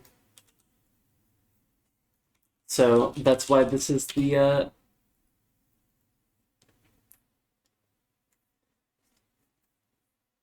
One Ring, as if the board position was not already dominating enough. Protection from everything. One Ring's indestructibility matching up quite well against Kolagon's command.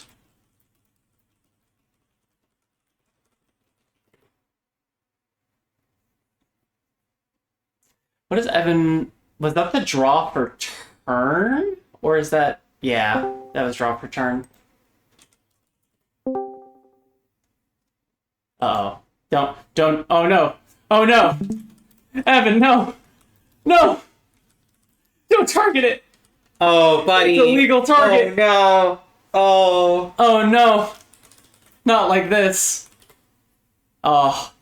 Why just the feel bads. Why does Wizards of the Coast? I have to go to the bathroom now. Yeah, To throw up. All right, I'm still kind of trying to figure out the. Yeah, I'll let you do that. It seems like we're dealing with logistics, and also this match is it's gonna go.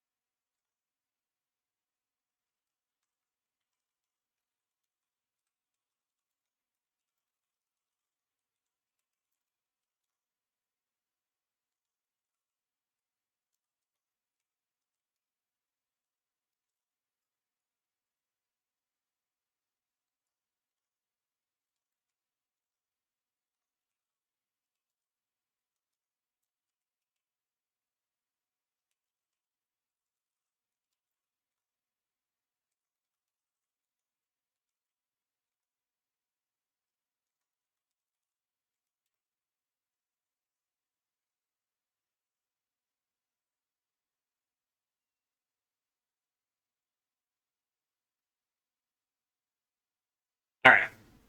Um.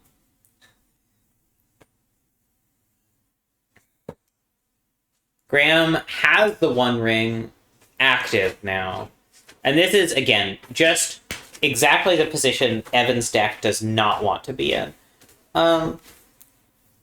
The early game is Evan's office, and this is Graham is now starting to really get the stuff out.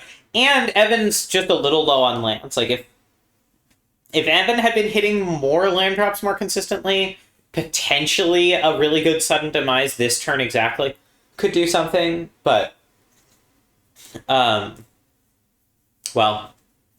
that clinches it, I think.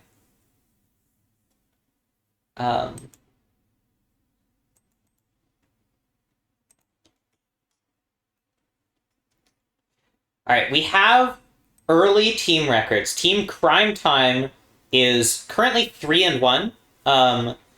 I believe with this, I believe this is Evan dead on board. I believe this is Graham in 2.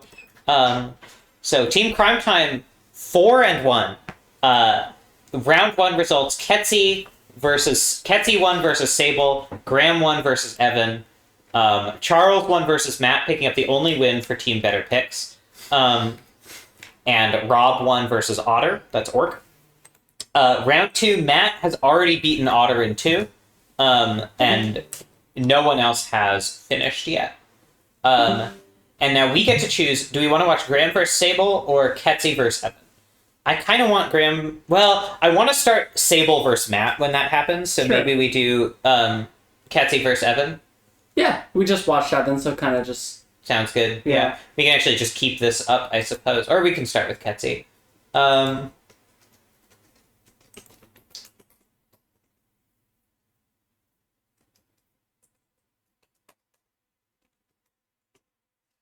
all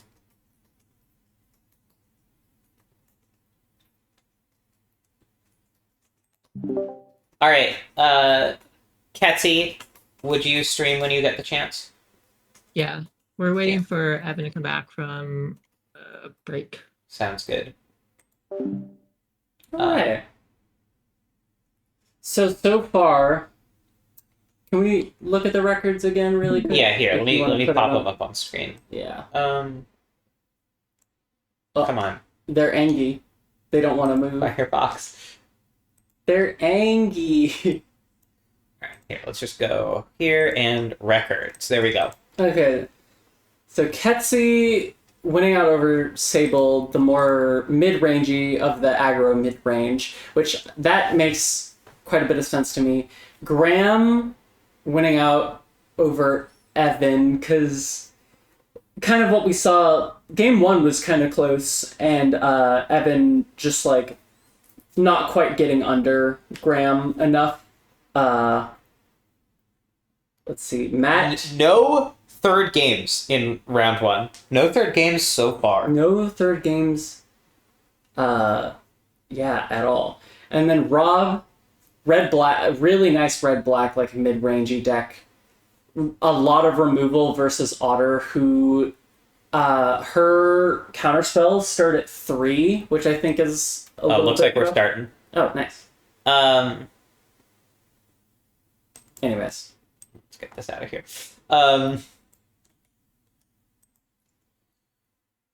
All right. So, do we want to switch to Ketsi, actually, since we haven't seen anything from her perspective yet? yeah, why don't we do that? I'll forget all the cards I saw in that Yeah. hand. All right. So Ketsi, slightly slow hand. Spellskite a little bit awkward against this Plunderer because it can't block it, and also it does take more damage. But Gisa is going to be really good here. Spellskite, remember, triggers Gisa every time Evan casts a spell. Or at least the first time Evan casts a spell every turn. Or, in fact, the first time Ketsi casts a spell every turn.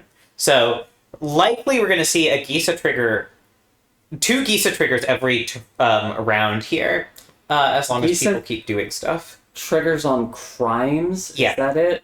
Committing a crime is targeting anything of your opponent's, including spells, or your opponent. Targeting anything of your opponent's. Mhm. Okay. And so Gisa is whenever anyone commits a crime. Whenever you commit a crime. So how does that work with Spellskite then? Because you're changing their target to your... You target the spell. The changing of the target doesn't target. matter. Okay. You just okay. target the spell, Okay. do nothing, and it's still a crime. Yeah. Interestingly, Ketsi could have chosen blue for this Utopia Sprawl, and had some ability to take less damage off of the Spellskite, but I suspect if she's at the point where she's Spellskiting for tremendous value over and over again, it's going to matter a lot less. Evan, generally speaking, has not been very interested in sacrificing things to this Ob Nixilis. Interesting to see here if Ketsi's going to take the life or discard. The life is a little rough given the Spellskite equity going on here. Does he know that it's possible? I mean, it's written on the card, but, you know, the Seattle Public Library would like you to remember that reading is mandatory. Yeah. That doesn't mean you everyone will does it. do it. Oh, I should put mandatory reading in this too, but I'm not going to do that Whoops. right now because there's a really good chance fucking with OBS ruins everything really quickly. Mm-hmm. So Ketsi can't get a crime off this turn unless she Green Suns for 0 just to make 2 zombies, which is not completely crazy. She can get grist with Green Sun. I don't That think is true. Like, there's any reason you're like, yeah. Because then Evan just untaps, plays a land, and sudden demises, naming black for 4, and then just, okay, cool. You have no Green Sun Zenith, and like, you have Eternal Witness or whatever, but... Yeah. Doesn't even need to play land necessarily. Could just attack with Doomed Plunderer. Oh, you don't even need to attack to get the treasure. Damn. Unimaginable. What a weird card. The Generous Plunderer. Mm-hmm. Yeah, it's strange.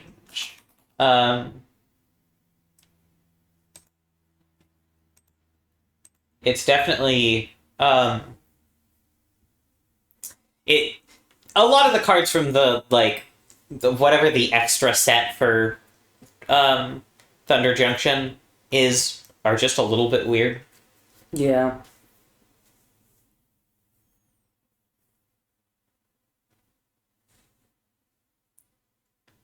All right, what do we got from Evan here?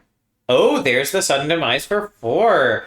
And yeah, Ketsi can't really meaningfully answer this. She does have Eternal Witness to get back Gisa, Mm-hmm. so it's definitely not the end of the world. But there's not a lot. You can't exactly change the color of that, the chosen color with God, I Spellfang. wish you could. Changing... What is... I don't think this matters, because aren't the... Yeah, the zombies are... Oh, they're blue and black, so... But black still will... Yeah, I think this is... Throwing away a treasure token for funsies? Yeah. And, like, if Ketsi drew an untapped land here, she could have, with this treasure, she could have Eternal Witness and replayed Gisa same turn. Mm-hmm. Alright. Yeah, I think she's just showing off that she can do it, Yeah. and it's cool. Praying Evan misclicks, maybe? But Doesn't he didn't. happen. Hello. Thank you. You're a hero and a doll. My wife has brought us palmiers and water. Thank you. Oh, Honest Rutstein. Probably a better way to get back Gisa. Oh, actually, well, I guess Honest Rutstein, if Ketsi still had that treasure, could have played Gisa this turn. No, she's one off. No, Honest Rutstein makes it cost 1 less. Gisa costs 5, correct? Yeah. She has 6 mana on board. You play Honest Rutstein for 3, and then you have 3 mana. Yes. To If Ketsi had not used the treasure. Oh, sorry, had not used it. Yes, you're right. But this is still pretty solid. Like, getting out the Rutstein, or even potentially Eternal Witness just because it trades better. I've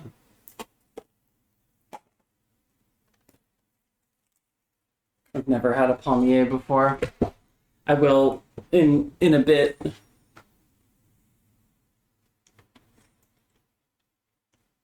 lot of options here. True. I think her life total's getting a little bit low. Mm-hmm. And so she can Green Sun for Grist to, like, start... I don't even know if that's what you want, though. It's... I don't know. It's very interesting, the potentials. Yeah. Are there any 2-mana Green Sun targets here that are, like, Let me look relevant? Let me look at Ketsi's list.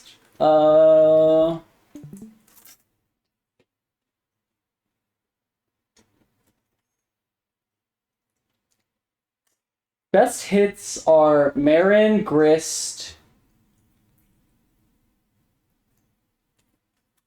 I think that's it for the most part in terms of green creatures. It's interesting.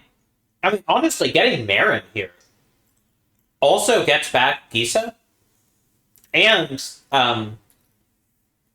profitably blocks the 2/2.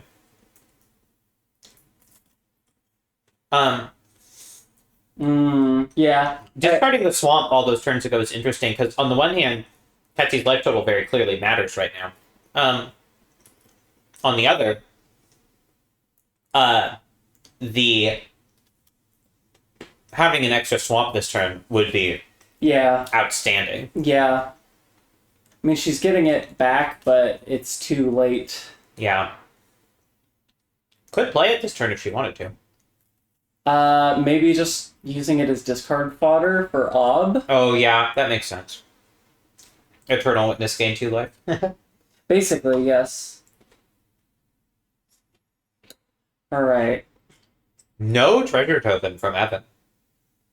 I mean, Evan's deck, tops out at 5, and he's already there. It's true. I guess if he's not planning on attacking, then the extra damage to Ketsi doesn't matter that much. Yeah. Although trading the Plunderer for the Repstein doesn't seem terrible to me.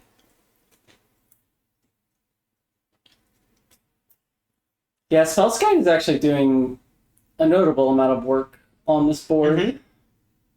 Card is always or often a little better than it looks, Yeah, just the body, very, very strong. I've been only a couple turns away from ultimating Ob. That plus the generous Plunderer damage is enough to finish Ketsi off if she doesn't deal with one of those problems before then.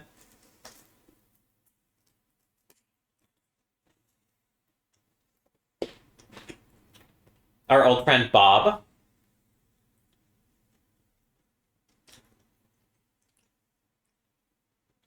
Tiny Bones is interesting. It might pressure Evan to create a devil token.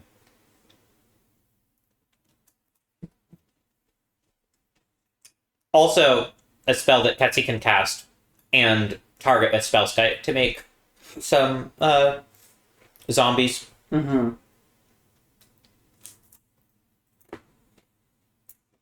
This game is precarious, particularly because of the card Headliner Scarlet. Oh, yeah. Because that plus Bolt is just lethal out of nowhere. I mean, I guess not, because Spellskite. You don't need Bolt.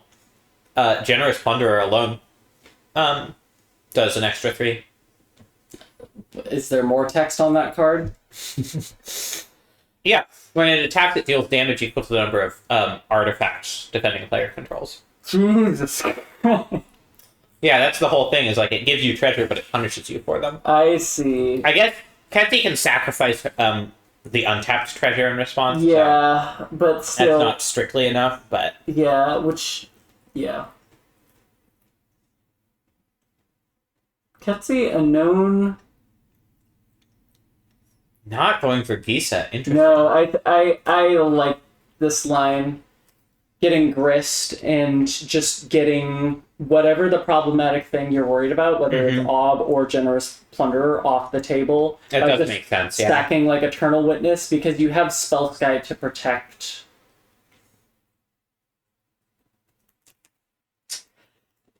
Oh, this is really tough, because if I'm Ketsi, obviously Ob has the ability to, start making devils, just keep plussing. But Dark Confidant, Evan's at 20, and that's the real long-term threat to just get Ketsi out of this game. Yeah. Especially with Green Sun down now.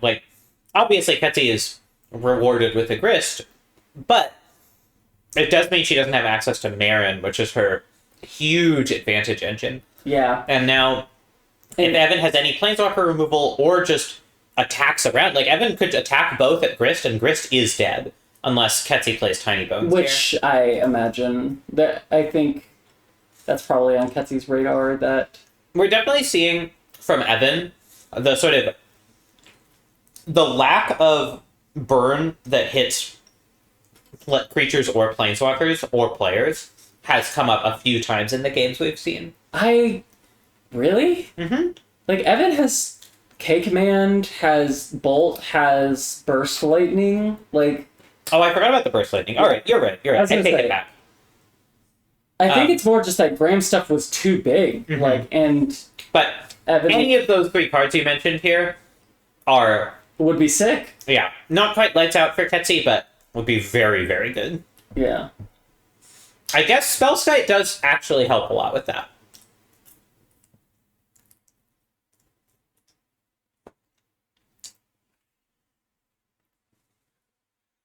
Yeah, this is Ketsy's corner to turn. Because past here, Evan is drawing 2 cards a turn, and Ketsy is not.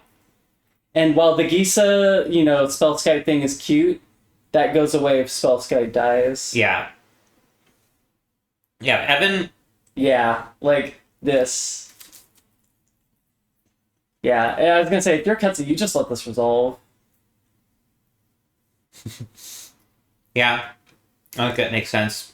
Spellskite's just more valuable than Grist right now. Ooh.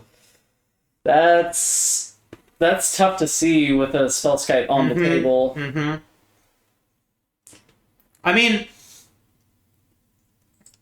like, this does mean that if Evan just attacks with both, Ketsy's in a little bit of rough shape, right?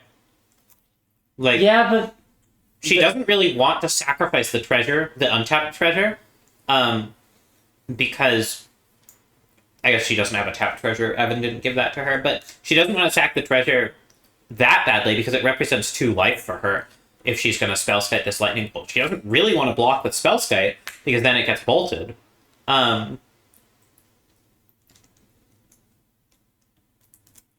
yeah, I think attacking with Pickpocket here is what you have to do. But then I guess... Interesting. Yeah, Evan, reluctant to press the advantage. I think the biggest factor there is just he doesn't want to trade away Dark Confidant. But This is Ketsy does really now have rough. Gisa Yeah. up. Like which I said, gonna this be is hard to Ketsy's press through. corner to turn, Yeah. and she's kind of turning it right now. Tiny Bone's also a skeleton. Yeah. Gets menace. Gets +1/+1.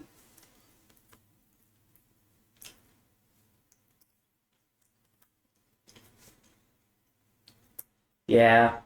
And now this is just maximum punish.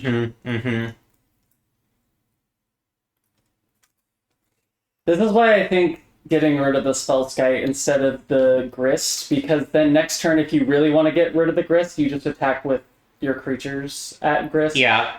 Yeah.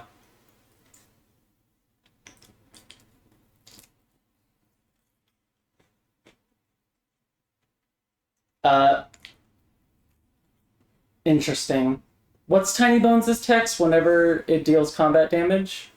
You can play a permanent from your opponent's graveyard for any color. So, But really, you have to pay the mana, yeah, right? you do have to pay the mana. So, I feel like giving up Dark Confidant and another creature when your opponent is at 10 yeah, and you have Burn in your deck. yeah, I agree.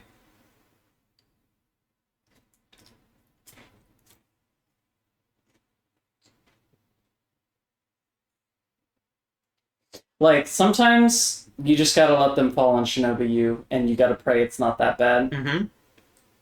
Now, this is interesting. Oh, yeah. This could just ignore the entire board. This could just end the game. Alright, Ketsy has 1 draw step. I'm really surprised she didn't Spellskite that. Like, it doesn't change her clock. She could have Spellskited it twice, even. You only get 1 trigger per turn with Gisa, but Oh, okay, I see. What would that have been? 12 plus 3? that's actually plus 4? lethal if Yeah. she'd Spellskited it. Yeah.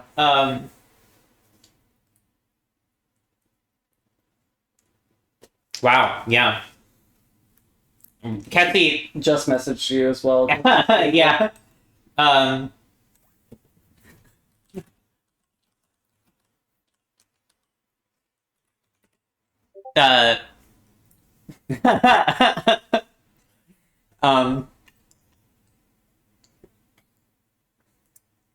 Ketsy, by the way, playing on 5 hours sleep here, so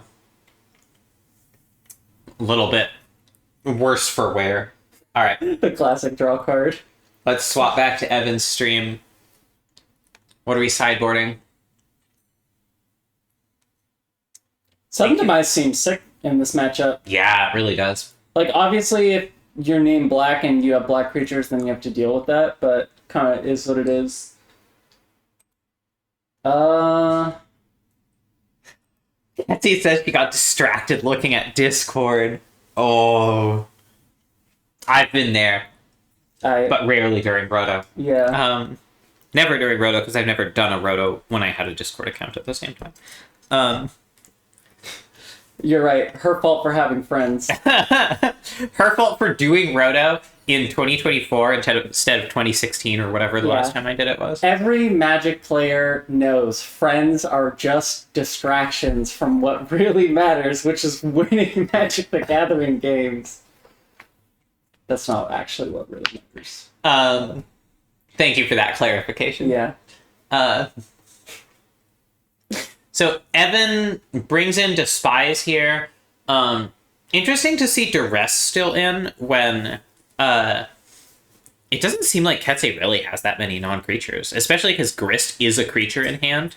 Green Sun Zenith. Yeah. Grist.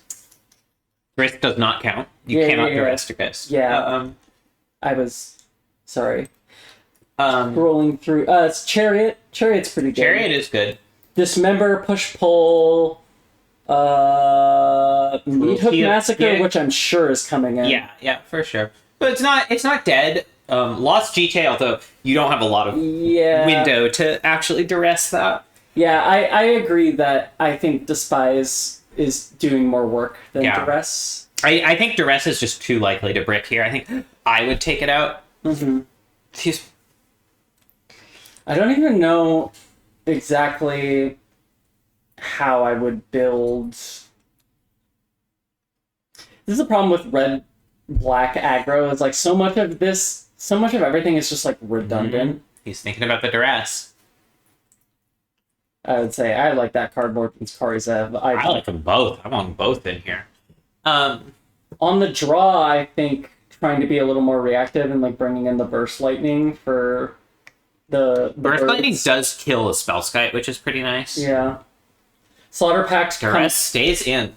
Slaughter Pact coming out because like Gisa is the largest priority target, and that's just already a black creature, so it just doesn't matter. I like that a lot. Ooh, this is a sick hand from Evan. It depends if the duress bricks or not, I think, but yeah, it has the potential to be a sick hand.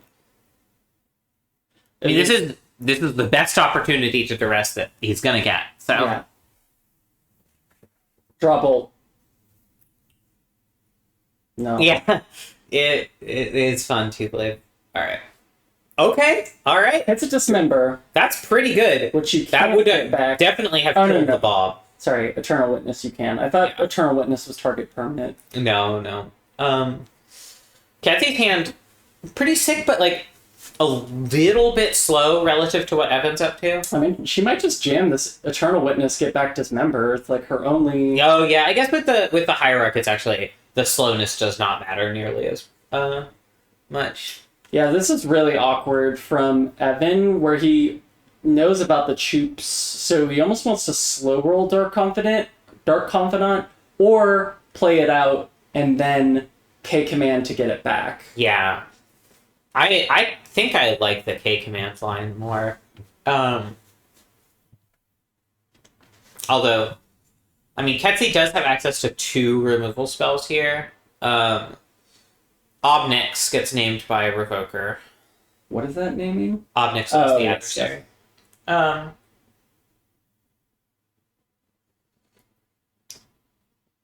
Sudden Demise? Really awkward on this board. Yeah. I mean, Ketsi is going to have 2 green creatures. They're not going to be that valuable at the point at which they're both out there. Yeah.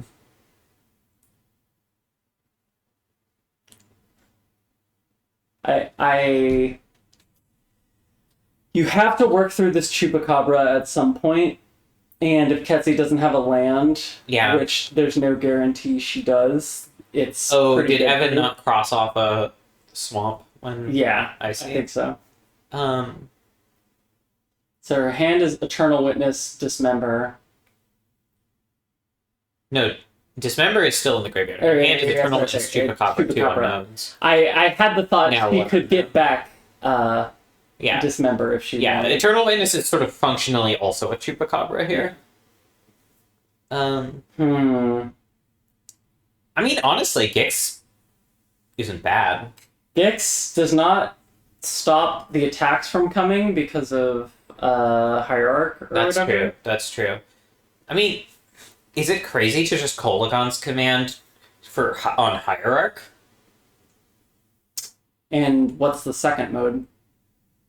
Get back Confidant is what I was thinking. Although maybe Evan's life total is just too low for that to be good anymore. No, Evan's at 16. I mean, So- Evan's going to be at 12 if he does that line, so...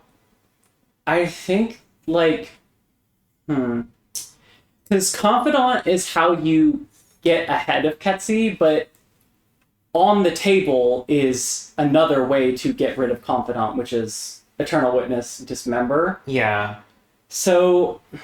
And, like, you don't want to kill the Ravenous Chupacabra because then it's Eternal Witness, then Ravenous Chupacabra. Yeah, doing So, like- that to just save yourself some life does make some sense, too, Blade. It does mean that the Confidant is sort of consigned to the rubbish bin of history, which is a little awkward. I think the play... Okay, it's either this with the K command, or play Gix, and you're just trying to get Ketsi to Eternal Witness to get back the Dismember, kill your Gix, attack for 4, and then next turn you can Bitter Triumph something and Sudden Demise for 1, naming green, getting the Eternal Witness and the Hierarch. But that is dependent on Ketsi, which there's no guarantee. So is Evan going to go for the double Kolagon's command here and get both of these off the board, or potentially get one of them off the board and do it? I very clearly has to Kolagon's command here just to affect the board in some way. But the mode choice is not obvious. Yeah. This is such a battle of just little shitters right now. Yeah, no, this is the magic I live for. I love 2/1s. Okay. Says, okay, I have Gix. Yeah, which he is heard you. another- He liked your line. Yeah.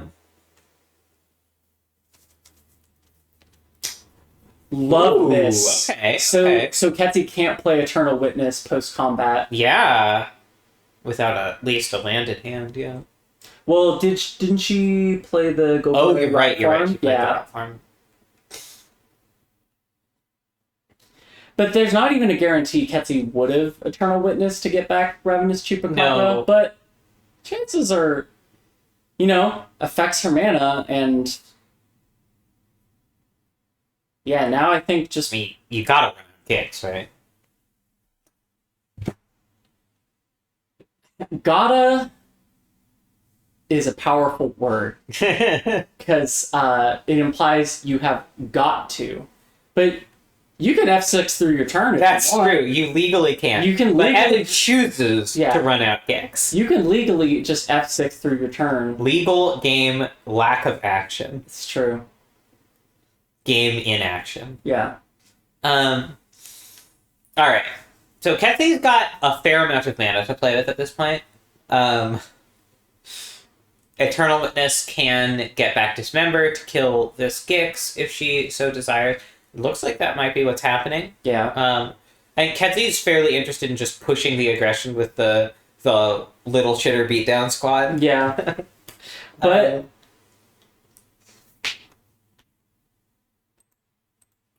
Sudden Demise plus Bitter Triumph can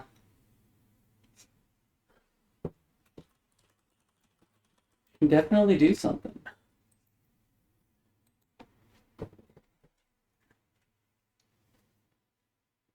Okay. All right. So now here comes Thundermaw, which is Evan's. It functionally Yes. ace in the hole, right? Yes, Like, exactly.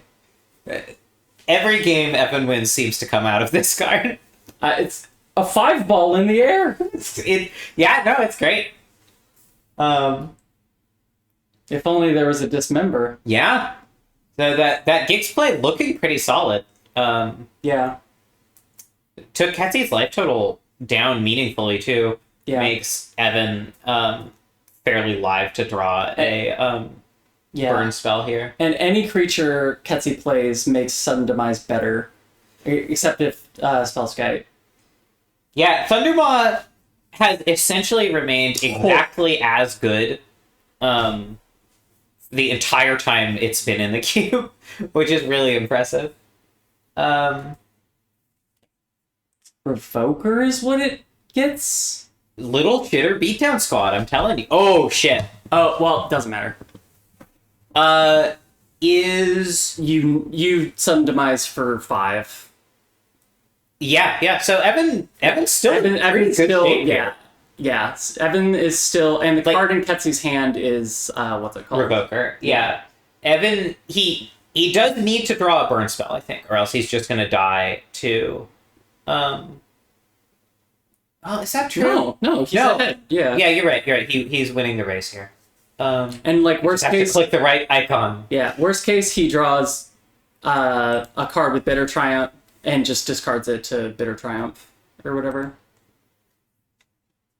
Ketsy also noticed that if she hadn't played Rot Farm pre-combat, she would have been Yeah. able to hit Eternal Witness. It really heads up play from Evan, honestly. Yeah. Like, That punishing that and getting the mana dork off the board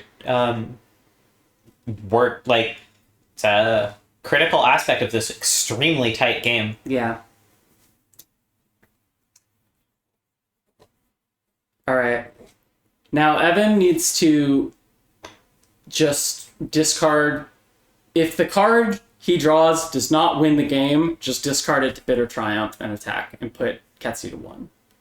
And pray. I mean, does he even need to Bitter Triumph? Or are you saying just sort of speculatively? Well, because Ketsy has Phyrexian Revoker in her hand, and that's lethal. if right. she She plays it could out. just slam the Vokes. Also possible she just drew another creature here and Evan bricks, and that's game. But Yeah. I think she was probably I mean, wondering... any action here is pretty much Yeah. good enough for Ketsy. Unless it's really expensive. Although, can also potentially be handled by good enough action from Evan. Mhm. I mean, any burn spell for Evan here is fantastic. Yeah, any removal spell, any burn spell. I mean, a removal spell is sort of redundant with Bitter Triumph, given that, like, Yeah. paying 3 life for Bitter Triumph is not really any different than leaving a creature on the battlefield.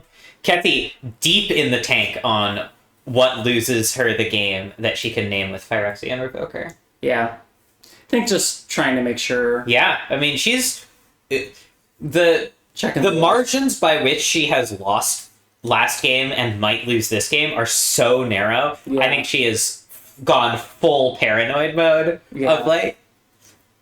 Yeah. Sometimes, I will admit, we make fun of Ketsy a little bit for playing really slowly and checking every option. Mhm. This is one of those situations where that mode of play Yeah. makes a lot of sense. Evan also has Bolt, Name Charlotte, and Raptor. Obnix. Yeah, Obnix is the adversary. All right, so a junk card for Evan here. So it's just got to be Bitter Triumph, and Ketsy's just got to have nothing. Yeah, Obnix is. I mean, if she has a nothing in, well, no, the minus is still really good for Obnix. Leaving, letting Ketsy uncheck.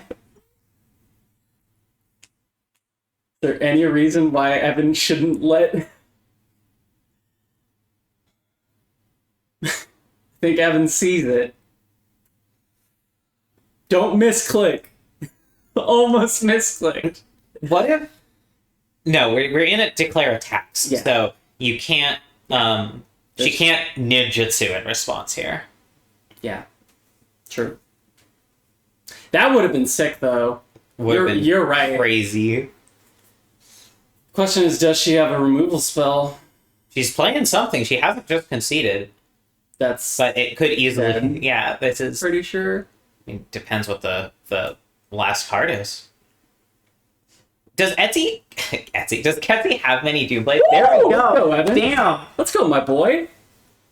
That was a close one. I'm really glad we caught that match. Yeah. Holy shit.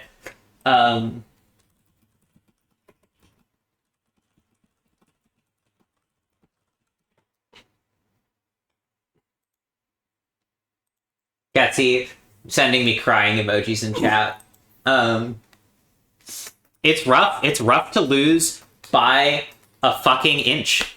It's rough to lose by a mile, and it's rough to lose by an inch. It's Losing by a... it's not rough to lose by a mile. It happens. It does happen, but losing by a foot, I think, is like the fun one. Where you like play back and forth, but you sort of soundly lose. All right. Let's see if we can. Let's see who's battling.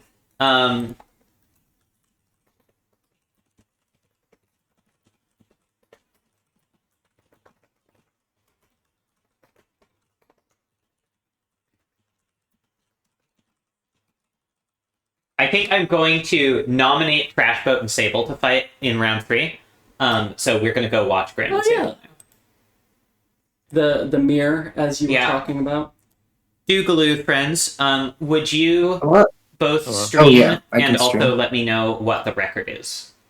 The record is 1-0 to Graham after stealing a fucking game from right out of my fucking hands.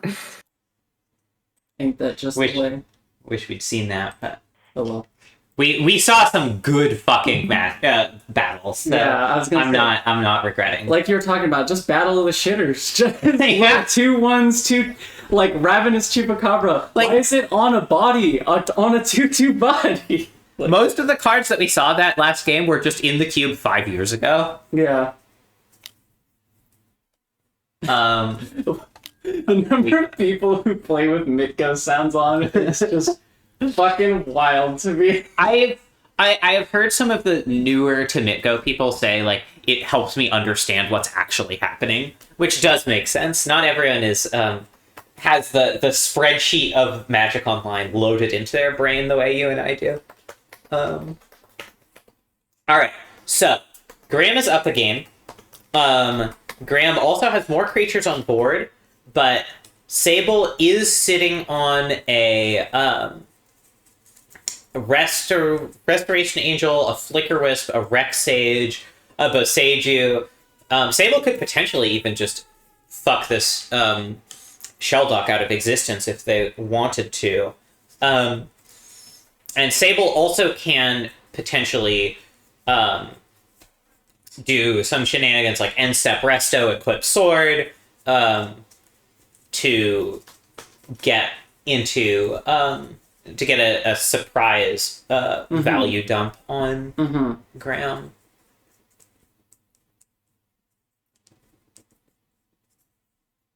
All right, Sharp-Eyed Rookie, another novel on a card. There is. There's a lot of those these days, it seems like.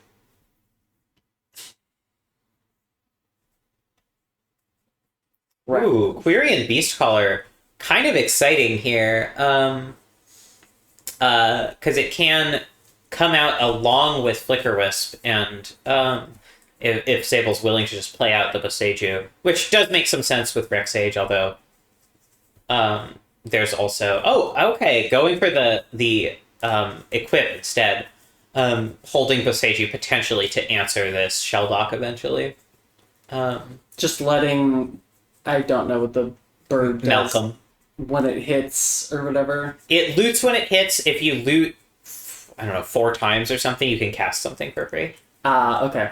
Yeah, I think Graham's very limited removal.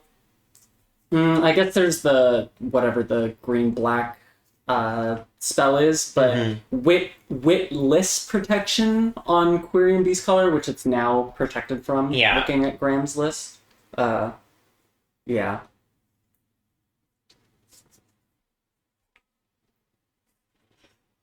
Sable does not get like a free hit with this Beast Caller, but Graham also doesn't necessarily want to chump with any of these. And Sable does have the opportunity to Flicker Wisp the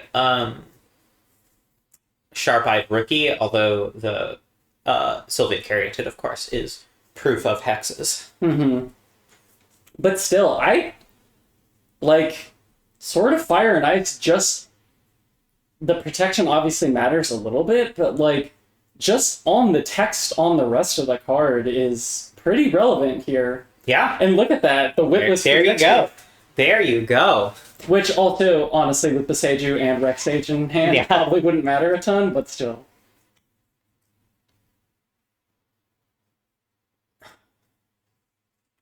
So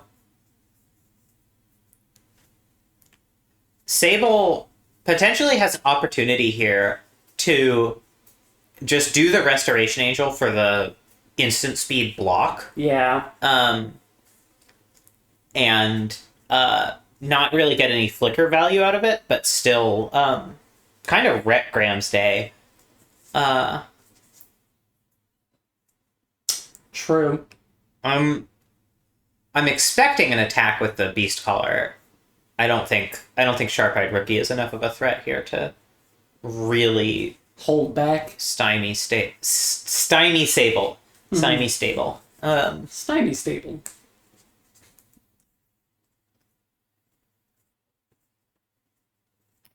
Oh, considering just casting Resto pre-combat to get the extra point of power, but it seems so unlikely that Graham will let this hit her face that it's like, why would that matter? And indeed, Sable decides not to go for it. Graham blocking with the carry, which makes a degree of sense for sure, but Yeah. does also mean that Sable can Flicker Wisp to force through this, unless Graham plays another green blocker next turn. Or specifically non-blue blocker. And also Flicker Wisp equip. What's it called to Flicker? The sword, which gives it pro blue, but oh boy. The werewolf has flipped. The werewolf has flipped. I was not thinking about that, but it definitely does. The werewolf is loose. Oh boy. This is Is this Bonnie Paul? Yeah. This looks like Bonnie Sure, Paul, yeah. Seems like it. I mean, this is really not as bad for Sable as it looks. Yeah. Sword of Fire and Ice makes this less problematic. And Flicker Wisp just kills the Ox. Oh boy, these triggers on this Sharp-Eyed Rookie. Christ. This card is so busted.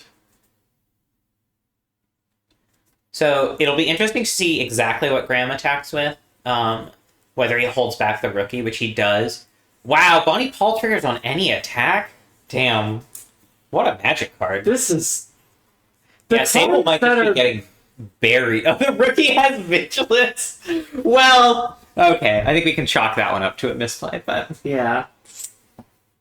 Look, that card's got so many words, your eyes skip over the first line. Well, Sable certainly does still have an opportunity to resto and eat Malcolm here.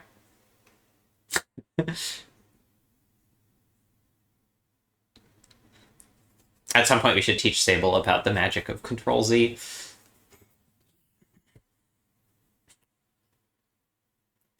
But even with the Flicker Wisp, it does seem a little rough here. I think I agree that Sable does kind of need to block this Malcolm. But it is unfortunate that they can't do Flicker Wisp on the Ox. Flicker Wisp to get the Sharp-Eyed Rookie as well. Flicker Wisp on the... So Flicker Wisp to kill the Ox token. Yes. Yeah. Get the true Flicker maximum.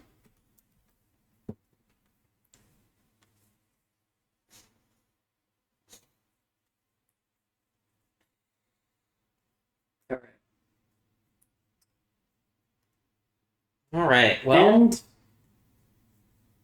Kyrian Beastcaller, like, you can attack. yeah, it does with still have sword. attacks. Yeah. And then play Flicker Wisp to flicker the whatever it's called. And then Ooh. that's rough. Okay. That's not the worst thing in the world, but No, it's also this is Graham's second spell, so it flips back their werewolf. yeah. So I think you're just attacking here. I mean, you might as well flicker first to get the extra counter. I guess that's true. Because, like, there's actually a pretty decent chance at this point that Graham just doesn't block. I wouldn't block. I would agree. So, if Sable was at a virtual 9 here with the attacking of Sharp-Eyed Rookie, let's see if... Ooh, Dauntless Bodyguard is not a bad one.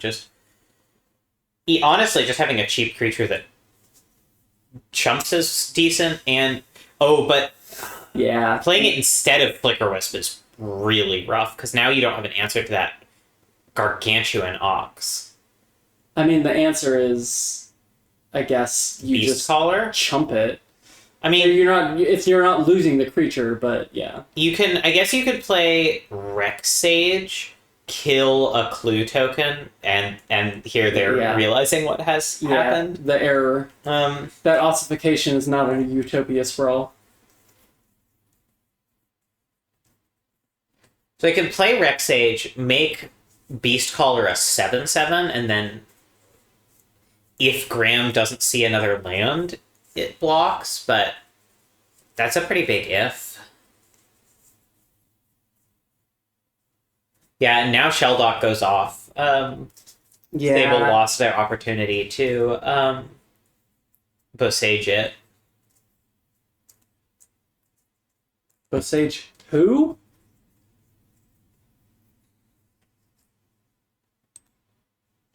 Oh, let me real quick check in on the records.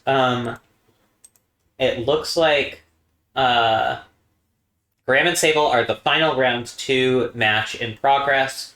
We are Team Crime Time is clawing their way back. Team Better Picks is clawing their way back to 3-4. With Evan beating Ketsi in 2, as we saw. Matt beating Otter in 2, which we already heard, and Charles beating Rob in 2. It's looking like Graham is probably going to beat Sable with this Atraxa just being the nail in the coffin. It's very possible that a Grey Ogre here would have done it as well. But we've got some we've got a reasonable contest here. Mm-hmm. So far, the undefeateds are Charles and Graham. Looking like Graham will pull that out to a 2-0. Mm-hmm. Then the unvictorious are Otter and Sable. Everyone else is 1-1.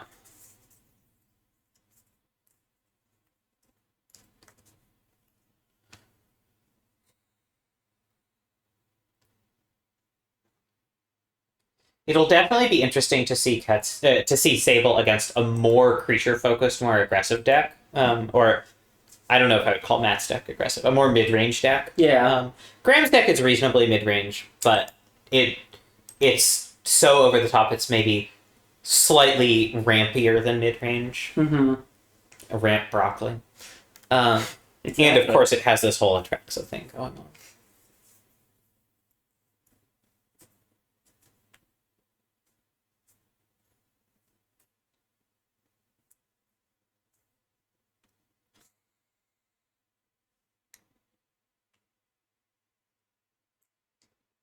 Oh yeah, and Bo here does in fact have another point of power, which means it won't trade with.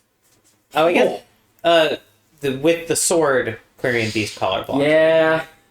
Is Atraxa What an is angel? this body double copying? Resto to flicker the Atraxa. Oh, is Atraxa an angel? Now that's a fascinating question. I'm gonna do Atraxa looks like an angel. She looks fairly angelic, but Phyrexian angel. yeah. All right. Well, this is. I mean, Flickering Bonnie Paul. No, the Ox is also legendary.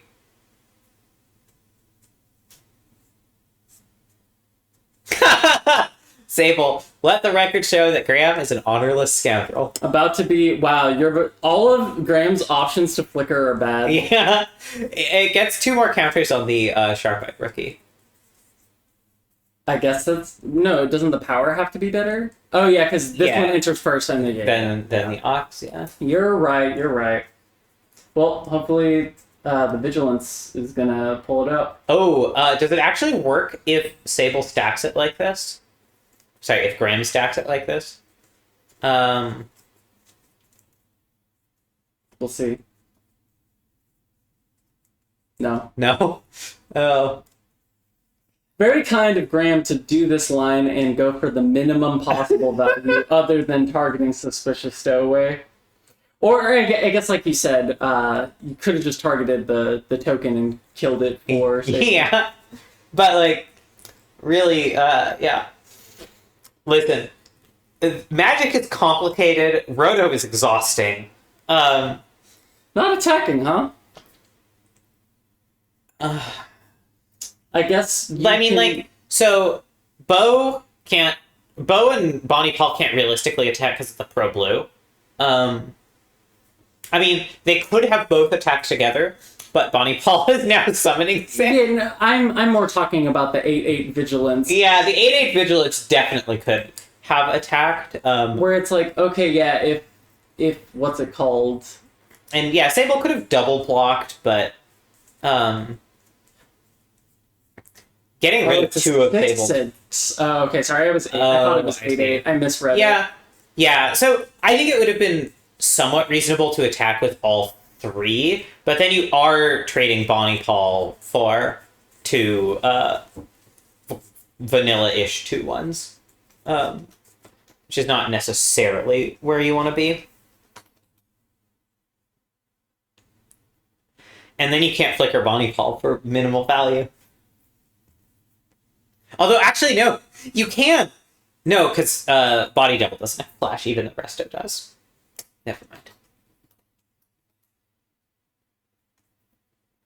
So, what Sable really needs right now is for Graham to just completely lose sight of her library and deck herself without noticing. I think that's the line.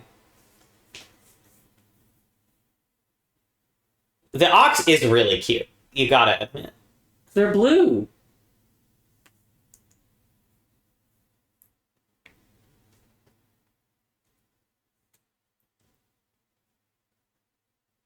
Sable, considering the value of flickering ossification, giving Graham back the Seed Shark and taking away Atraxa, which does make a lot of sense, I think. At this point, we're just TGA. We're just taking some game action. That is the fundamental thing. Is like Sable can maybe scrape out another few turns, but I just don't know what in their deck saves them here. I don't believe anything. I'm gonna just take a look through. Palantir, first pick, doesn't really do it. That needs too much time to get started. None of the recursion stuff does it because there's nothing super relevant in the graveyard. Yeah, Sable's deck is just too focused on the early game to really pull out something this late. And they go for Fauna Shaman, no Flicker Wisp here. I'm wondering if they realize what Flicker Wisp does to the Ox. Interestingly, if they had flickered the Ox last time, then the rest of play would have been way better for Graham. Sick. Yeah, that's true. Graham already with lethal on board, I believe. Graham really played towards that milling themselves victory for Sable. Yeah. Yeah, Ferns, I think you're absolutely correct. Yeah, Ferns, literally, I'm right there with you, where I'm just like, it's really warm in this room, I might just get up and just go outside for a little bit and look at grass. If Okay. This makes sense now. yeah. Graham digging for Crater Hoof to just end it. Yeah, now you just slam jam. Wow, the rare Jacob Hawken attacking. Oh yeah, love to see it. That wacky little guy. Sable thinking about declaring actual blockers against this attack for 500 or whatever it is. Mm-hmm. One time, I in a commander game, a 3-player commander game, I had 40 tokens on the table, and I Court of Calling for Craterhoof Behemoth, and I had a friend sit there and want to try and math it out if they could survive, and I'll just tell you, the math does not favor you.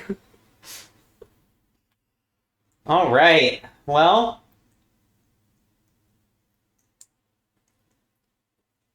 let's see Sable's next round.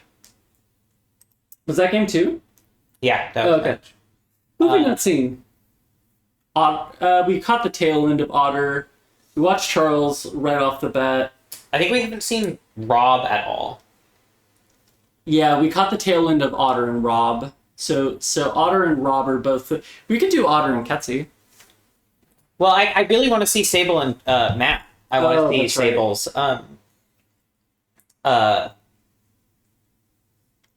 The mirror. yeah. All right. Sable is going to be right back. I am going to quickly pop over to Evan and Rob just to. We're not going to stick with this match. But better than dead air. All right. So Rob's hand seems totally cracked. Yeah. Evan proving that he does at least understand the mechanic casualty and just didn't really have an opportunity to do it earlier.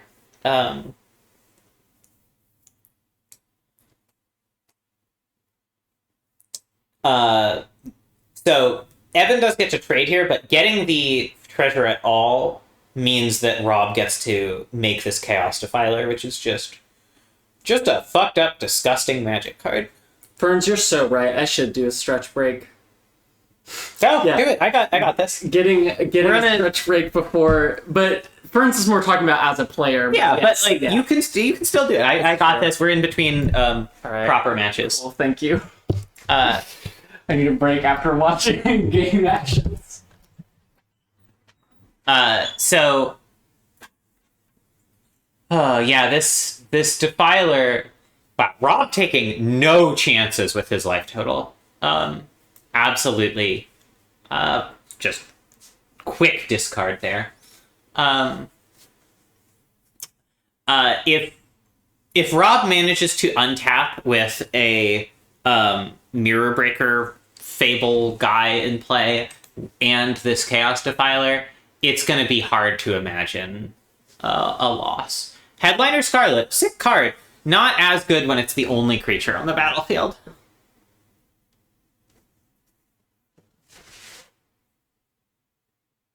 Alright, looks like Sable and Trashboat are ready. So that is to say, Matt, we are going to head over there. I'm going to guess that Rob has this game. Couldn't find any answer to the reflection, but I don't know. Rob's hand is pretty good there. The problem is, like, Evan couldn't afford to kill the Chaos Defiler because Rob can just get it back and wreck Evan's board again after the wrecking of Evan's board that happens when the Chaos Defiler dies. And Evan doesn't really have ways of getting rid of it that aren't destroy, other than maybe a full cost guy. So Sable, Mulligan's an unkeepable hand. This hand is a lot more tempting with the Birds of Paradise, but only one land is pretty rough. This is a lot more what they're looking for. It is rough to have to put 2 cards back here, but Quirion Beastcaller is a really nice start. Yeah, Sun Titan is fairly obvious as just something really expensive that you don't want until later in the game. And, like, realistically, is Matt going to be putting that many cards in Sable's graveyard? Hard to say. Sable decides to go for the sort of more conservative plan by keeping lands, making sure that they can cast spells if they draw them, rather than keeping spells which they are at risk of being unable to cast. And Boseiju is actually a pretty solid draw here if they have to draw a land. But given that it does answer permanence from Matt's side, one of the huge values of having lands that are also spells is exactly drawing them in situations like this. If Sable can hit a 3-drop or even a solid 2-drop, okay, well, Birds of Paradise isn't ideal, but it does still put a counter on Beastcaller. But if Sable can really start capitalizing a little bit here, potentially also Oblivion Ringing whatever threat Matt puts down, could be the beginning of a comeback from relatively low stakes. Sable potentially hovering over that Indotha, maybe not interested in the Oblivion Ring, but changes their mind.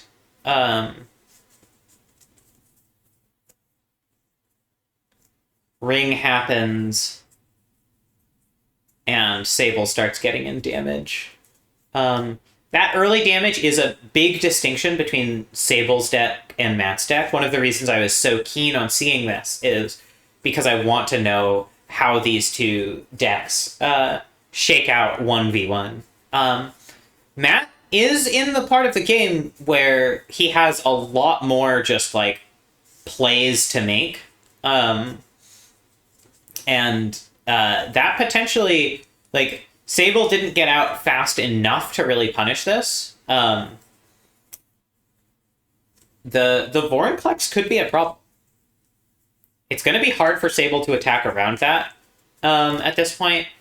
They have some more removal in the deck, but not a tremendous amount.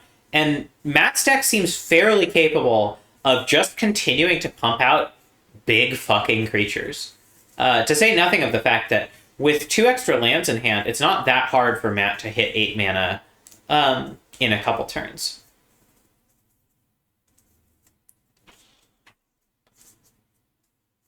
It definitely seems like Matt has taken the front foot here fairly decisively.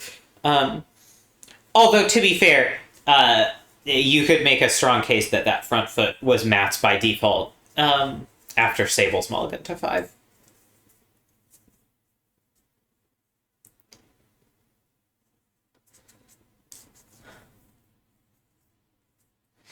It's an interesting question here, whether Sable wants to Boseiju the Windbrisk Kites or just cycle Indotha Triome. Matt is certainly capable of activating Windbrisk Kites next turn if it's a big enough deal. Ambitious Farmhound is interesting. Sable could play that, get a Plains, and then cycle Spara's Headquarters as well. I really like cycling Indotha Triome because Sable just needs to hit action.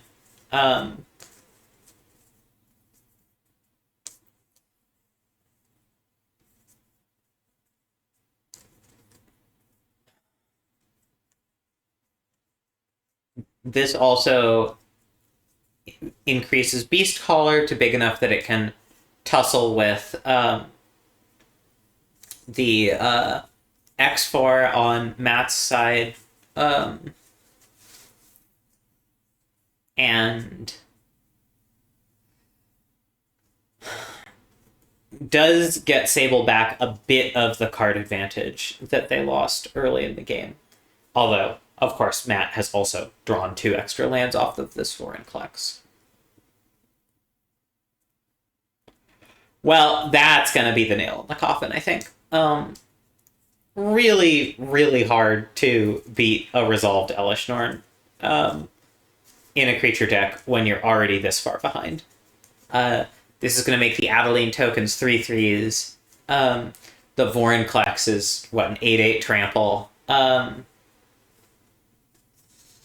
yeah, I guess Coven was active because Birds is a 0/1.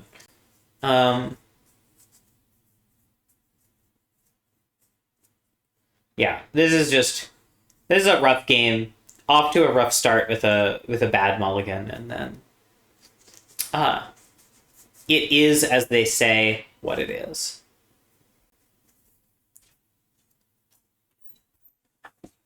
All right, you missed Sable mulliganing to 5 and getting pretty profoundly drubbed. Yeah. The Noble Hierarch really helped mitigate Matt's sort of early slowness here, and I would say so. and Eleshnorn just completely plowed them under. Wow, didn't Head even over need to the Matt's card stream. plow under. Oh no. Are they streaming the wrong window? Hey Matt, it looks like you are currently streaming Discord, not Magic Online. Oh, wrong screen then. Okay. All right. Yeah.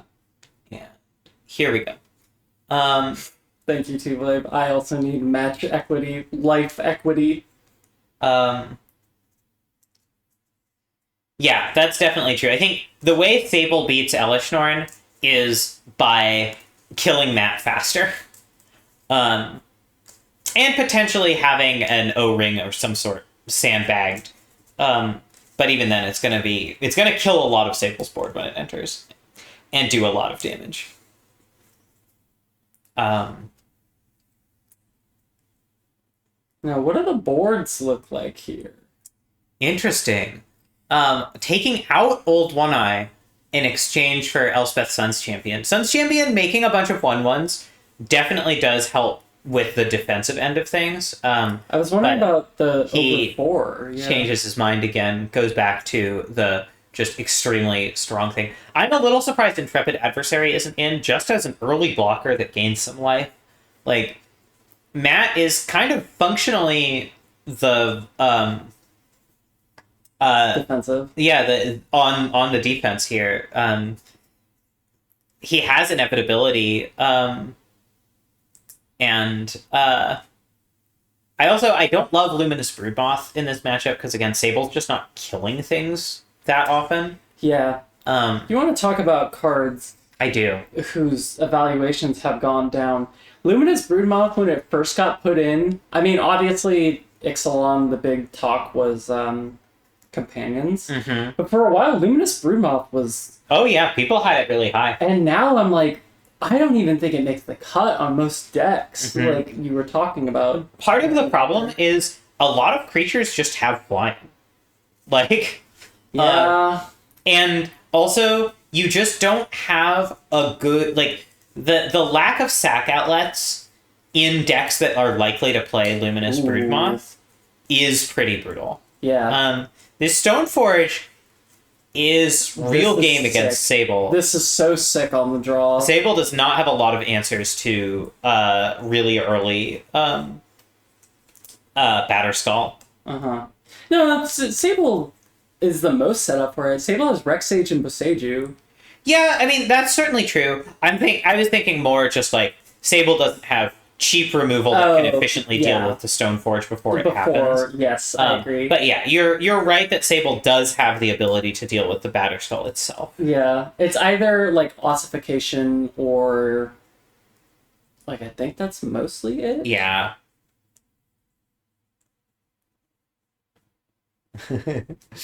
Uh-oh. Okay, just mull to 6, not to 5 this time. Yeah. All right, and turn 1 Bird's pretty good for Sable keeping up with what Matt is up to here. Don't pick that. I was gonna say don't pick that one. Yeah. I mean, Batterskull usually pretty sick under Windbrisk Heights, but less so when you have a Stoneforge in hand. Getting the 3rd land for... I guess Matt already had Turn Timber to be able to cast Darien. if not necessarily Adeline.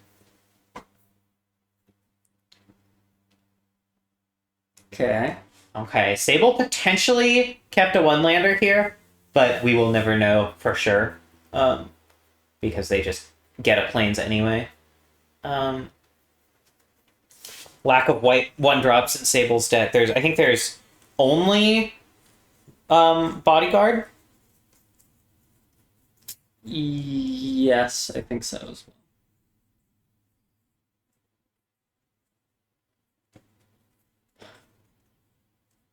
And here's the Batterstall.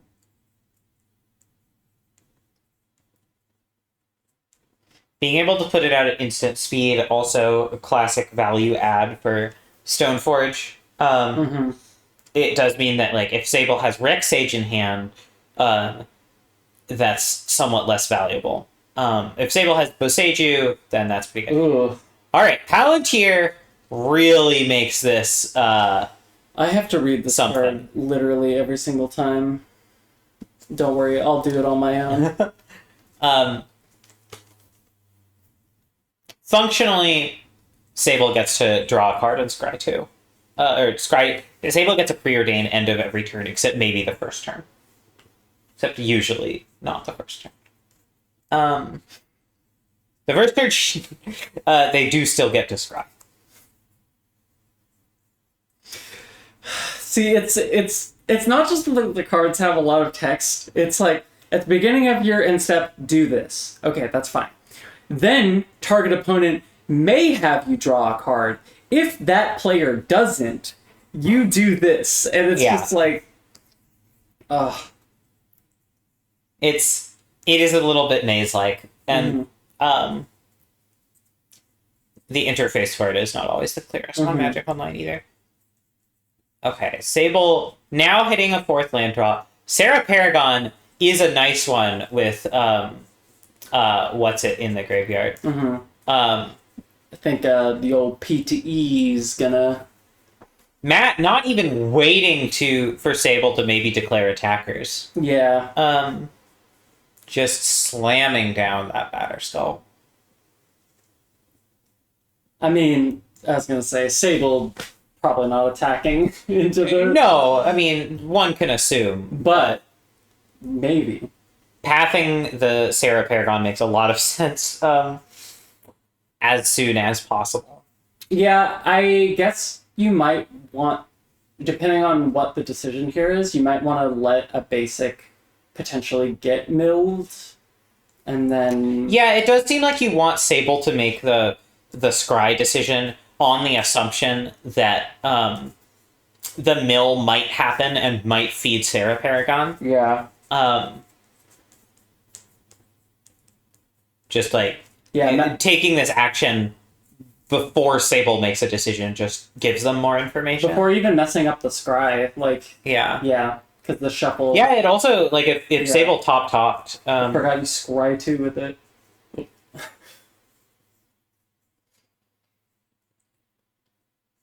All right.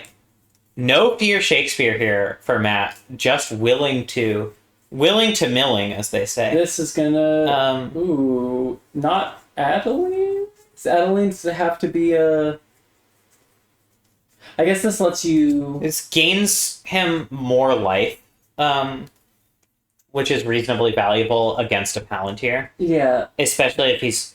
Like, Sable's curve is pretty low, which means that Matt potentially has more opportunities to just straight up mill. Sable going for an early chump block on the Batterskull makes me wonder if they do indeed have another recursion thing like Lurrus or Sun Titan in hand. Looks like not immediately slamming a land, so probably not Sun Titan. But this could definitely be Lurrus Ossify the Germ Token. Does Ossification hit? I don't think it hits artifacts. I think it's just creatures and planeswalkers. Ooh, Floated Contaminator, kind of a nice one with Palantir. But it does not effectively answer... How so? I forget the text on it proliferates when it deals damage to a player. Okay. and just getting more of those counters gets Sable closer to the point where Matt just can't afford to Yeah. mill. Has to let Sable just keep drawing cards. Yeah. Yeah. Makes sense. All right. No Fear Shakespeare once again. Oh, and there's Luris. That's This is the where you And- pray they mill all their good cards. yeah. And Council's Judgment now for Palantir. If they attack with everything, True. I don't True. think they Under want the to. under the Windpress. Yeah. So I guess they're even more likely to hit the bloated Contaminator and just push damage. Yeah, you're right too, Blade. I'm so used to thinking of Palantir in the context of like decks that have, a bunch of 5, 6, 7 drops. But the risk for Sable's deck just isn't that high. Especially if Matt just keeps hitting lands with it, but Awkward. Now you can't win brisk. yeah. Yeah, the Windbrisk seemed like it would be really good here. Oh no. Oh no. Wait. Is it just... No, yeah, it's pay white and tap, right? Yeah, yeah. Okay. You do need the white mana.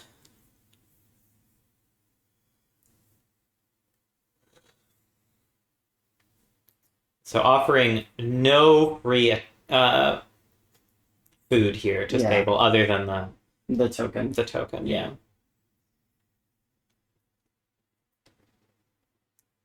No free food. That's what they always say. They are always saying that.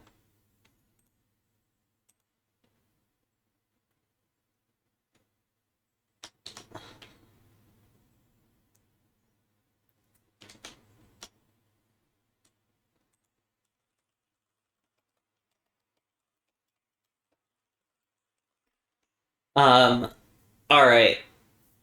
Oh, and Boseiju hasn't happened. Boseiju has been called.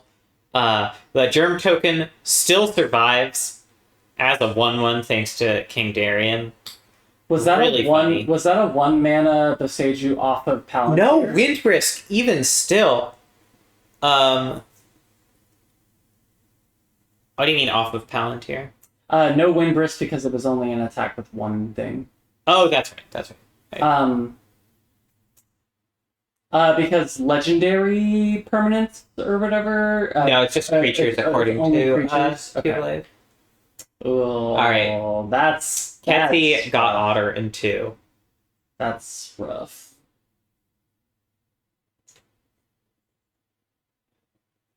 I mean, This is 10 mana now. yeah. I mean, No, 9. Oh yeah, it's only 2 more. Well, you have King Darren, which I'm King Okay. Darren. So I think Sable can force a trade with this Contaminator here. Oh no, the Adeline is still... Well, they could force a trade with the Adeline. That's probably not worth it. I kind of agree with this. No attacks. All right, well, without Batterskull keeping Matt's life total... no, you cannot play the land from exile, Wacky. Without Batterskull keeping Matt's life total buffered, and with 4 counters now on the Palantir,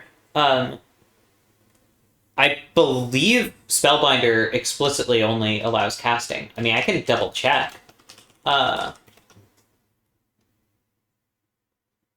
Oh, no, you're right. You can play a land from exile. I'll be damned. I like this. I like this line. Just taking the damage. Yeah. I think There's Sun Titan in the graveyard. So all of Sable's recursion is done, but that did do 8 damage right to Matt's face. Yeah, I think if you're Matt, you just have to you just have to give something up here. Yeah, is this going for the Contaminator, the Palantir, the Flyer, potentially? I think it's just the Contaminator and you're just trying to damage race.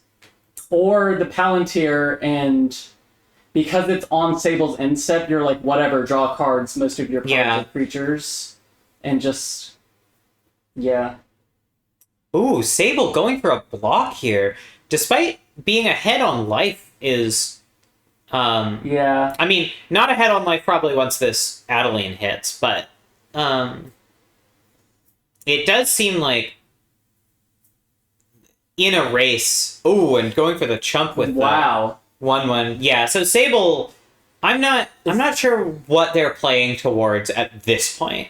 Because that's a really defensive play, which isn't inherently unjustifiable, but it does raise the question of, like, what wins you the game after you make that line? Yeah. Because, like, if they don't do that and they manage an O-ring on Adeline or something, then they do have the potential to just win in the air. And just get enough blocks on the ground. Yeah. Right. Now it seems like it's just far too risky for Matt to choose a mill here. You could do some math, but... But even the possibility of just hitting a bunch of 2s and dying immediately, like, yeah. it seems like Matt Sometimes is already in the yard. fairly clearly ahead at this point. And so, yeah, he agrees. Now, because of this hierarch, can cast this turn Timber Symbiosis. True.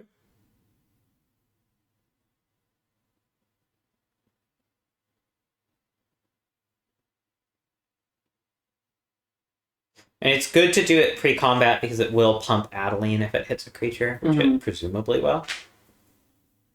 I mean, Elish Norn is just game, like, on the spot. Yeah. If All it's- right. If it's... A little bitty baby, but it does get +1/+1 counters. Yeah.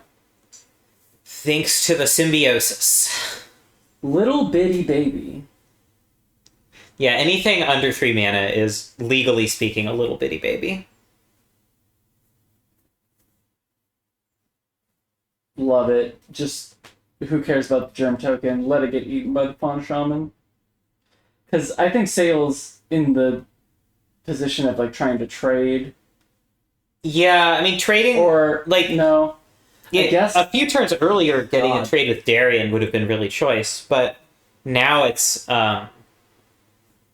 probably too little too late. Yeah, I just don't even know what Sable is trying to get towards. All right.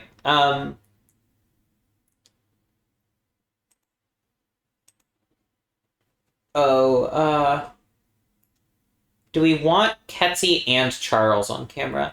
We've seen both of them from the beginning, so I think we are good there. I would like to see Rob's next match, I think. Uh-huh. Because I think have we had a full Otter stream?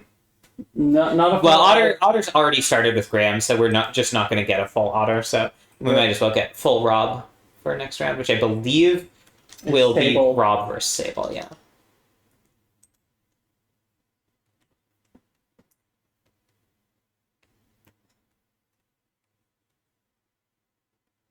I think next time I'm going to see if Lily might be willing to do sort of background TO stuff to try and line up matches for us and so on. So that we don't have to worry about it quite as much. Yeah. So far, Charles has not dropped a game. I'm telling you, Charles is very good at Magic the Gathering. I believe it. I was at GP Seattle 2019. I was there. I saw.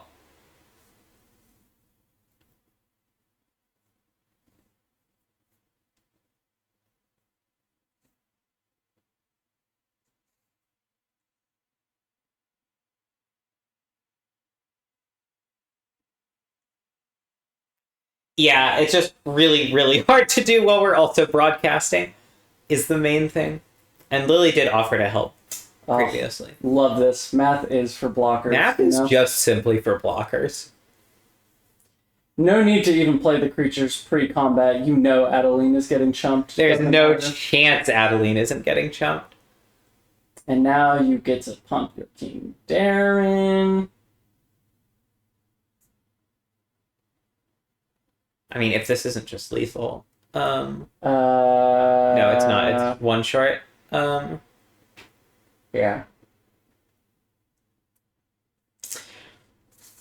Yeah.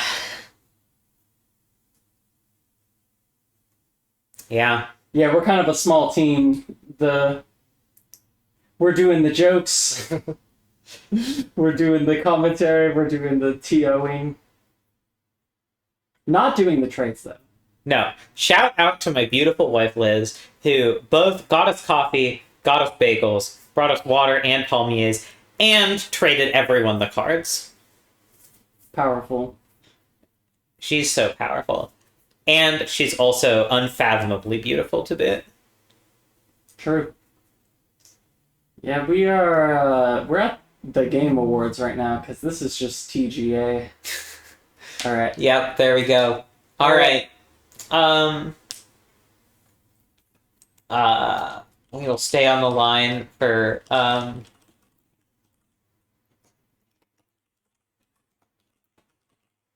Robin Sable.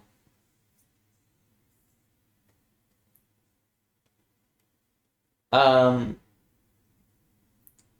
gonna swap to Sable stream, but I think I want to start with Rob. Mm-hmm. Yeah, we have not seen Rob do a full game or a full match.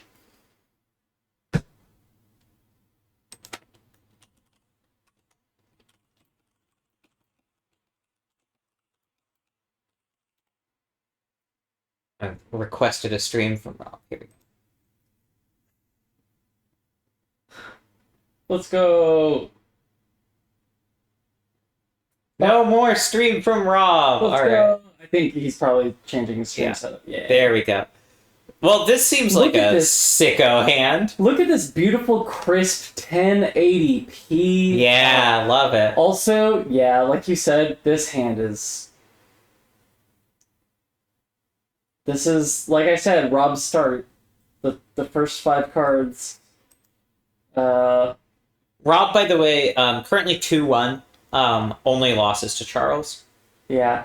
Graham, the battle of the Exos went in Charles's favor in 2 games. Oh my god. I always agree with you on that, Kat. 1 and 2 drops are my bread and butter.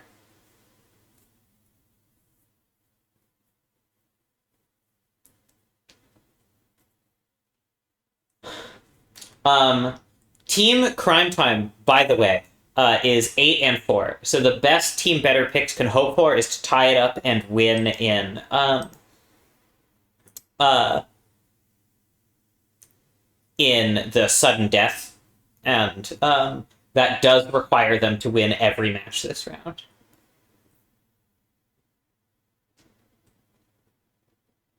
You know, it does occur to me Mm-hmm. that I could probably rig up a little banner with the team standings. That's for next time. Don't Yeah. worry about it. Not right now, not live, but I could. Look at everyone on team. What's it called? Crime Time. 2-1, 2-1, 2-1, 2-1. Yeah.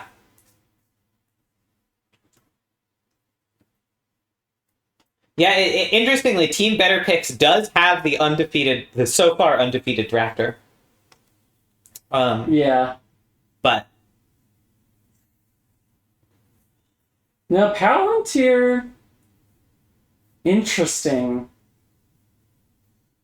Not really affecting the board right now. Rob has a braid. in the deck, not in his hand. Yeah. But yeah, Palantir definitely has the possibility of being a serious problem.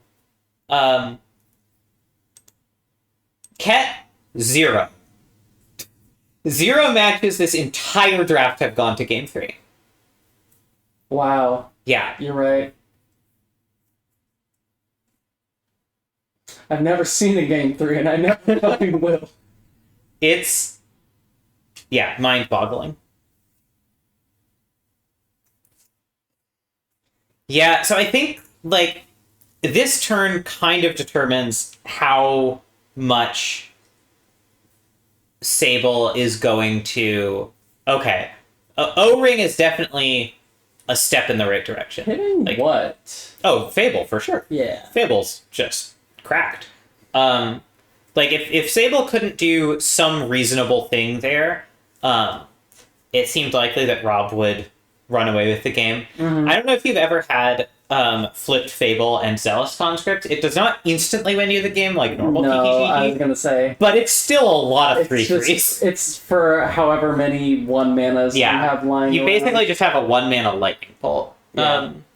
And it still ends with a real Zealous Conscript that steals one of their things. So that Through the Breach could be a big game, depending on what Rob draws. I want to see Rob's sideboard. I want to see what the main build of this deck looks like. Yeah, me too. Like, is Archon even in? Probably, if I had to guess.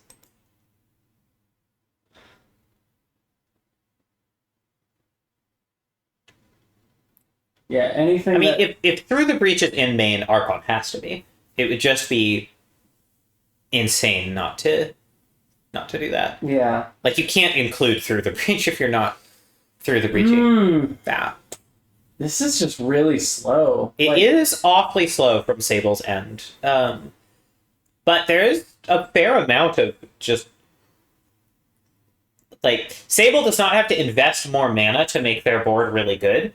And they are going to, pretty soon, presumably, start drawing cards with Palantir. Uh-huh. And that means that they can rob just, again, no fear Shakespeare. Yeah. Really showing the relative value of Palantir in decks with a lot of high-cost stuff versus... Hostile Investigator? What is this card? ETB, opponent discards a card. Whenever any player discards for the first time each turn, investigate. Okay. So it's just a clean 3-for-1 that can go higher depending. Just a 4-mana 3-for-1. Also a 4/3, just for the record. So it does feel like Rob has the battlefield pretty sewn up. Sable discarding Seasoned Talonblade because it's really hard for them to use it with a hostile investigator on the battlefield. True. So let's see. There's lethal on I'm with Arc Trail and also Zealous Conscripts. There's lethal. With either of them. Yeah. Not both. Okay. Yeah, this is not going to do it through Zealous. It's hard to imagine something that does do it through Zealous, but this certainly isn't it. So true. This is rough. Like, Sable's deck really does feel like it has the capacity to come out fast and strong. It just keeps not happening. Yeah. Honestly, that's one thing. I know everyone loves Palantir and, like, One Ring, which, like, sure, One Ring is a different case or whatever. But, like, Palantir has never, like...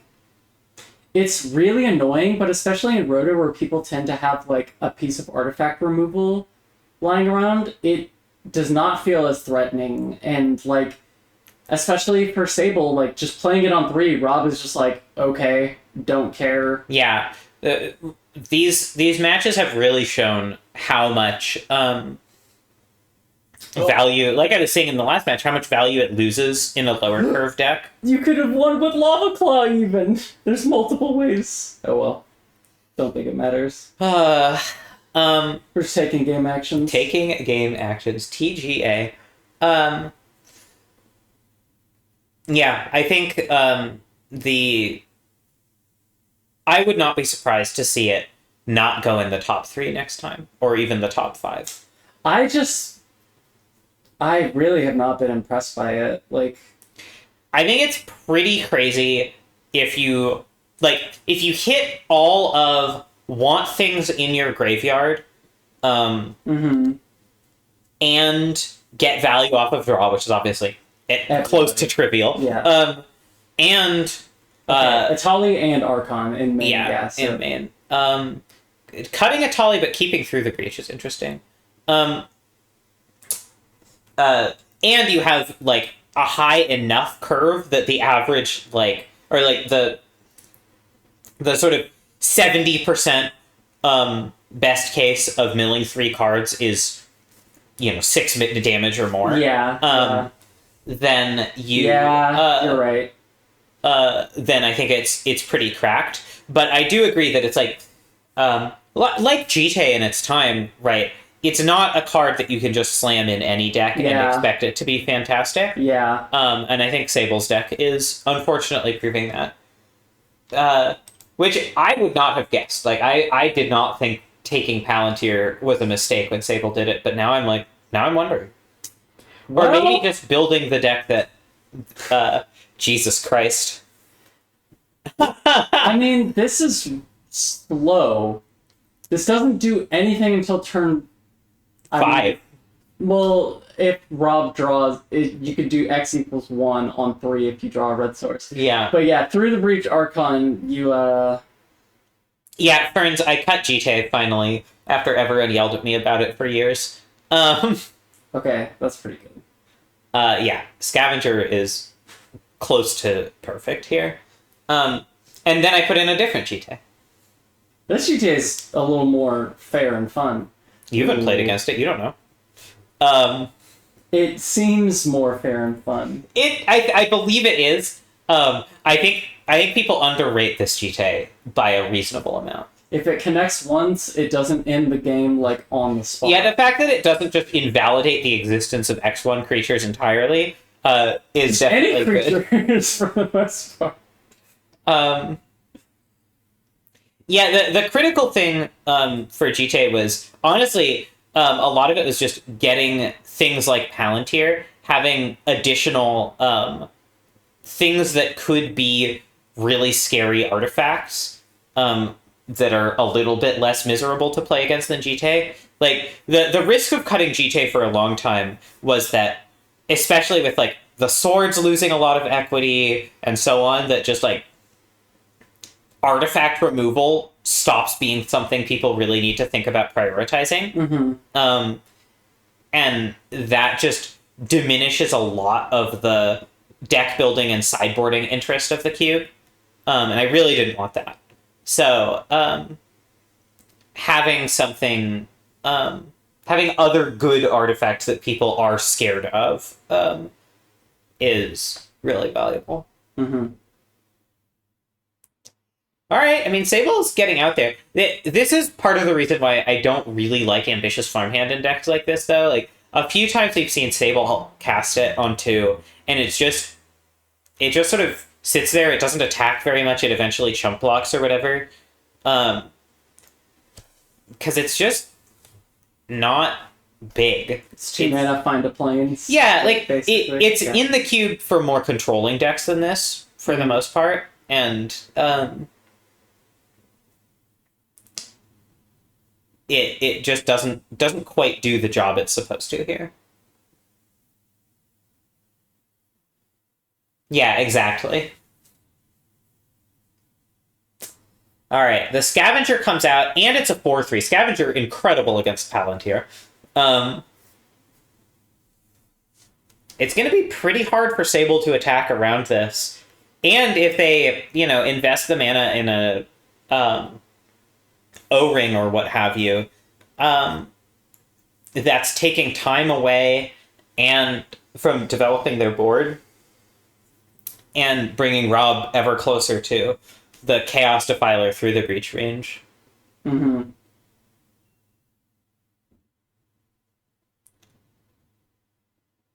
I guess Anafenza first versus Beast Caller first is sort of damned if you do, damned if you don't. Where do you want the counter to go? And I not guess putting the counter on the birds makes sense, especially with Ambitious Farmhand. Anafenza also kind of a total non-bow with Ambitious Farmhand. It specifically makes it way harder to have different powers. God. Yeah, like Palantir here, even again, this is turn 2 Palantir, and I think Rob is just like, don't care, don't care, Yeah. don't care. I mean, it's just going to be hard for Sable to win through 6 life off of Archon, even aside from losing 2 creatures and discarding 2 cards.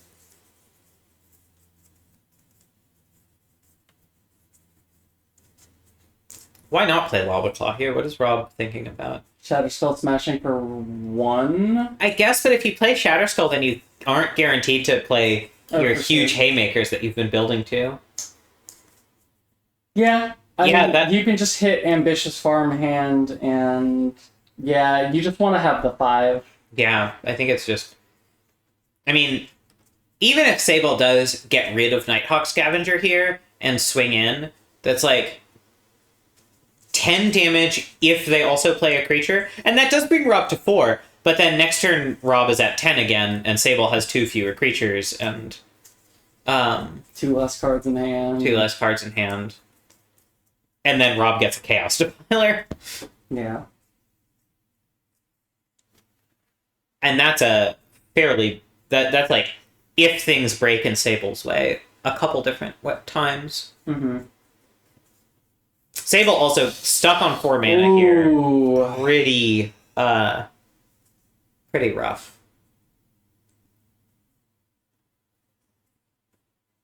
Now this is where Palantir is hit the trigger on Beast Caller. So let's see. And Anafenza. Yeah, so Sable did hit the but Anafenza doesn't actually do an extra damage here because it goes to birds. I think it's toughness. Oh, is it toughness? Yeah, I'm pretty sure it's toughness. Okay, that's not so bad. Yeah. So it can go on. Yes. So 7, 9. This should be is 10. Yeah, so you have to let Sable draw a card.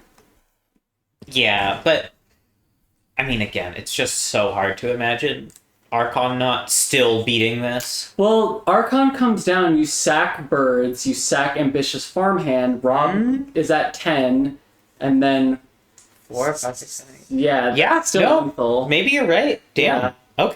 Okay. This is why it's like, as much as it sucks, like Shatterskull smashing just to like hit the 2 things, like Yeah, maybe I was wrong And about just- that. and Just just because play- Stack Fodder is so good for Sable you're right just now. so behind. You can't just do nothing. Like, yeah. Are we gonna see the fabled Game 3? Oh shit, you're right. Be really funny if we saw the only Game 3 in the draft on stream. Yeah, that may be the case. It may. For the record, Sable... Okay, that may change things. Ooh. Potentially. I mean, I don't think so. No, Yeah. Rob's just too behind to not do this. I think he needs to do this, and he needs to hope Sable makes a bad decision. Yeah.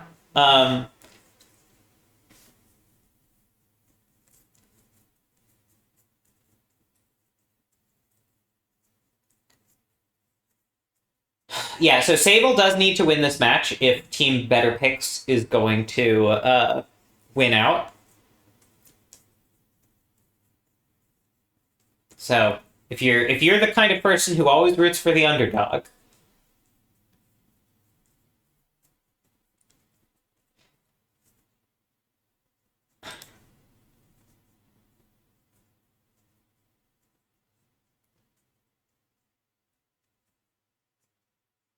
all right.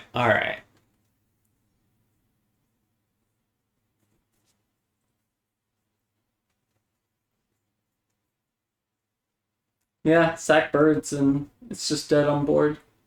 Okay, sex on offense. So any creature is lethal. Yeah, any creature is lethal. Why an offensive? I guess Sable must have something in hand. Like a 5-drop. Or say Resto. Resto would make sense. Because then you play Resto to get the trigger, you flicker birds, etc. But to what end?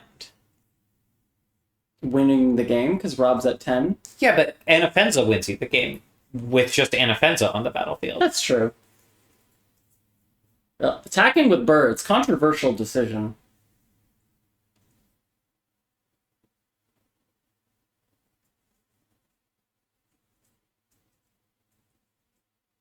I'm so puzzled. All right, so Sable needs... Okay. I believe that would have also won the game pre-combat. I believe so.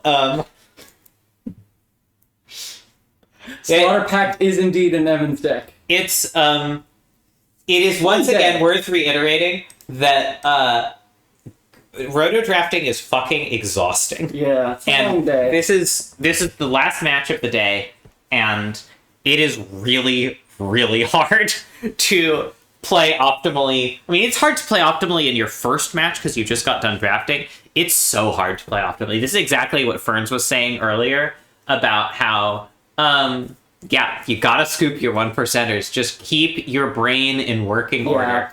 It is likely that Rob still doesn't have outs here. No, But, absolutely not. He has to deal... He needs a fireball for 8. That's how he would win this game. Yeah. I mean, if he had reanimation for Archon, would it do it? So, with Murderous Cut, so you can hit... No, there's just too much power on the board. Yeah. Yeah, so he goes to 4. Sable sacks birds for real this You don't time. have anything to cruise Smuggler's Copter yet. Yeah. All right. Wow. Wow, we saw it. That was impressive. And here we are, game 3. Do you want to... Let's stick with Rob because we've seen more Sable than Rob. I agree. Um, Also, Rob is, I believe, playing to win it for his team, Crime Time. yeah. Would put them at 9 and 4. Definitely true. If Rob does win this, it clinches it completely. He's on the for Prime play, Time. and I think his deck is really good on the play. Yeah. This is, again, a little slow of a hand, although a Braid is pretty good against This Sable. is pretty tough. Archon is basically a mull to 6 already. Yeah. Jasper Flint does get some extra value just because of how low curve Sable's deck is. Mm-hmm. It'll be easier for Rob to just get plays off of it and use that to accumulate advantage. Yeah. Turn 1 birds from Sable. That's a good start. Rob almost chooses to pay life for Blood Crypt for no reason.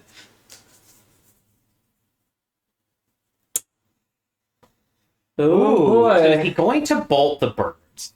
It does appear Yeah, so, which is, So much as the saying goes, always bolt the bird. Yes, I think versus, well, if Sable has Palantir, then it is good in the other mode. I agree. Just don't even let the stream of 3 drops start coming. So here, it really depends how quickly Rob can hit a third land, an untapped third land especially. Yeah.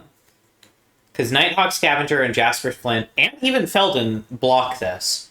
But Okay. I mean, this is just going to trade for a card in Sable's hand if Rob just casts it here. So it might be better to wait. Sable check? has a number of... Ooh, that's an F6. I don't think it is. It just... People don't live with stops on everything. I don't think Sable is in the habit of F6ing at all. Sable's relatively new to Magic Online, and most people don't suggest new players get in the habit of F6ing. They should. F6ing is for the sickos and the twistidos. Yeah.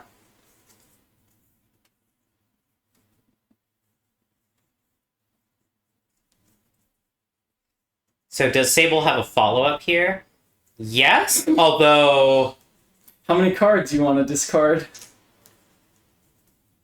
That does attack through Jasper. Oh my god, wow. yes, Okay. yes, you have to do this. You're just trying to battle resources and get to Lily Last Hope.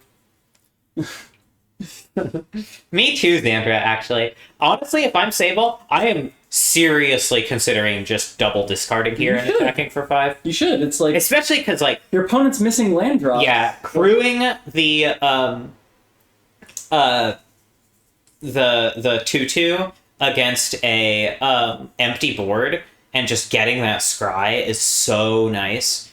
The scry off the Knight of New Benalia is just like underappreciatedly good.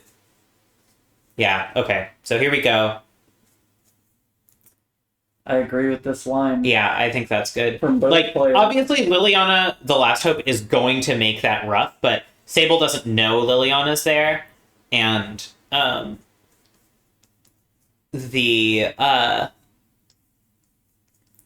like hopefully Sable just gets out another good card here.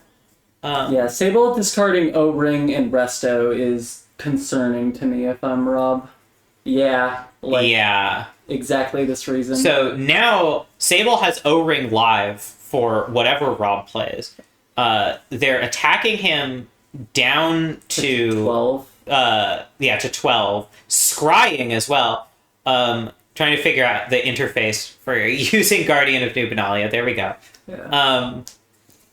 And like that discard is nearly meaningless at this point. Rob has no answer for Sarah Paragon in hand. No, I think Rob's best draw is Murderous Cut. Because then you just get hit for 5 again next turn, go to 7. And then you just have to hope your Nighthawk like life gain can get you out of it. Yeah. I agree that Rob is sort of banking here on just getting rid of the Sarah Paragon before it becomes a huge problem. Mm-hmm. I mean, even getting birds back for Sable. Wow! And there it is! Alright, this is a real ass game. Yeah, and Sable's only got 1 card in hand. This is why like discarding those cards is not free. No, it's definitely not free. Wow. Rob does still need to hit a What land. a sick... Can I just say, Rob also had other Doom Blades, but what a sick call. Yeah, that is for sure our Stonemore Funeral Home's big kill of the draft. Yeah. Stonemore Funeral Homes, you'll die eventually. Oh, this is... Welcoming Vampire and the Thraben Inspector to draw a card off of it. Yeah. Wow, for Sable having 1 card left in hand, this sure is a good 2 cards. 3 cards.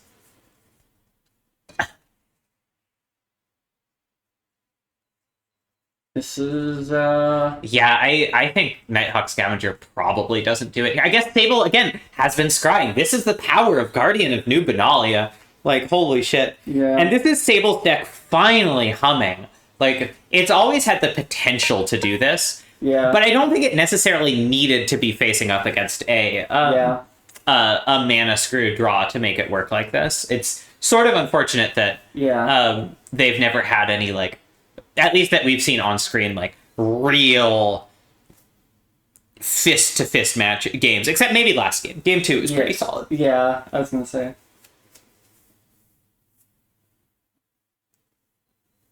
Ugh, that's the big Rippo.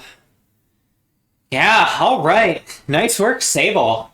Alright, so teams could still tie. Yeah, definitely possible. Graham and Otter are still going, so let's head over there because we haven't seen very much of Otter. Yeah, I agree.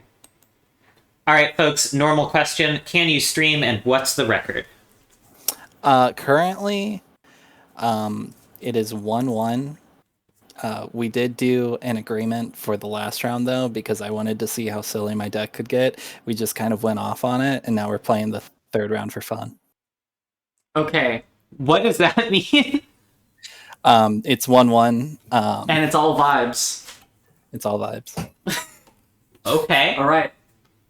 Here, let me stream really quick. Thank you. Yeah. Did you understand that? Yeah. Just kind of This went is like off. so. This is like in a fighting game when you both pick. You go to the final round and you both pick your backup character. I see. Where you're like, hey, let's just have fun with it, and just whoever wins wins. So is this just in terms of like sideboarding weirdly? Yeah, Or? yeah. Okay. Okay. Trying to make specific things work. I Got it. Well, and this is another game 3. We're catching all the games 3. See, this is just a player agreement. This is totally within the rules. All right. So, Charles pulled out the 4-0. Congratulations to Charles for another Roto crown. Oh yeah. I think Charles has the highest game. ratio of undefeated Rotos to total Rotos of anyone. Can I say? Anyone who's drafted more than a couple times. Can I say? I've always wanted to first pick a fetch land. I don't think I've ever done it. I think I've second picked a fetch land. But this has proven me right. I'm just like, yep. Yeah, Charles, the 4-0-8-0. Unbelievable. So, Team Better Picks is still live. 8-6 in favor of Team Crime Time right now. But if Otter pulls out this game and Evan gets it versus Matt, that is sudden death. Each team will nominate their champion to battle a best of 5 match, 2 pre-sideboard, 3 post-board. Yeah. I really wonder who Team Better Picks would nominate. I'm really curious.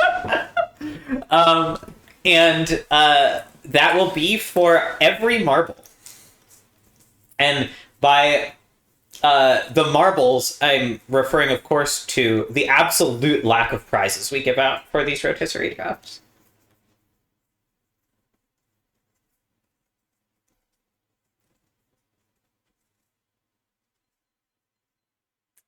All right. Expressive iteration here. No land. Oh, means this is that, rough. Otter effectively only gets 1 card from it. Yeah. Yeah, you want to put that... Xandra, do you want to sponsor this with book codes? I mean, I'll take it. Rip. Time warp gone forever. Yeah, that's so sad. It is... All right. I'm sure we can fit you in next to our other fairly full slate of sponsors. Highly real, definitely actual sponsors. It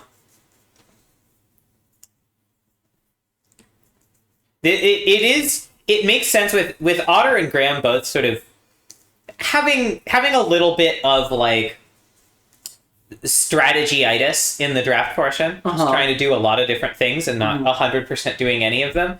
It makes sense for them both to go a little haywire in the final game.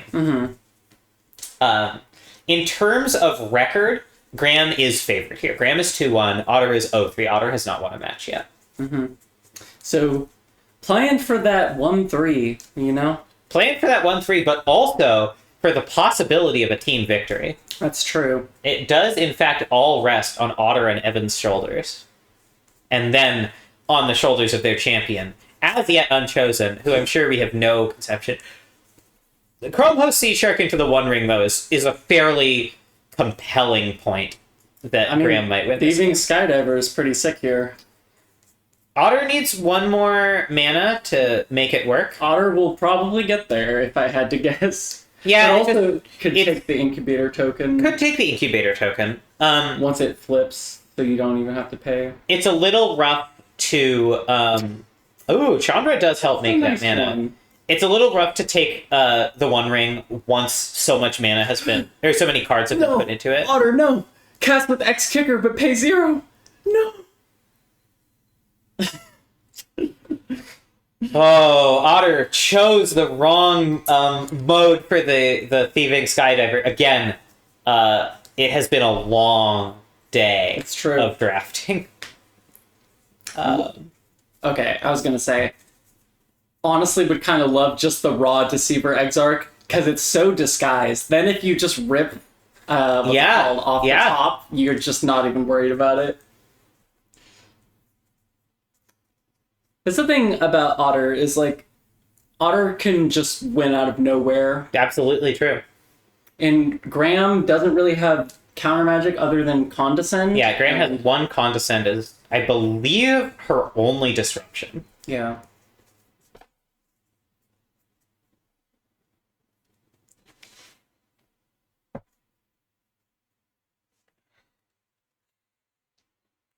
The question is, does Otter have time? Possibly. Here's the Nader Kraken gonna draw It's in! with the one ring. I mean, yeah, everything's in. Presumably, Graham cut all the boring cards to play all the sweet cards. The 26th pick Nadir Kraken, I think. And appropriately, 26 cards remain in Graham's library. All right, now that's just truly No attack. I gotta check to see if that's actually when it was picked. 25th. Oh, so sad. Next turn. All right, so Chandra here does actually kill both the Seed Shark and the Kraken, leaving Graham with only a tentacle token. Well, If Graham. they do choose to activate the One Ring. Well, won't the Kraken get a counter on it? Oh, because yeah, -5 or -4. Okay, I see. Yeah, they both have 4. Digging toughness for a at that point. Condescend. Digging for a Condescend makes sense. I mean, Oh, you get 2 counters here. Okay. Yeah, no, I lied. This is not actually digging for a Condescend. somehow I thought Kraken was once per turn, but that would be ridiculous. Yeah, it'd be too nerfed.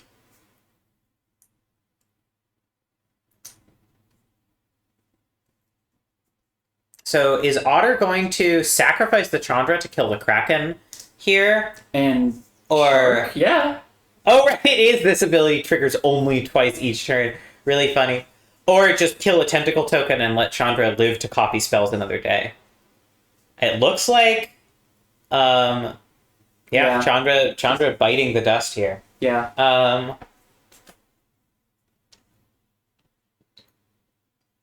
I mean, this is a No, it is not. It's you lied to me too, Blake. I can't believe you'd do this. So Graham reasonably priced into double blocking the War Chief here. yeah. I really like this line from Otter. See, Just put the it's doing- pressure on, Yeah. like that's how you take the advantage out of the One Ring is you just turn it into a damage. Although, like, arguably, well, I guess, yeah, yeah, yeah. I think you're right. I think this was the line. Yeah. I was thinking like, oh, you could attack in and threaten to points of damage on the Kraken, but then the Sea Shark blocks as well, and like, yes, Chandra gets Traxa more. doesn't matter. Deceiver Exarch. Yeah, Traxa does not do it here. Yeah, Traxa is not good enough. All right. Wow. Team better picks. And Evan won. We're going to sudden death. All right. This is not usually how we use this award, but on behalf of the entire team better picks, Yes. this is the COVID-19. Oh, hold on. Tube has pointed out critical information. Bushwhack has been revealed. Oh. Graham already played land this turn, and it's turn 6, and there's 6 lands. Yeah, okay. All right. We're bringing it back. COVID-19 Comeback of the Draft Award.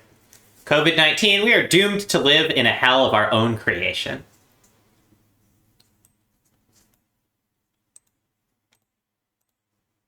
All right.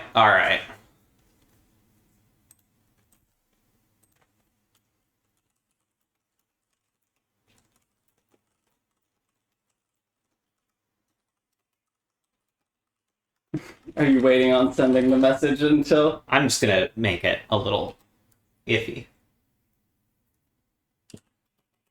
Here, you commentate. I'm gonna explain what's happening. What's the comment? Otter untapped. Plays Deceiver Exarch wins the match.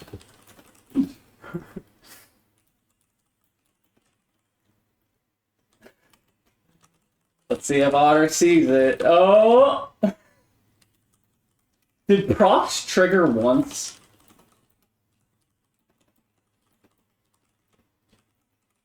No.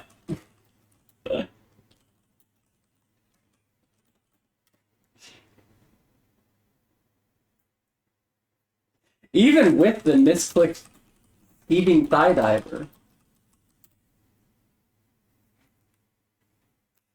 So Charles has the the rarest opportunity of all. I think Charles had battled in sudden death before once. The rarest opportunity of all to go 5-0. Oh, yeah. The 5-0s, I think there may have been one other 5-0, and it's possible it was Charles. But the 5-0 is the most coveted record. All right, I'm going to hop into voice chat. All right, folks. In case you didn't see in my Quarantine Cube channel, we are doing sudden death. Each team... It's not sudden death if it's a best of 5. Don't Sudden worry death is about one it, thing. It's an okay? extremely long, drawn-out Do death. not worry about it. I think it's a shootout. Suspend Listen, death. hush. It's a duel. Shootout is actually pretty good. Showdown. It's a showdown. Showdown is also good. Anyway, split into your team channels to talk it over. Do not do pre-sideboarding, obviously, even though you may have a guess who your other team is sending out. And send me a message when you have chosen your representative. Yeah, that's it. Well, Cool. All right.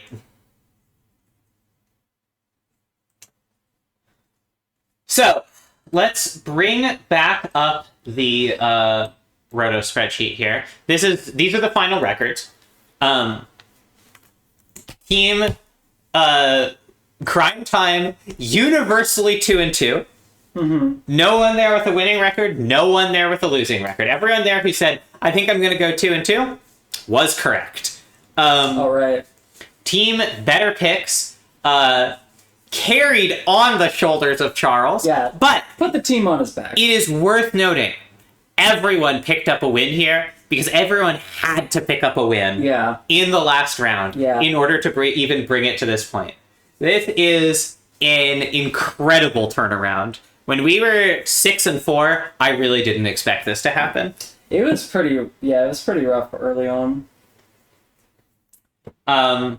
So, team Better Picks. We are assuming Charles is the choice.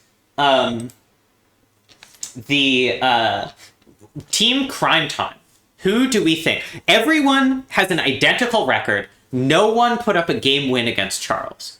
Who do we think they'll choose? It could really be anyone's game. I think if anyone would do it, let's see.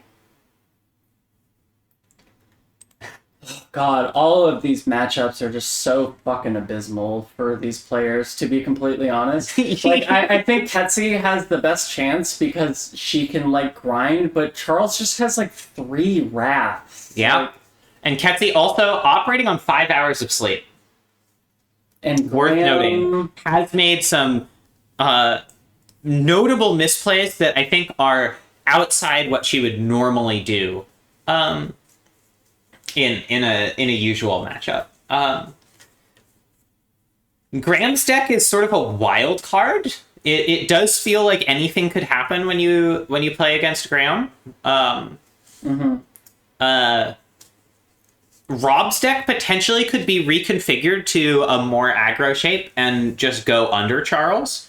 So I could see any of those. I think Matt, his curve is just too high, Yeah. and thus just pairs too badly against what Charles is doing. I That think it's so. really unlikely to be Yeah, I agree. Matt. Let's see. What? I'll say table decks is not typing anything. Yeah, Charles went 5-0 in Body 20. Is he the only one who's gone 5-0? Can you just do a quick search? Or, a quick scroll through? Let's see, quick requires me to check each one. There's not. Yeah, sorry, quick is not the right verb. Okay, a meticulous. Yeah. Well, It is possible that Charles goes 5-0 without dropping a game, though, which is particularly impressive.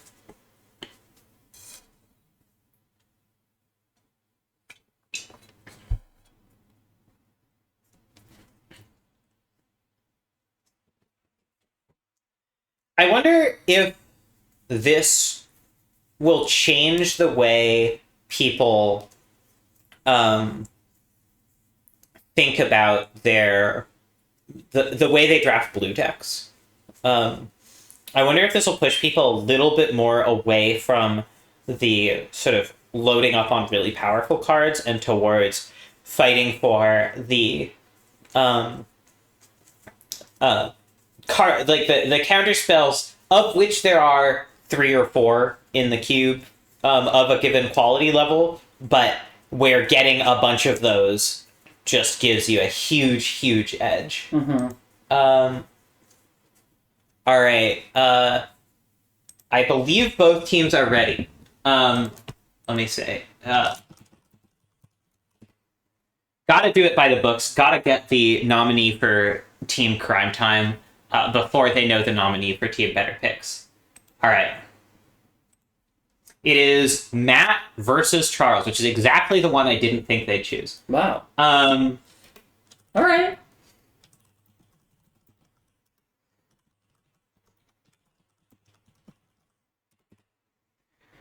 All right. Doogaloo!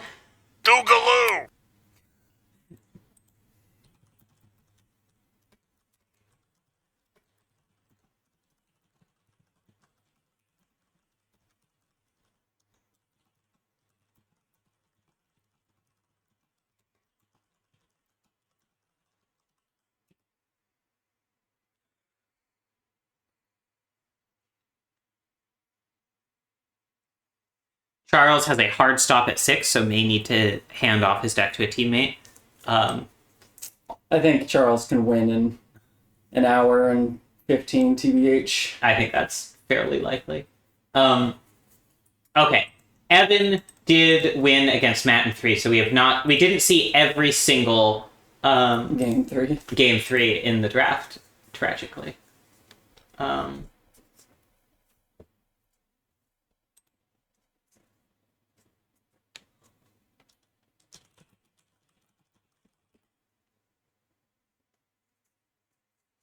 I'm getting them to stream. All right, Charles is the first to stream, and the undefeated champion of the primary match portion. So let's see how this goes.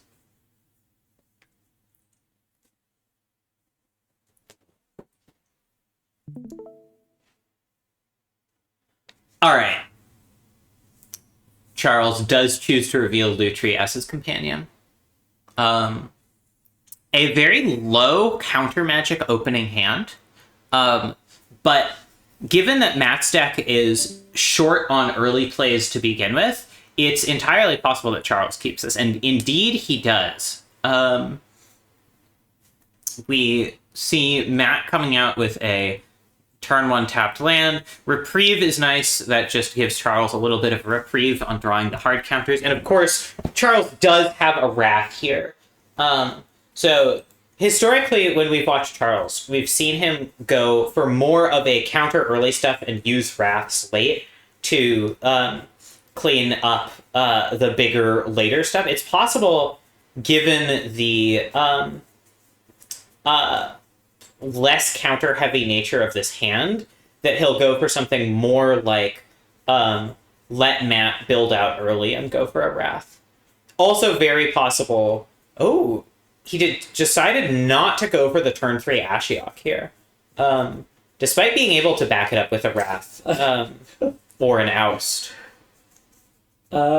Technically, I went 5-0, but it was an exhibition match. It was. It's because there were 2 4-0s, and we. but we were okay. we were on the same team. I think that counts. I think an exhibition match counts. It's for fewer of the marbles, but Yeah. all right. Charles ousting the elf. Not necessarily because it's that high risk, as because it gums up Matt's board or Matt's draws. And then, well, I suppose hits the elf with Ashiok, so that explanation makes less sense. Here's Vorinclex. Getting Matt some nice card advantage in terms of lands.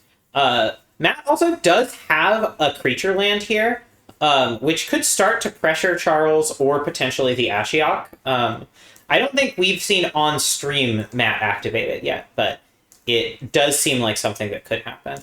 Seems like Charles is saving this Venser for the Vorinclex. God,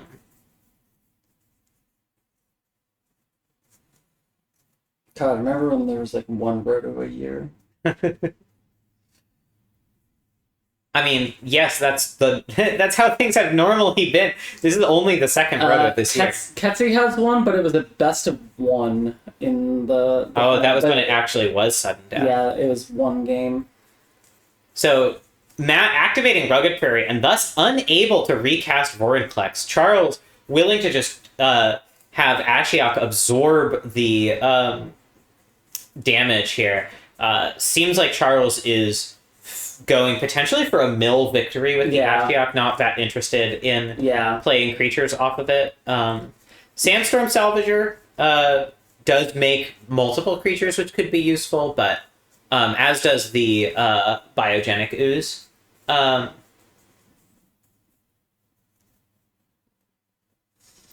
The 2 lands of replaying... Oh, I think... Oh my god! Manatizing Elish. I saw this and I was like... All right. Could not wait. Charles couldn't snap it off fast enough. Nestle sweet play of the draft. Nestle, shut your mouth and know your place. The Nestle Corporation really lets you know how they feel. Oh, yeah. They actually asked me after the last one, like, try to say it with more scorn.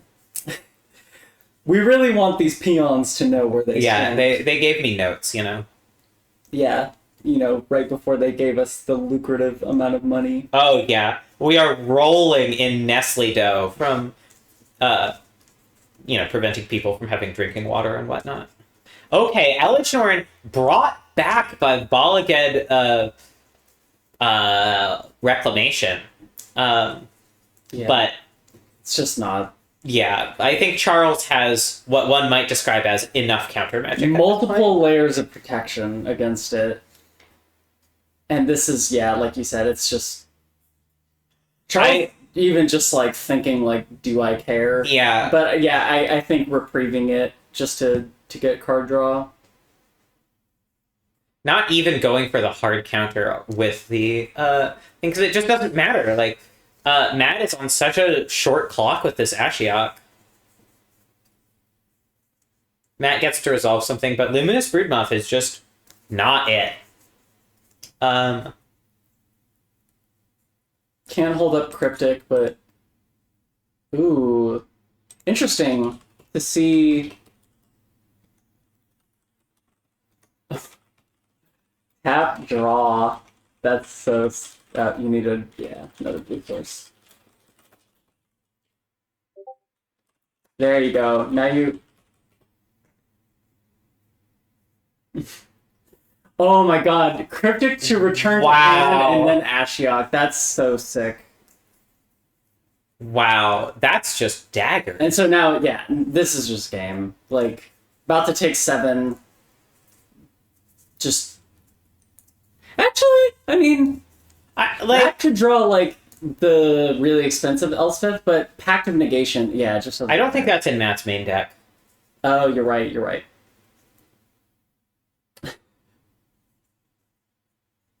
All right. The match. That would... We want another game 1.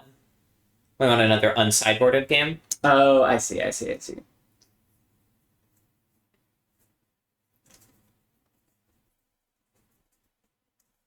All right, let's switch over to Trash Boat here before we see Charles's hand. That is to say, Matt. We're not just calling someone. Listen, that's his name on Discord. I know, I was gonna say, this is the thing with handles online. Yeah. I didn't actually know he was named Matt until he submitted that as his roto name in the survey.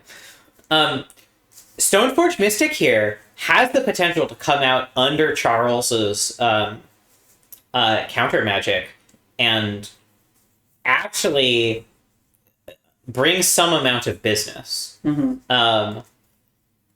Charles has some bounce that can hit the Batterskull, but that does allow it to be Stoneforged back in. Has some ways of killing the Germ token, but that allows the Batterskull to be bounced and replayed, or potentially re-equipped, although Matt has not historically had a good opportunity to do any attacks. Charles just showing off the foretold Wrath here, so it is likely that Batterskull... Main phase Batterskull from Matt is really interesting. This feels like it sets him up for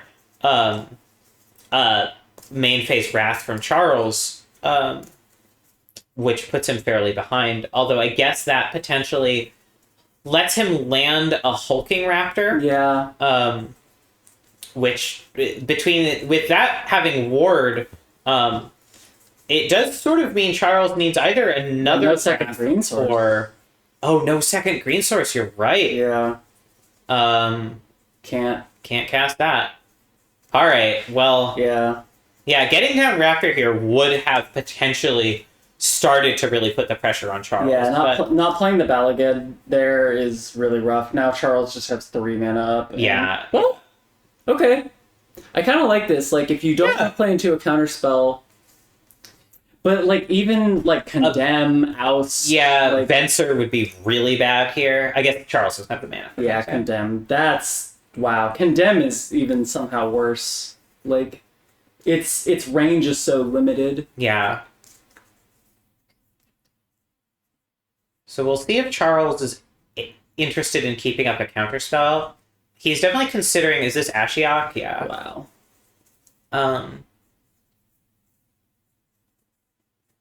Okay. All right. So Mana Tithe. Mana Tithe is up, but it's not going to be able to hit Raptor or Elishnorn. But this is where a second Wrath would really do something. Yeah, second Wrath would be a nail in the coffin. Without that, it is definitely possible that Matt... Yeah. Oh, well... not straight dead. This game's not over. No, like, but it's... Yeah. It's just... It's pretty rough. This is where it gets a lot harder. I can't really make out what's under the Ashiok, but I'm not even sure. Vorinclex and King Darren. Okay. I'm not sure Charles is even really thinking about, like, can I activate Ashiok? Can I mine its Ashiok for any reason? I think Vorinclex just being a 6/6 for 5 is pretty good. I mean, it does trade with a Batterskull Raptor. That's not nothing. Wait, does it trade, or does the Raptor become a 9/9? Isn't the Raptor a 5/3? Oh, but I guess that's still 7, so. Yeah. Ooh, just a chumpy chumper? Or does... Oh, you sack it before damage to... How? To what? King Darren has an ability that it can Oh, sack you're right. I itself. forgot about that. So many words on cards. Yeah.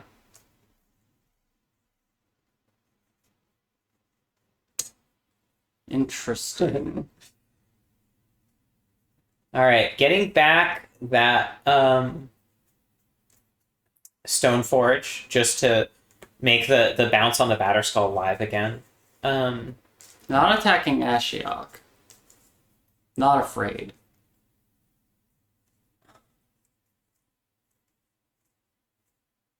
And Charles is just taking it. There's no without a Batterskull on there, like there's no reason to use the sack effect. There's also Skullclamp got exiled by Ashiok.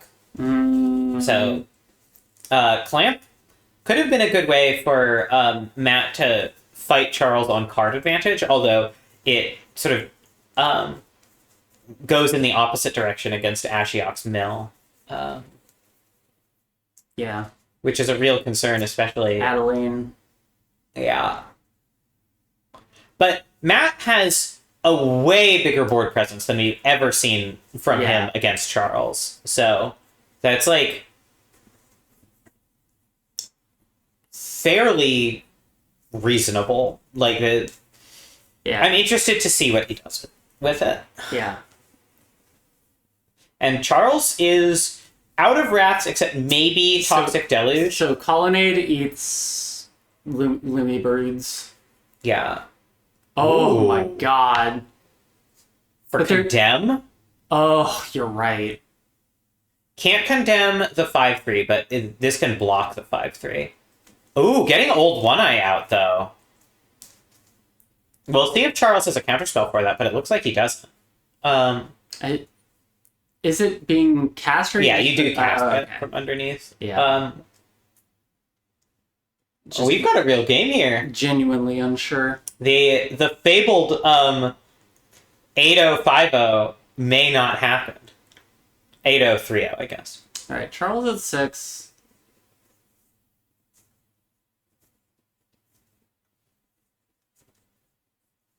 Charles sort of... JVP is very crucial. JVP is really good. Your entire goal now is survive. Message to all Charleses. I wonder if really depends what the last two cards are. Whether playing them is better than just keeping Colonnade online. I wonder if it's just Ashiok minus to get, Vorinclex, and then you're just... Vorinclex, Your entire goal is... King Darien actually making One-Eye unable to attack. Although it has a ton of text, I have no idea what the rest of the words on the card It are. just gives stuff trample right now. Okay. Yeah, there's no good attacks. Like, Charles can turn a corner really, really quickly, and this JVP is about the... This, what was it, 21st pick JVP? All right. Well, math is as they say for blockers. Charles will indeed be blocking. I think just everything dies. I think Matt just plague wins himself here. Well, I mean, he definitely gets to trade for the Colonnade. Oh, is that a 5/5? Yeah, Okay. the token's a 5/5, but the other two, I believe you're right, do just die. Yeah. And Charles does get an online JVP, which is rough. And, like, you know, Matt does get to rebuy a Batterskull, which is far from nothing, but the... How far from nothing exactly it is. I don't think it's far enough from nothing. Yeah. With Charles having two creatures that block Batterskull profitably, as well as access to Wraths.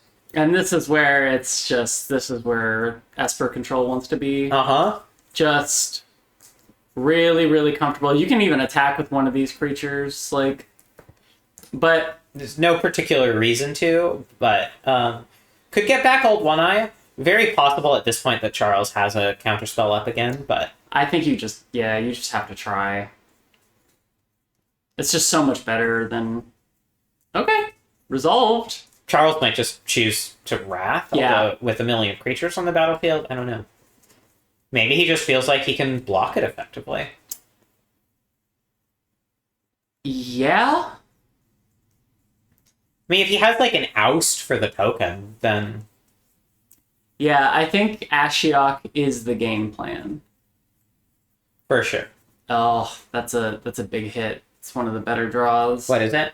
Elish Norn. The 7-drop Elish absolutely. Norn. Yeah, I guess 7-drop Elish Norn is maybe what Matt was drawing towards here. Nope. Okay, I like Charles's line here. Just Doomscar. Yeah. You have to deal with the Ashiok, and, like, you can just keep replaying Batterskull, I guess, but... Lutri in hand. Yeah. Worst case, Ooh, Skyclave does answer Ashiok. True. Charles, quick F2 on that. Not thinking about something like a pact, for example. So big damage. This is likely going to force another Wrath if Charles doesn't have anything relevant in hand. Mm-hmm. We have not seen Dig Through Time yet, so it's definitely possible that Charles has a Dig Through Time Lutri right here. Yeah. Yeah, I think that's what's happening. I think some priority is being held, and every card but Wrath of Graveyard, Wrath is going to the exile zone. Yeah. This only, I believe, makes one monk token, but with Old One Eye in the graveyard, for at least until Matt has 2 more cards in hand to discard to it, Charles can just chump. Whoa, not copying Dig with Lutri. Okay. Wants to find a counterspell, maybe, just to try and hit this Batterskull on the way down or something? Possibly, yeah. Charles has been lower on the... Oh, really, wow. really good. Okay. Charles has been lower on counterspells this game than we've seen historically, so it's very possible that just hit the Batterskull. He is now starting to sit on a lot, especially after that dig. Yeah, this is where, especially with no Elish Norn in your deck anymore, where Elish Norn here, like with Charles with the shields down, that would be the draw, but it's just not even possible. I wonder... yeah, this is over. We are fully... And let me tell you, prowess triggers in the game pretty fast. I believe this. I mean, Matt does have 37 life points right now, but I suppose Charles can race Matt's cards in library versus prowess triggers, or just decide to yeah, okay. Attacks are happening. 7 damage. Down to 30. Down to 30. Matt does have the opportunity to Old One Eye again here, and I suspect he will take it. I have a feeling that's probably not going to resolve given the dig through time that happened. Strongly suspect that is accurate. Yeah. Dig through time and drawing with Teferi. Yeah, that's... And that's it. There's too many monk tokens for now. For Matt to now want the to be boards. Now we can go to sideboarded matches or sideboarded games. Matt is bringing in Get Lost. I think we watched Charles sideboard last time, and well, Charles is either bringing in the reanimation package, which doesn't seem very good here, or leaving in all the wraths and stuff. I mean, Apex Altasaur isn't a bad one to reanimate. It's just you have to bring in the whole package for it, though, and that's just 3 blanks in your deck. Yeah, like, you would just so much rather be... Well, 2 blanks. The Gifts Ungiven is a real card. That's true. But it's only a real card, like, if you're getting the 2 things that you care about. Sure, like, if you draw either one of them... Yeah, if they end up in your hand, it is really bad. Taking out Path makes a lot of sense. Yeah. Taking out Elspeth is interesting, given... Putting in, you mean? Sorry, taking out Elish Norn is interesting, given that it was close to being very important in Game 1. Yeah. And I think, you just want every Planeswalker you can get, and can Metamorph? No, it's artifact or creature, so it's not Planeswalker. No, Wacky, it is 2-0 Charles. So this is match point for Charles. Yeah.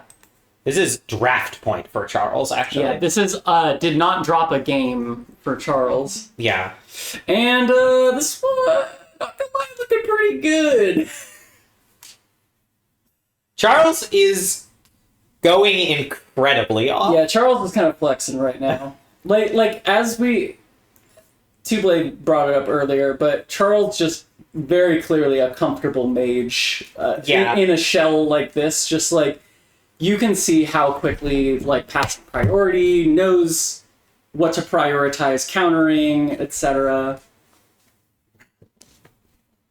I think it's fair to say Charles is sort of the roto end boss of our group. Yeah. No interest in getting an early JVP out. This is all Reman's turn. Yeah. And now you can, next turn can Jace, holding up Spell Pierce to protect it. Keeping in Spell Pierce is interesting, given that Matt's deck is so focused on like big creature plays, but it also shows sort of a heads upness to what Matt's sideboarding is likely to be. I think Charles expects Matt to put in more planeswalkers, and so the Spell Pierce is there to mitigate that. Okay, so Charles has the opportunity here to bluff a mana leak and chooses not to do so. No. But possibly ropes Matt into playing into this Spell Pierce. Ooh, that like getting kind of Jace off the battlefield permanently. It does not come back if Skyclave goes away. Charles just gets a 2/2 token, which is functionally nothing. Here comes Oustioch.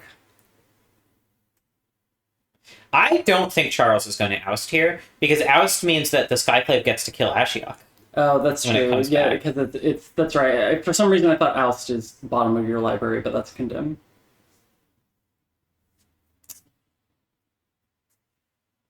Ooh, okay. Yeah. So Matt really permanently getting rid of... Oh, actually, I could exile the Skyclave. That's so true, Trueglaive. Matt getting exiles on board for two of the most problematic permanents that Charles has shown in previous games. God, just see, like, this turn, like, how fast this was, like, I'm grabbing Lutri, I know I'm doing it, Yeah. and just, like...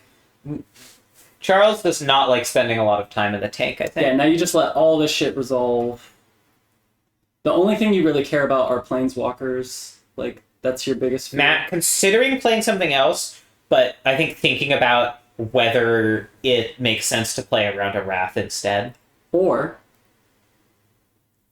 And it doesn't. Yeah, it does not make sense. I think this is reasonable. With Jace out of the contest, Matt, like, exhausting Charles's Wraths is a much more realistic possibility, and B, like, Charles does only have 2 Wraths. No, Deluge? I don't know if Deluge... Oh, right, Deluge, that's true. Yeah. But Deluge is not free against an Adeline at 13 life. Spell Pierce. Oh! So nasty Wow. here. So I think Matt's lines here were totally reasonable. They just matched up really badly against what was in Charles's hand in practice. To be honest, just Charles's deck just seems so fucking insurmountable. Like, I don't envy anyone who's on the other because side people of are it. trying to win with creatures rather than cheating, and like cheating and getting around, like resolving like an artifact like Quicksilver Amulet or Monster Manual and getting past counter magic, because Charles doesn't have path. Yeah. Like, that's really the only way to like sneak under this deck. And now it's just like you're losing the damage race to the control deck. Like, And there is, in fact, the Toxic Deluge. yeah. We have a full value 3 steps ahead represented here. Not that there's anything Charles can copy for particular I just don't utility. even- it's just not. Charles really considering Just whether copy you're... Venser. Ooh, copy Venser and draw cards? Yeah, I guess Okay. copying Venser to just... I'm wow. This card is so sick. Yeah. I suspect we will see it go substantially higher in the Oh, next you're round. right. Venser's the legend. You're right. It's still, like, you could copy it, bounce a land. It's just not that relevant right now. Yeah. Hulking Raptor I'll pay the ward. Oust, pay the ward. is indeed what is happening. And then leaving up Essence Scatter rather than playing... No, you could have played Mon Mentor, but just getting the game over with. Yeah. You gotta keep up Lutri Essence Scatter, you know? True. Ooh, Essence doesn't scatter that. A little awkward.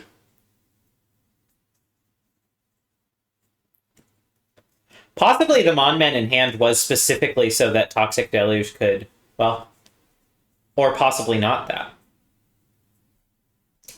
Just trying to dig for something.